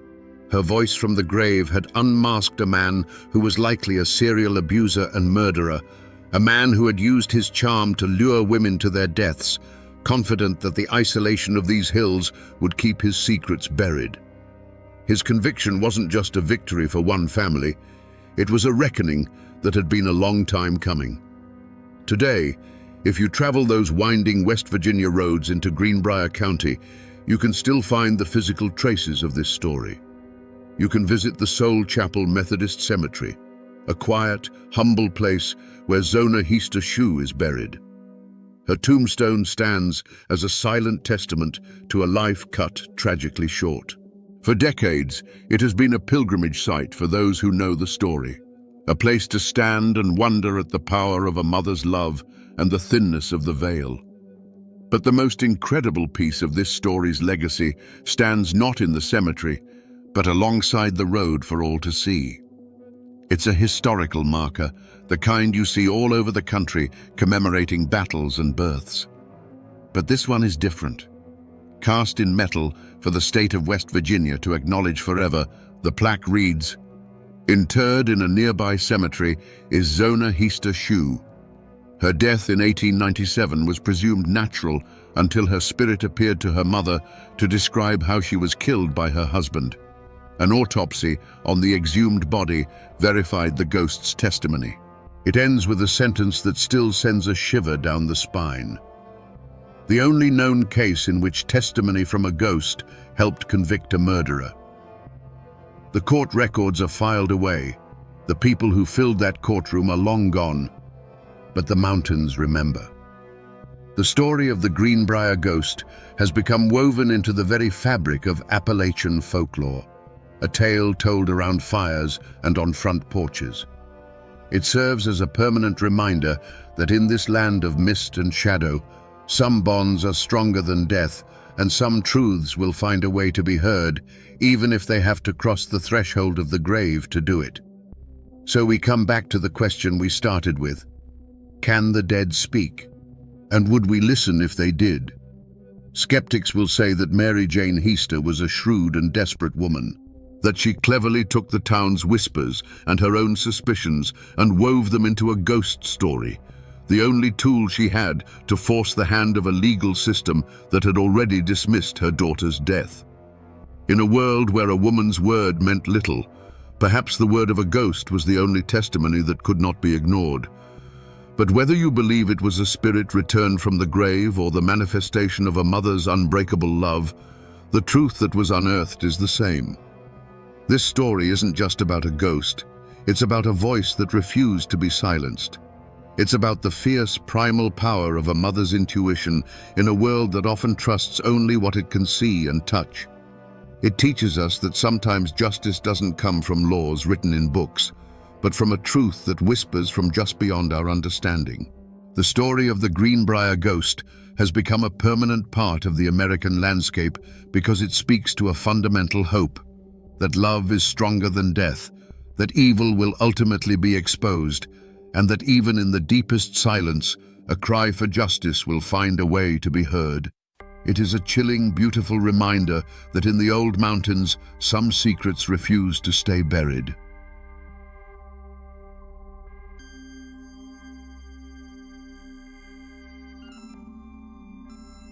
For 3 days, the law in Blackwater County was gone. A posse of the county's toughest men stood helpless at the mouth of the Black Hole, a jagged moor in the mountainside that seemed to breathe a cold older than memory. They were waiting for one man, Sheriff Banquo Fletcher, who had walked into that absolute darkness 3 days prior, hunting a killer the rest of them were too terrified to pursue. Now, silence was their only answer. Did the legendary lawman finally meet his match? Not in a man, but in the earth itself. Today, we go back to that moment of terrifying uncertainty to uncover the truth of the man who walked into a legend and came back forever changed. The 2 men who died weren't just company guards, they were Blackwater County men. The first was Thomas Miller, a man whose face was a roadmap of his 50 years in the mines. His hands were thick with calluses, but they were gentle with his grandchildren. He'd taken the guard job to get out of the deep shafts, hoping for a few quiet years before he retired. The second was David Eames, barely 20 years old, with a quick smile and eyes full of plans to marry his sweetheart and buy a small plot of land downriver. They weren't heroes or gunslingers. They were just ordinary men, trying to earn a living in a world that offered few easy paths. Their world was one of stark contrasts. The green, ancient mountains held communities bound by blood and tradition, where folks lived by the seasons and the grace of God. But cutting through this old world were the black veins of the new one, the coal mines. Company towns sprung up overnight, filled with the soot of the tipple and the clang of steel on rock. Life was hard, pay was low, and the company store kept everyone in a state of perpetual debt.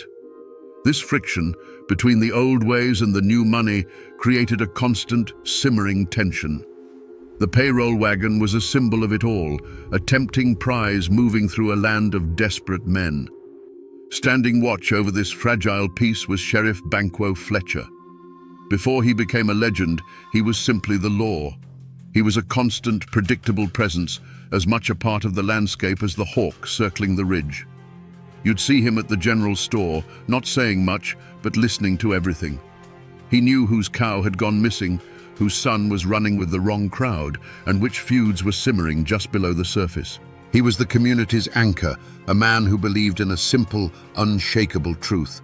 There was right and there was wrong, and it was his job to stand on that line. But Fletcher was more than just a badge. He was born of these hills, and he understood their silent language. He felt the weight of every family's troubles, every whispered fear.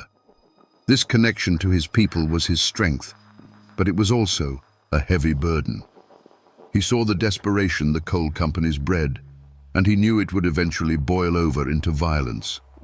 He was one man holding back a flood, and he knew it. His quiet, solitary life was a reflection of the immense responsibility he carried on his shoulders alone. The world that was, before Silas Kane pulled the trigger, was one of fragile order. It was a community holding its breath, praying that the simmering tensions wouldn't erupt into open flame. Thomas Miller and David Eames were part of that order, men doing their duty.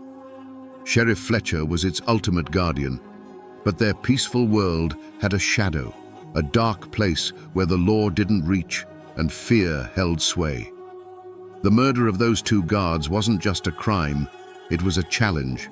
It was Silas Kane declaring that the old rules were dead and that even the mountains couldn't protect you anymore. The scene of the attack was on a lonely stretch of road winding through a deep cut in the mountain, a place where the sun struggled to reach the forest floor even at midday. The payroll wagon sat askew, one wheel splintered in a ditch. The two horses stood unnaturally still in their harnesses, their heads bowed, their coats trembling despite the cool air. A profound and terrible silence had fallen over the hollow, broken only by the drip of water from moss-covered rocks.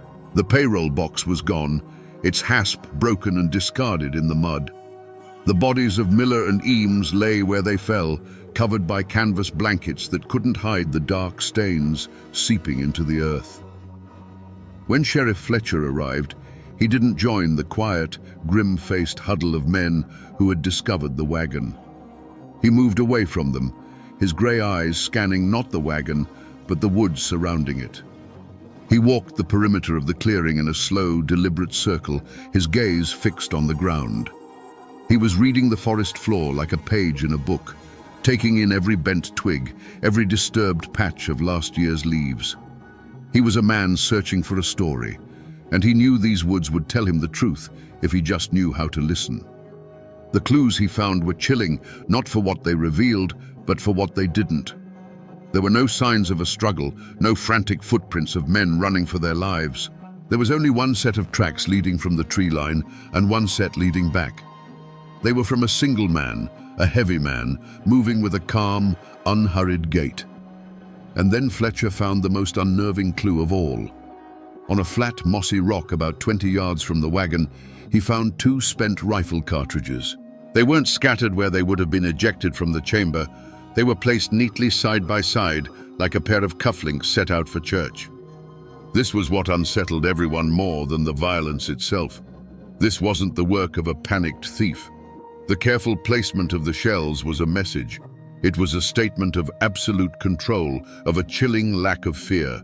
It spoke of a killer who had watched his victims fall and then taken the time to gather his brass and leave a signature. The wilderness offered no easy answers, only a multitude of unsettling questions. Who was this man? And what kind of cold-blooded pride did it take to commit murder and then pause to arrange the evidence like a trophy? The scene spoke not of chaos, but of a terrifying, predatory calm. Before the dust had even settled on the lonely mountain road, a name was already being whispered from the company town to the deepest hollows. It was the name of a man with a grudge as raw and public as an open wound. Jedediah Schofield. Schofield was a miner, or at least he had been. He was a man known for a temper as hot as a forge and a pride as sharp and brittle as shale. And everyone in Blackwater County knew he hated Thomas Miller with a passion that burned cold. The bad blood had started 6 months earlier, deep in the belly of the earth. Schofield, a top man with the dynamite, had gotten into a bitter argument with another miner, an argument that turned into a brutal fistfight right there in the shaft. The shift foreman had been Thomas Miller. Following company rules, Miller reported the fight, and since Schofield had thrown the first punch, he was the one who was fired. He lost his job, his pay, and the small company house where his family lived. In a single day, he was cast out. To a man like Schofield, this was more than losing a job. It was a public shaming. He blamed Thomas Miller entirely, seeing him not as a man doing his duty, but as a traitor who had sided with the company against his own kind. In the weeks that followed, Schofield's bitterness festered.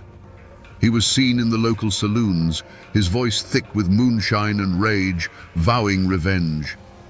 More than one person heard him swear that he would see Miller in his grave before he and his family starved. The whispers quickly turned into a roar of accusation. Jedediah Schofield owned a deer rifle, the same caliber as the shells Fletcher had found. He was a crack shot, known for his skill in the woods. Most damning of all, when the deputy went to the rundown shack Schofield's family had moved into, he was gone. His wife, her face pale with fear, claimed he'd gone hunting a few days back and hadn't returned, but the community saw it differently. To them, it was an open and shut case. A man with a clear motive, the right skills, and who had conveniently vanished at the exact time of the crime. Schofield had run, and in the mountains, only a guilty man runs. While the whole county had its eyes fixed on Jedediah Schofield, Sheriff Fletcher's gaze, grey and steady as a river stone, settled on someone else entirely. It was a person so close to the tragedy that no one thought to look at him. Caleb Thorne, the best friend of the young guard, David Eames. Caleb and David had been inseparable since they were boys, their bond forged in the creeks and woods of Blackwater County. They were two sides of the same coin, sharing every secret and every dream of a life beyond the coal dust. No one seemed more devastated by David's death than Caleb. No one, that is, except Sheriff Fletcher. He had seen grief in all its forms, and Caleb's felt wrong. It was too loud, too theatrical. At the funeral, Caleb wept with a noise that drowned out the quiet sorrow of the boy's own mother. But Fletcher, standing at the back of the cemetery, noted that for all the performance, the man's eyes were sharp and restless. He wasn't looking at the grave, he was watching the crowd. Fletcher knew that true grief turns a man inward, but Caleb Thorne was looking outward, like a man checking to see if his story was being believed. Beneath that mask of sorrow was a secret that was rotting Caleb from the inside out. He wasn't just a simple mine worker, he was a gambler who had fallen in deep with a dangerous crowd from the railroad camps. He owed a debt so large it was a death sentence, and the men he owed were not known for their patience. The company payroll wasn't just a target of opportunity for him, it was his only way out. His best friend, David Eames, hadn't just been a friend.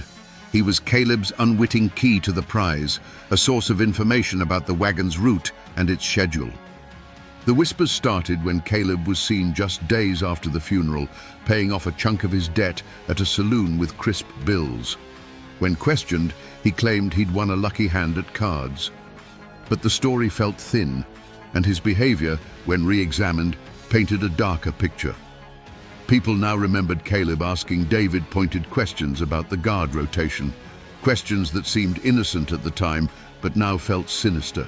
The idea was almost too ugly to consider, that the attack wasn't a random ambush, but a meticulously planned execution, and that David Eames might have been betrayed by the one person on earth he trusted completely. But there was a third shadow in these hills, one cast not by a single man, but by the towering black tipple of the mine itself. The Black Mountain Coal Company was more than an employer. It was a hungry, faceless power from the north, and its interests rarely aligned with the well-being of the men it paid in scrip. In the months leading up to the robbery, a new kind of man had been seen in the county. Men in dark suits and city hats, with faces as hard and emotionless as the company ledger books. They weren't miners or managers. They were troubleshooters, company enforcers, and their presence felt like the stillness before a storm. Their motive was impersonal, but immense. Whispers of unionizing had been snaking through the mine shafts, talk of better pay and safer conditions. To the company, the union wasn't a negotiation. It was a disease to be eradicated. A violent, unsolved payroll robbery was the perfect pretext. It would justify flooding the county with their own heavily armed guards, men who answered not to the law, but to the company. They could lock down the towns, root out the organizers, and break the spirit of the rebellion under the guise of protecting the people from a phantom killer.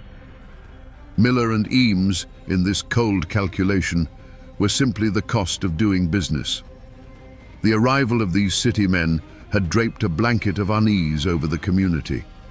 They didn't speak to locals, they observed, their eyes taking measure of everything. They were seen mapping the roads, timing the payroll wagon's route, and holding quiet, tense meetings behind the locked door of the company office. Their presence was a silent, constant threat. It was a clear message from the powers up north that they were watching, and that they would not tolerate dissent. The mountain folk, who had dealt with their own problems for generations, now felt the chilling gaze of an outside world that saw their home as nothing more than a resource to be exploited and controlled. The crime itself bore the hallmarks of this cold, corporate ruthlessness. The clean, efficient nature of the ambush, the lack of any wasted motion, and especially the chilling signature of the carefully placed shell casings. It all felt less like the hot-blooded revenge of a fired miner and more like the work of a professional. It was a calculated act of terror designed to create chaos. Perhaps the stolen money was never the point. Perhaps the real prize was fear itself, a tool the company could wield to crush the growing defiance of the men who worked and died in its mines. With Jedediah Schofield named as the prime suspect, a posse of grim-faced men formed, fueled by righteous anger and cheap corn liquor. They were ready to deliver mountain justice with a rope. Sheriff Fletcher led them, but he moved with a different purpose. While the others saw a clear trail of vengeance, Fletcher saw a path that was too obvious, too neat. He wasn't hunting a man he hated, he was solving a puzzle, and he knew the first piece you find isn't always the one that fits. For 4 days, they beat the brush, scouring the unforgiving ridges and impenetrable rhododendron thickets that Schofield called home. The mountains, however, are experts at hiding men, and the trail was cold. It wasn't Fletcher who found him, but a young deputy who stumbled upon an old trapper's lean-to deep in a forgotten hollow. Inside, they found Jedediah Schofield, not defiant, but gaunt and shivering, his rifle unused beside him. He hadn't been running from the law, he had been hiding from it. He knew he was the first man they'd blame, and his terror was so genuine it was almost palpable. His alibi, when it came, was as solid and immovable as the mountain itself.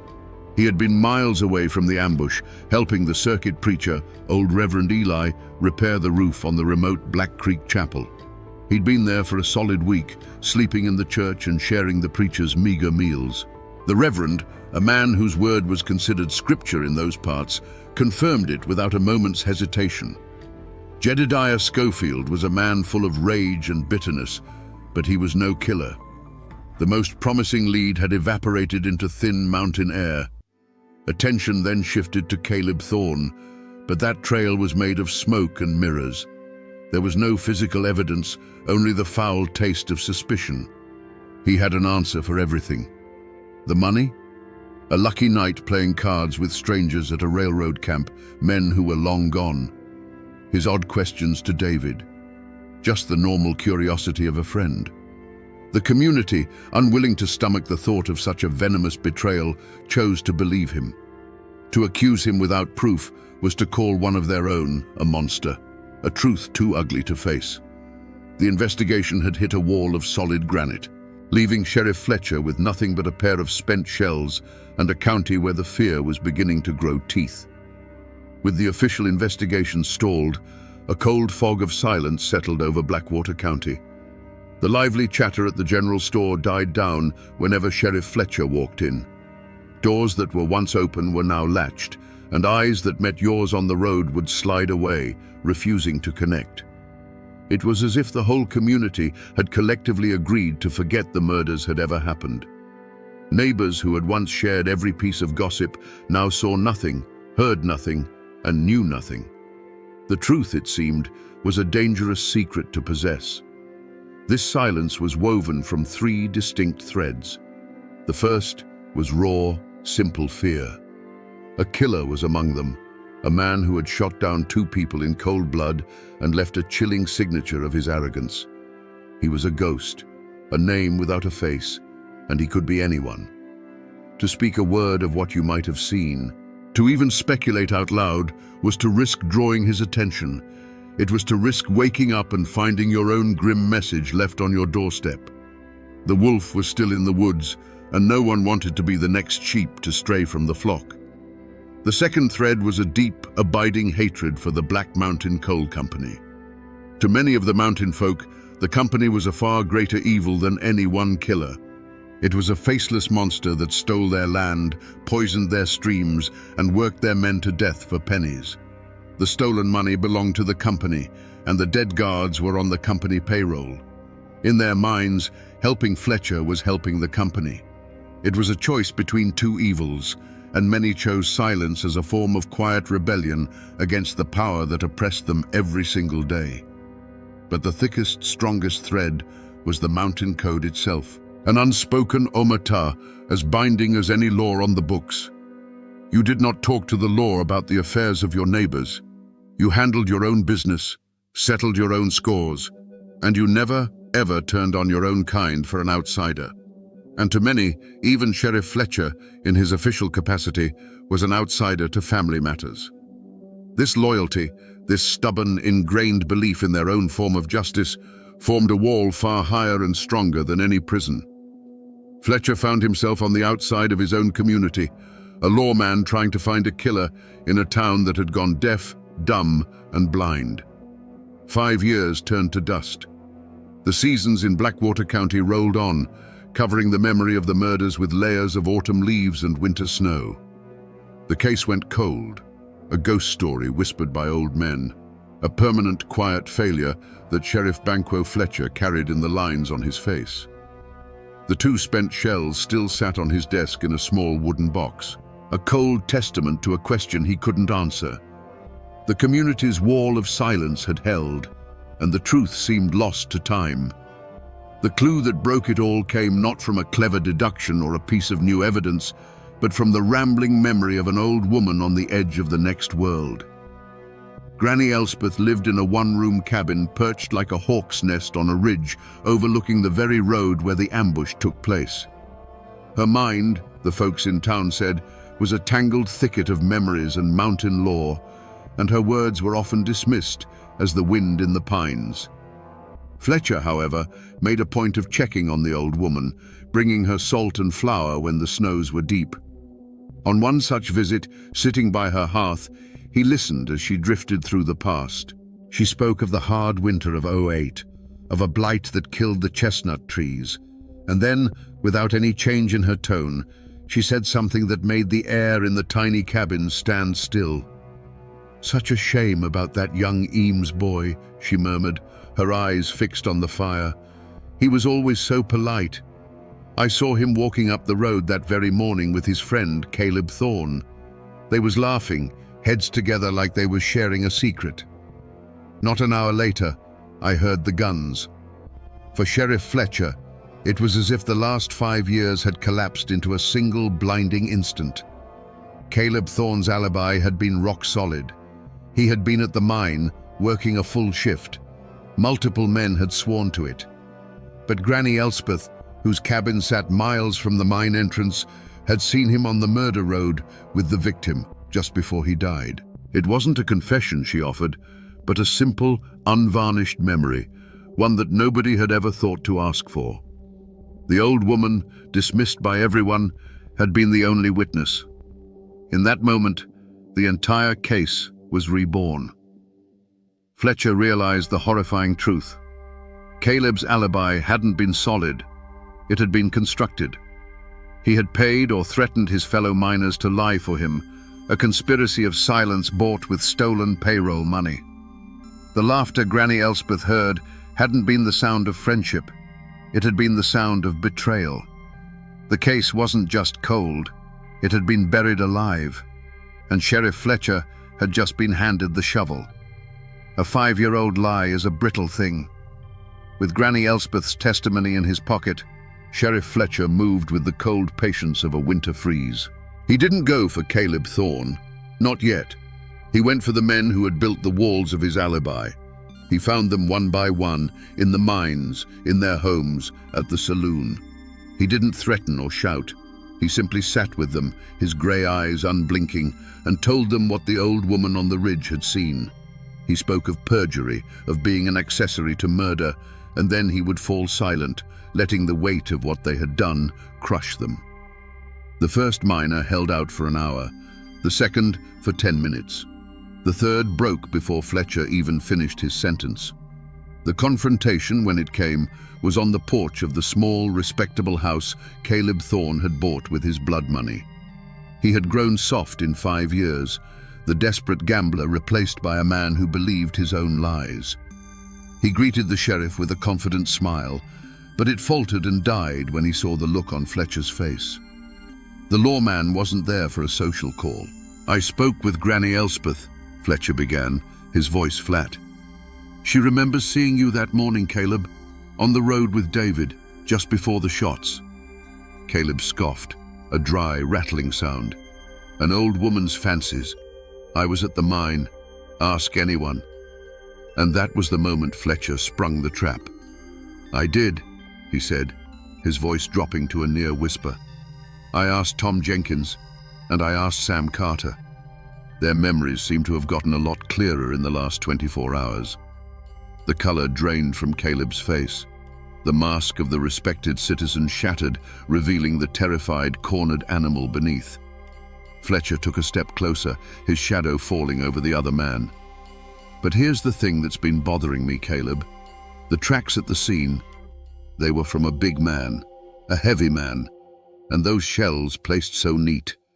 That wasn't your style. You're a coward. You always were. You didn't have the nerve to pull the trigger. He let the words hang in the air, heavy and cold. You just led your best friend into the woods to be slaughtered like a hog. You gave the route, the time, everything. And you did it for a man in a city suit, a company man, the one who came down to break the union talk, a big man named Corbin. Fletcher's voice was relentless, each word a hammer blow breaking down the last of Caleb's defenses. He pulled the trigger, and you collected your 30 pieces of silver. It was all there, the whole sickening truth. It wasn't a crime of passion or a simple robbery born of desperation. It was a cold-blooded business deal. The Black Mountain Coal Company needed an excuse to crush its workers, and Caleb Thorne, drowning in debt, was their willing instrument. He sold out his friend, his community, and his own soul. Caleb didn't confess with words. He simply collapsed, folding in on himself on the porch steps, a hollowed-out man whose guilt was now as plain to see as the mountains against the sky. The ghost finally had a face, and it was the face of a friend. Let us now step back into the shadows of that terrible morning. This is not a story from a court record, but a reconstruction pieced together from a confession, a dying woman's memory, and the cold logic of the crime scene itself. This is how it must have been. The morning air was cool and heavy, with the damp smell of moss and wet earth. David Eames walked up the road with a lightness in his step, laughing at a joke told by the man he trusted most in the world, Caleb Thorne. He was young, and his mind was on his future, not on the deep shadows pooling between the ancient trees. From those shadows, a shape detached itself.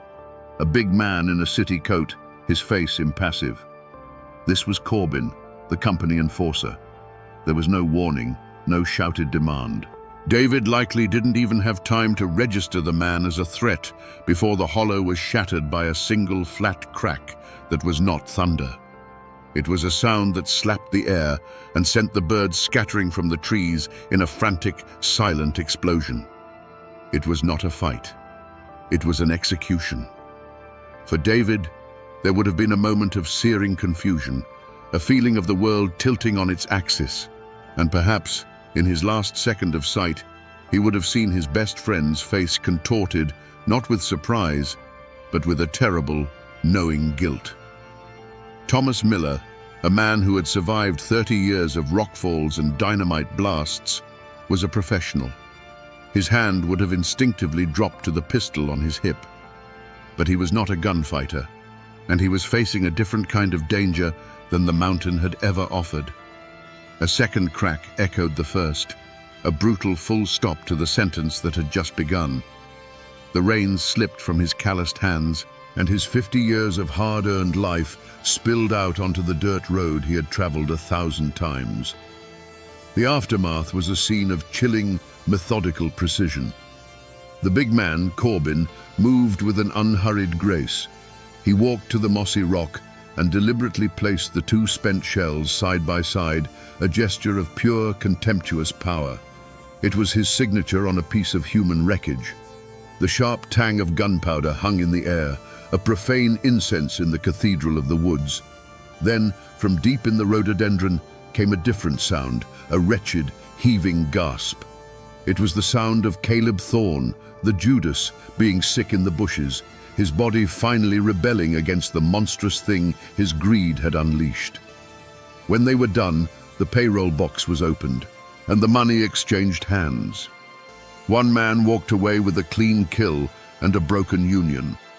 The other stumbled away with a lifetime of guilt and blood on his hands that no amount of money could ever wash clean.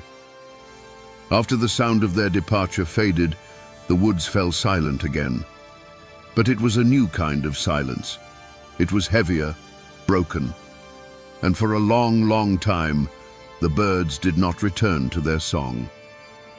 The Blackwater County Courthouse had never seen a trial like it. The wooden benches groaned under the weight of the entire community, a sea of grim, weathered faces. It was a pressure cooker of old grief and new anger. At the defendant's table sat two men who were worlds apart. Caleb Thorne was a ghost, a hollowed-out man who stared at the floorboards as if they held the secrets to his damnation. Beside him, cool and impassive, sat Corbin, the company man.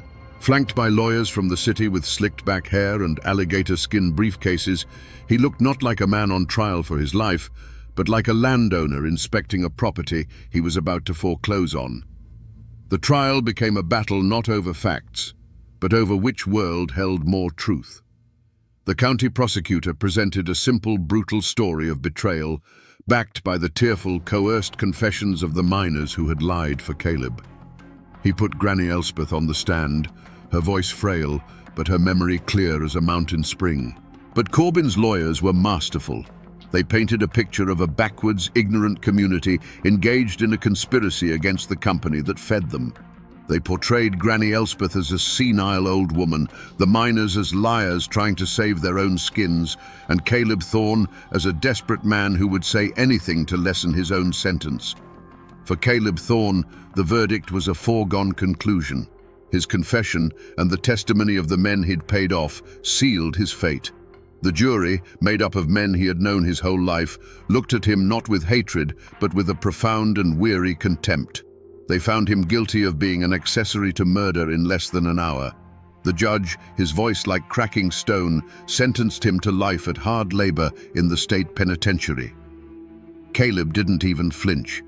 He was led away in chains, a man who had already started serving his sentence 5 years earlier in a prison of his own making.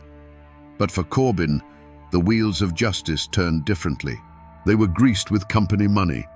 His lawyers produced train tickets, hotel registries, and sworn affidavits from businessmen in Knoxville, all placing him 100 miles away on the day of the murders. It was a perfect, ironclad alibi, constructed with the same cold precision as the crime itself.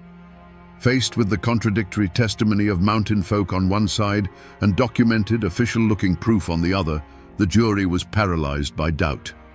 The word of a dozen miners could not outweigh a single stamped piece of paper from the city. After 2 days of deliberation, they delivered their verdict. For the murder of Thomas Miller and David Eames, the jury found the defendant, Mr. Corbin, not guilty. A wave of stunned silence washed over the courtroom, followed by a low, collective growl of disbelief. Corbin showed no emotion. He simply adjusted his tie, shook his lawyer's hands, and walked out of the courthouse a free man, leaving the people of Blackwater County choking on a brand of justice that felt more like poison. The law had punished the traitor, but the man who pulled the trigger had vanished back into the world of money and power from which he came, as untouchable as a shadow. For the families of Thomas Miller and David Eames, the verdicts brought no peace, only a quiet, permanent ache. The community wrapped its arms around them, but their losses carved out a silence that could never be filled. David's sweetheart, a girl whose future had been so bright, never married.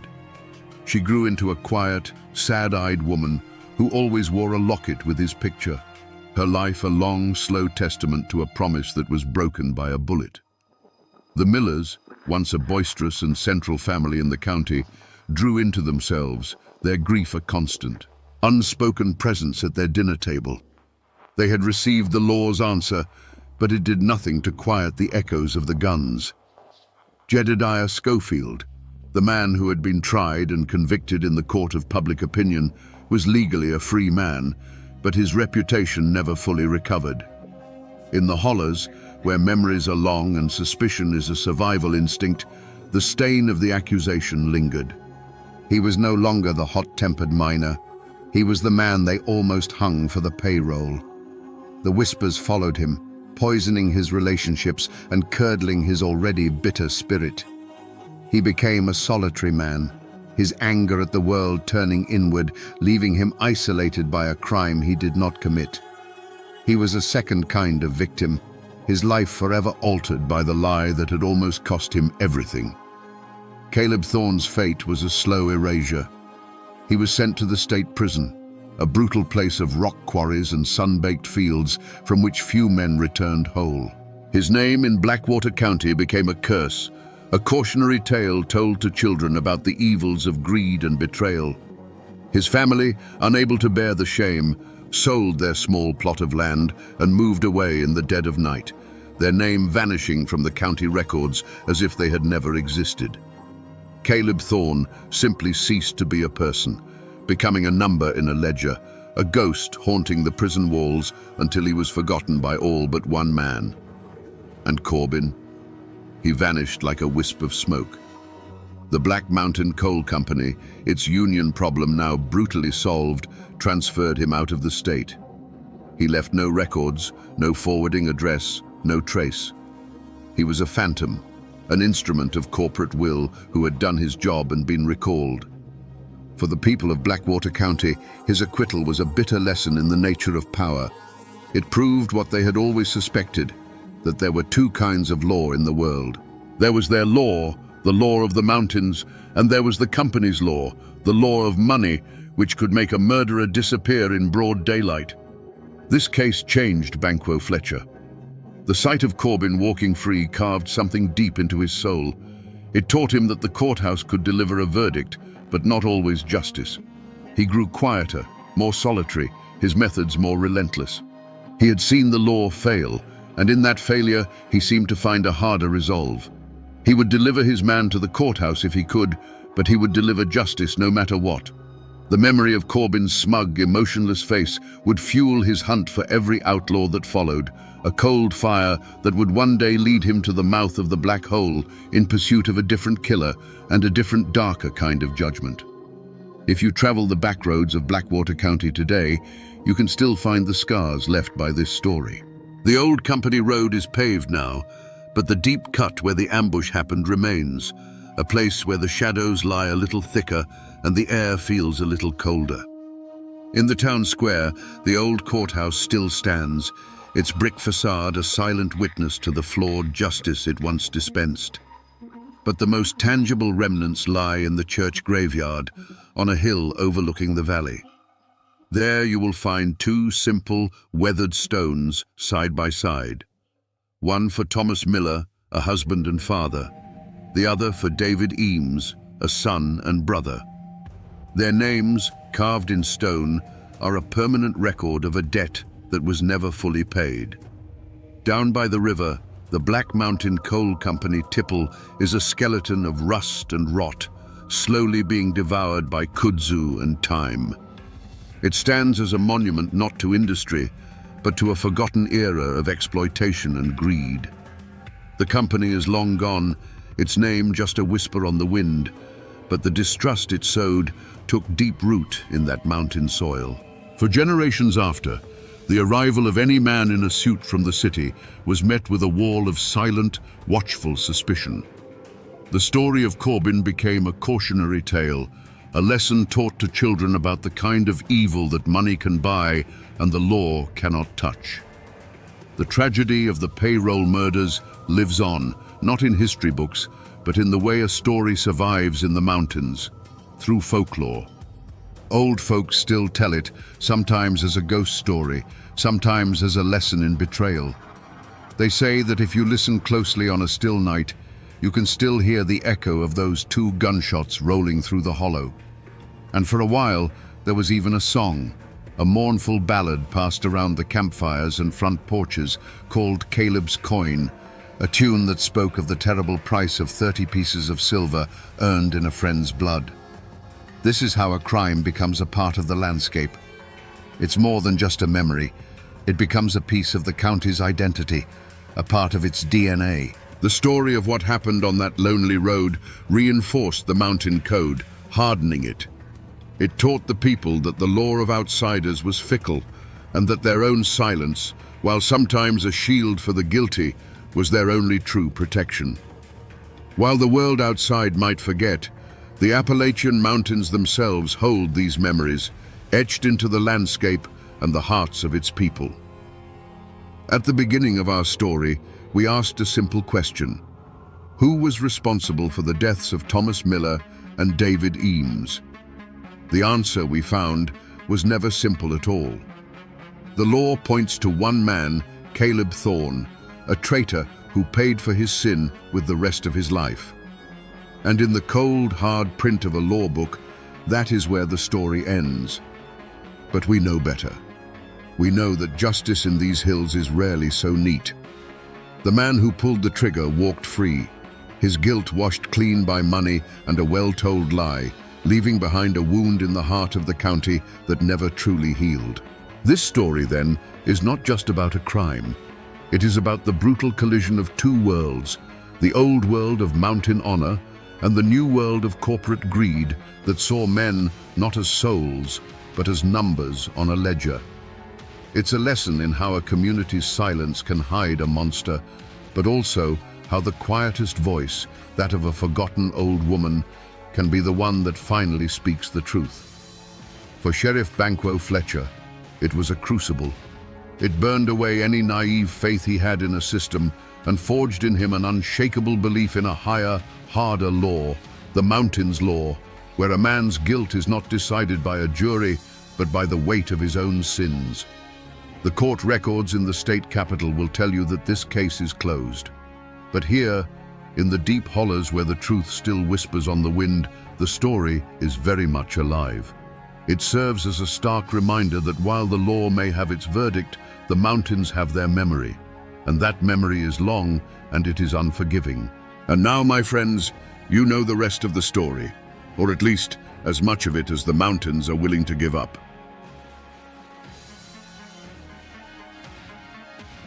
There are no neutrals in Harlan County. You'll either be a Union man or a thug for J.H. Blair. These words weren't just a song lyric. In the 1930s, they were a death sentence scrawled on the wall of a company town. The newspapers called it a labor dispute. But in the dark hollows of Kentucky, they knew its real name: war. Today, we're not just looking at history. We're descending into the blood-soaked soil of bloody Harlan to answer a single terrifying question. When the law itself becomes a weapon against you, what does a man do to survive? Before the bullets flew, there was the dust. In the 1930s, Harlan County, Kentucky, was a world unto itself, a kingdom carved out of the ancient Appalachian Mountains. The ridges and valleys held a wild, breathtaking beauty, where the morning mist clung to the trees like a ghost. But beneath that beauty lay the black heart of the region: coal. The companies that owned that coal owned everything else too. They owned the land, the jobs, and the men who worked them. The life of a Harlan miner was a descent into darkness, both literally and figuratively. Long before the sun crested the mountains, you'd kiss your family goodbye and join a line of silhouettes shuffling toward the mine entrance. You'd spend the next 10, 12, sometimes 14 hours in a cramped, suffocating tunnel where the air you breathed was more coal dust than oxygen. This dust, the black lung, was a patient killer, slowly turning your insides to stone. But the mine had faster ways to claim you. A sudden methane explosion, a collapsing roof beam. Death was your silent partner on every shift. For this grueling, life-threatening labor, you weren't paid in money.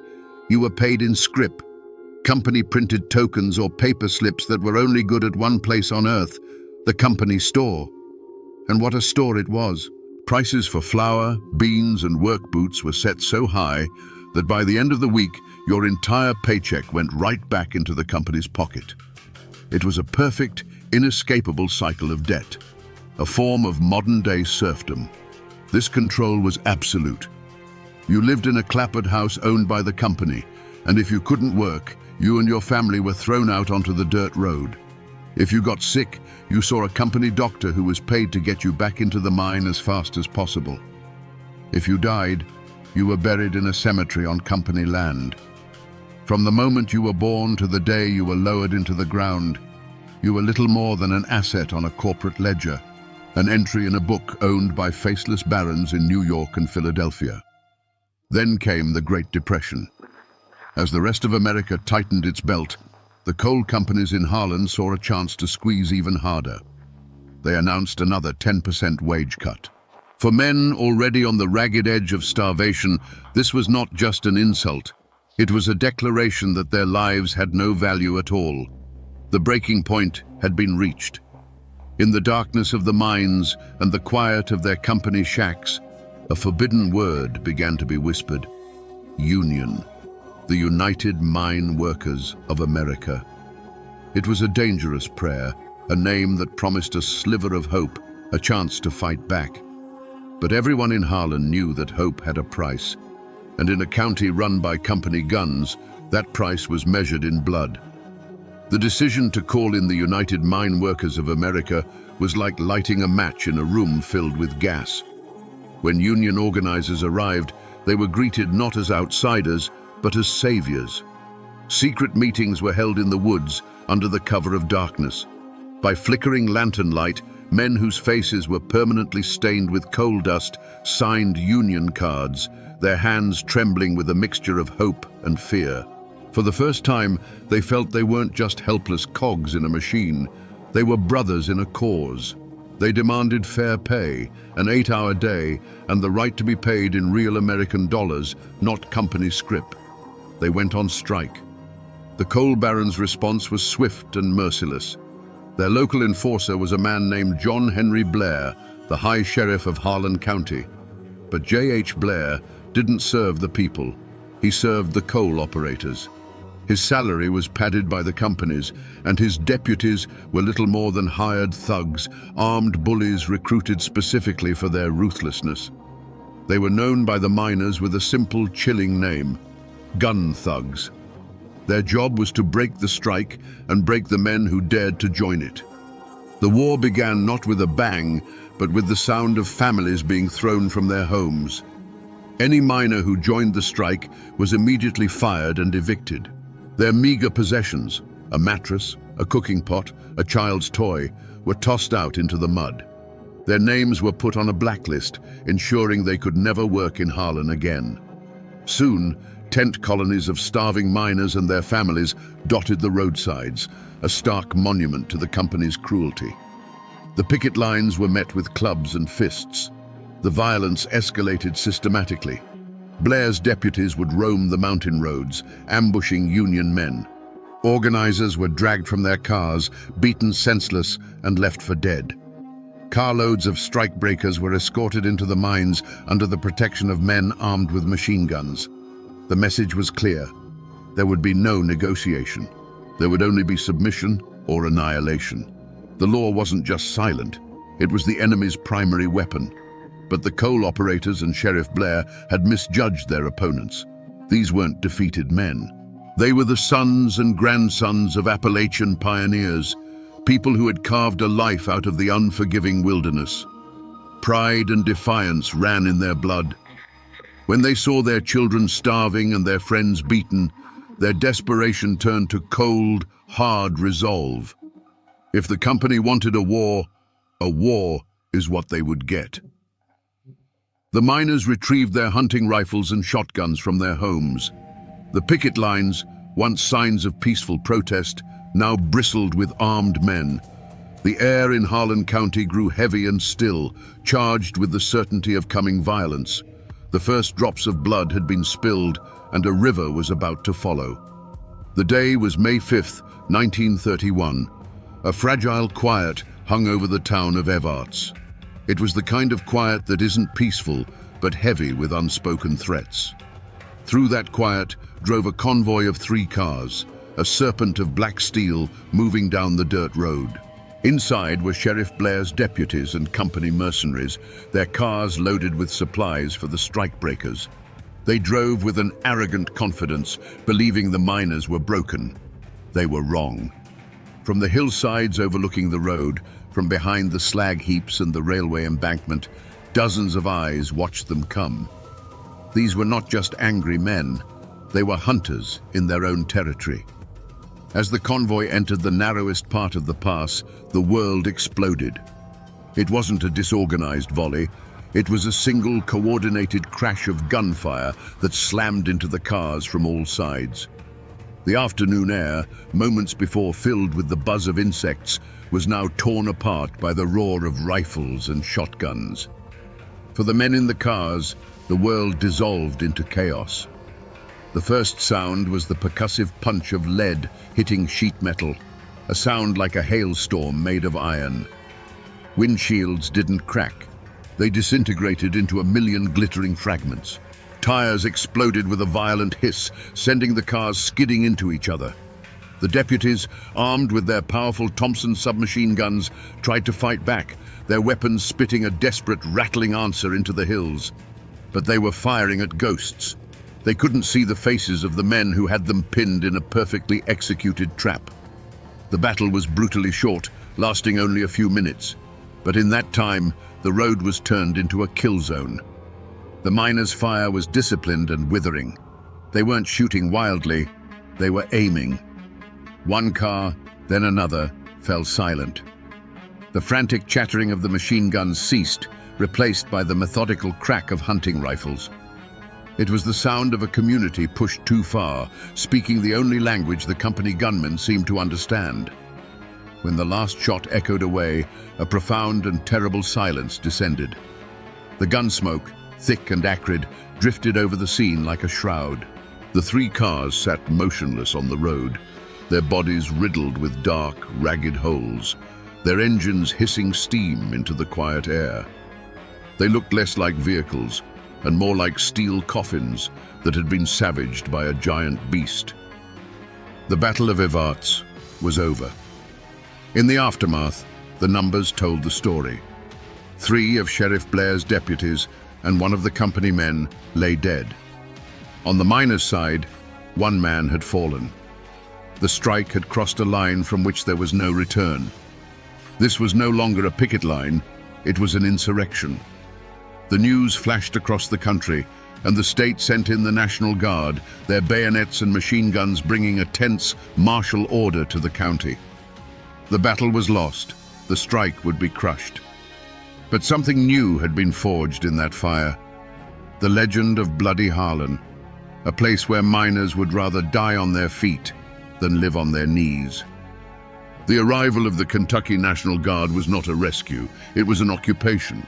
A wave of steel and khaki washed over Harlan County, their boots stamping out the last embers of the open strike. They came not to keep the peace, but to enforce the company's peace. Under the watchful eyes of soldiers, the tent colonies were dismantled, and the last of the striking families were scattered. The message from the state was as loud and clear as the volley of rifle fire at Evarts. The rebellion was over.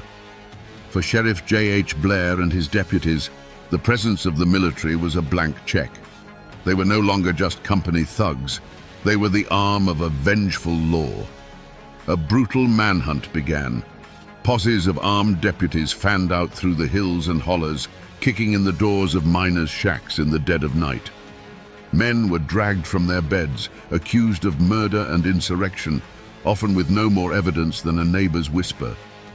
The jails filled to overflowing with anyone suspected of holding a Union card or standing on that fateful picket line. The men who had actually fought in the battle vanished.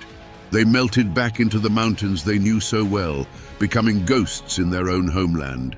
They slept in caves and abandoned cabins, relying on a secret network of sympathizers who would leave food and supplies in prearranged dead drops. Every snapped twig, every barking dog sent a jolt of fear through them.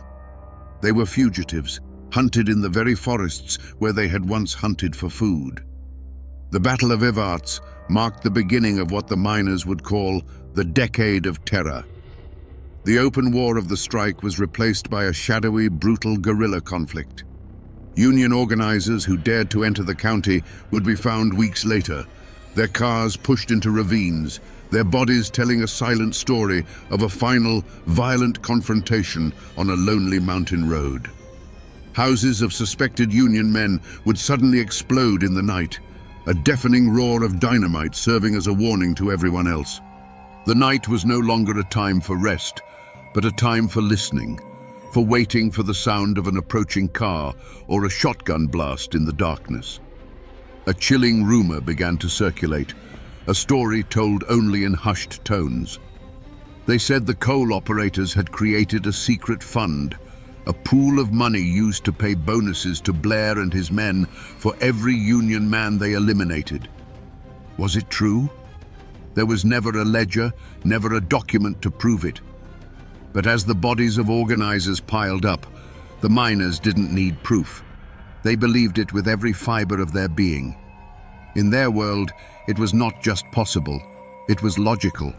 Their lives were worth less than a lump of coal, and now there was a price on their heads. The strike was broken, the picket lines gone. But the fight for Harlan County was not over. It had just gone underground. The Union became a secret faith, a dangerous idea passed between trusted friends in the darkness of the mines. The company had retaken the land, but it had lost the hearts of the people forever. And they had created an army of martyrs whose memory would fuel the fight for years to come. The trials that followed the Battle of Evarts were not a search for truth. They were a performance, a grim theater of the absurd, staged to sanctify the company's power. Imagine the scene: a stuffy Kentucky courtroom in the dead of summer, packed to the rafters. On one side sat the miners who had been captured, men with coal dust still ground into the lines on their hands, their faces etched with a weary defiance. They looked out of place in the polished wood of the witness stand, like creatures of the earth dragged into a cage. On the other side, Sheriff Blair and his surviving deputies, preening in their uniforms, presented as heroes who had faced down a mob of communist agitators. The air was thick with tension and hostility. Armed guards lined the walls, their presence a constant reminder of who held the real power here. The coal companies had brought in their best lawyers, slick men from out of state in expensive suits, whose words twisted the miners' desperate fight for survival into a murderous conspiracy against law and order. They painted a picture of anarchy, of armed thugs trying to destroy the very fabric of American enterprise. They called the miners terrorists. The defense was outmatched and outgunned from the start. They tried to tell the real story, the story of starvation wages, of families thrown into the street, of beatings on the picket lines, of a community pushed to the brink by a ruthless corporation and its private army. They argued that the Battle of Evarts wasn't murder, it was self-defense. It was the inevitable explosion after months of pressure and abuse. But their words felt hollow in that room, lost against the well-oiled machine of injustice they were facing. The jury, made up of men who understood the unspoken rules of Harlan County, listened in silence. The defendants themselves reacted in different ways. Some sat in stony silence, their pride a shield against the legalistic lies being spun about them. Others showed flashes of the same fire that had led them to the barricades, their voices rising with anger as they were questioned. But most just seemed tired, worn down by a system that was designed from the ground up to crush them. They knew, as everyone in that courtroom knew, that the verdict had been written long before the trial began. It had been written in company ledgers and sealed with company gold. When the verdict finally came, it was no surprise. 44 miners and 3 of their wives were indicted. 8 men were ultimately convicted on charges ranging from conspiracy to murder. The sentences were long, years to be spent behind the grey walls of a state penitentiary far from the mountains they had fought for. The gavel fell with a sharp crack, the sound of the state ratifying the company's victory. Sheriff J.H. Blair and his gun thugs, the men who had terrorized the county for months, faced no charges. They walked free. The law had spoken. But was it justice? In the eyes of the state, a crime had been punished. But in the hollows and coal camps of Harlan, the convicted men were not criminals. They were prisoners of war. The law of men had sent them to prison, but the justice of the mountains had already declared them heroes. The trial only proved what the miners knew all along. There were two sets of laws in Harlan County, and one was for the rich and the other was for the poor. They drove Florence Reese and her family out of Harlan County. Sheriff Blair's thugs made it impossible for them to stay, hunting her husband Sam like an animal. They lost their home, their community, their piece of the world. But they couldn't silence her. That song, scratched onto a calendar page in a moment of terror and defiance, took on a life of its own. It escaped the confines of Harlan, passed from miner to miner, and was eventually carried out of the mountains by folk singers. It became an anthem for the civil rights movement, for anti-war protesters, for struggling workers all over the globe. The coal barons won the battle for the mines, but a miner's wife won the war for the soul of the struggle. And what of the villain of our story, Sheriff J.H. Blair? He was never held accountable in a court of law for the terror he unleashed. But in 1933, the people of Harlan County delivered their own verdict. When he ran for re-election, they voted him out of office. It was a small victory, a quiet one, but in a place where justice was so rare, it was a victory nonetheless. The community, through the simple act of casting a ballot, finally took back the law he had stolen from them. If you drive through the town of Evarts today, you won't see any grand monuments to the battle. It's a quiet mountain town, like so many others. The road where the convoy was ambushed has long been paved over, but the hills are still there. The railway embankment is still there. If you stand in that spot and shut your eyes, you can almost hear it. The sudden, deafening roar of gunfire that shattered the peace of a May afternoon. The physical traces are faint, but the land itself is a witness. The mountains remember. And the war, it never really ended. The echo of the 1930s came roaring back in the 1970s, when the Brookside mine erupted in another bitter, violent strike. Once again, there were picket lines, company gunmen, and a community fighting for its life. The struggle was so raw and powerful, it was captured in an Oscar-winning documentary, Harlan County, USA. The faces were different, the cars were newer, but the question was exactly the same. The song Florence Reese had written 40 years earlier was sung with the same desperate passion. Which side are you on? So we come back to that terrifying question we asked at the start of our journey. When the law itself becomes a weapon against you, what does a man do to survive? The story of Bloody Harlan gives us the answer, and it is not a comforting one. You fight, you bleed, you bury your dead, and you sing a song of defiance so powerful it outlives the men with the guns. The miners of Harlan didn't win their war in 1931. They were beaten, starved, and jailed. But they did not break. They proved that survival is about more than just drawing breath. It's about holding on to your dignity, even if it costs you everything else.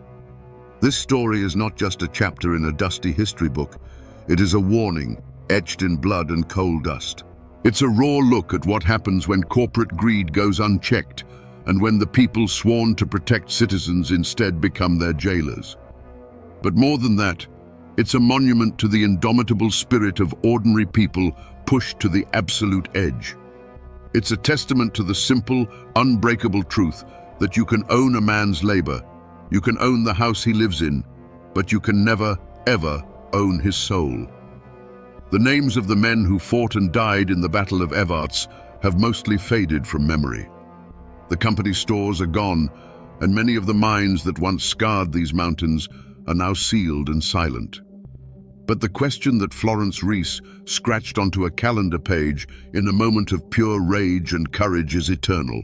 It echoes through time, a challenge to every generation, in every struggle for justice. Which side are you on?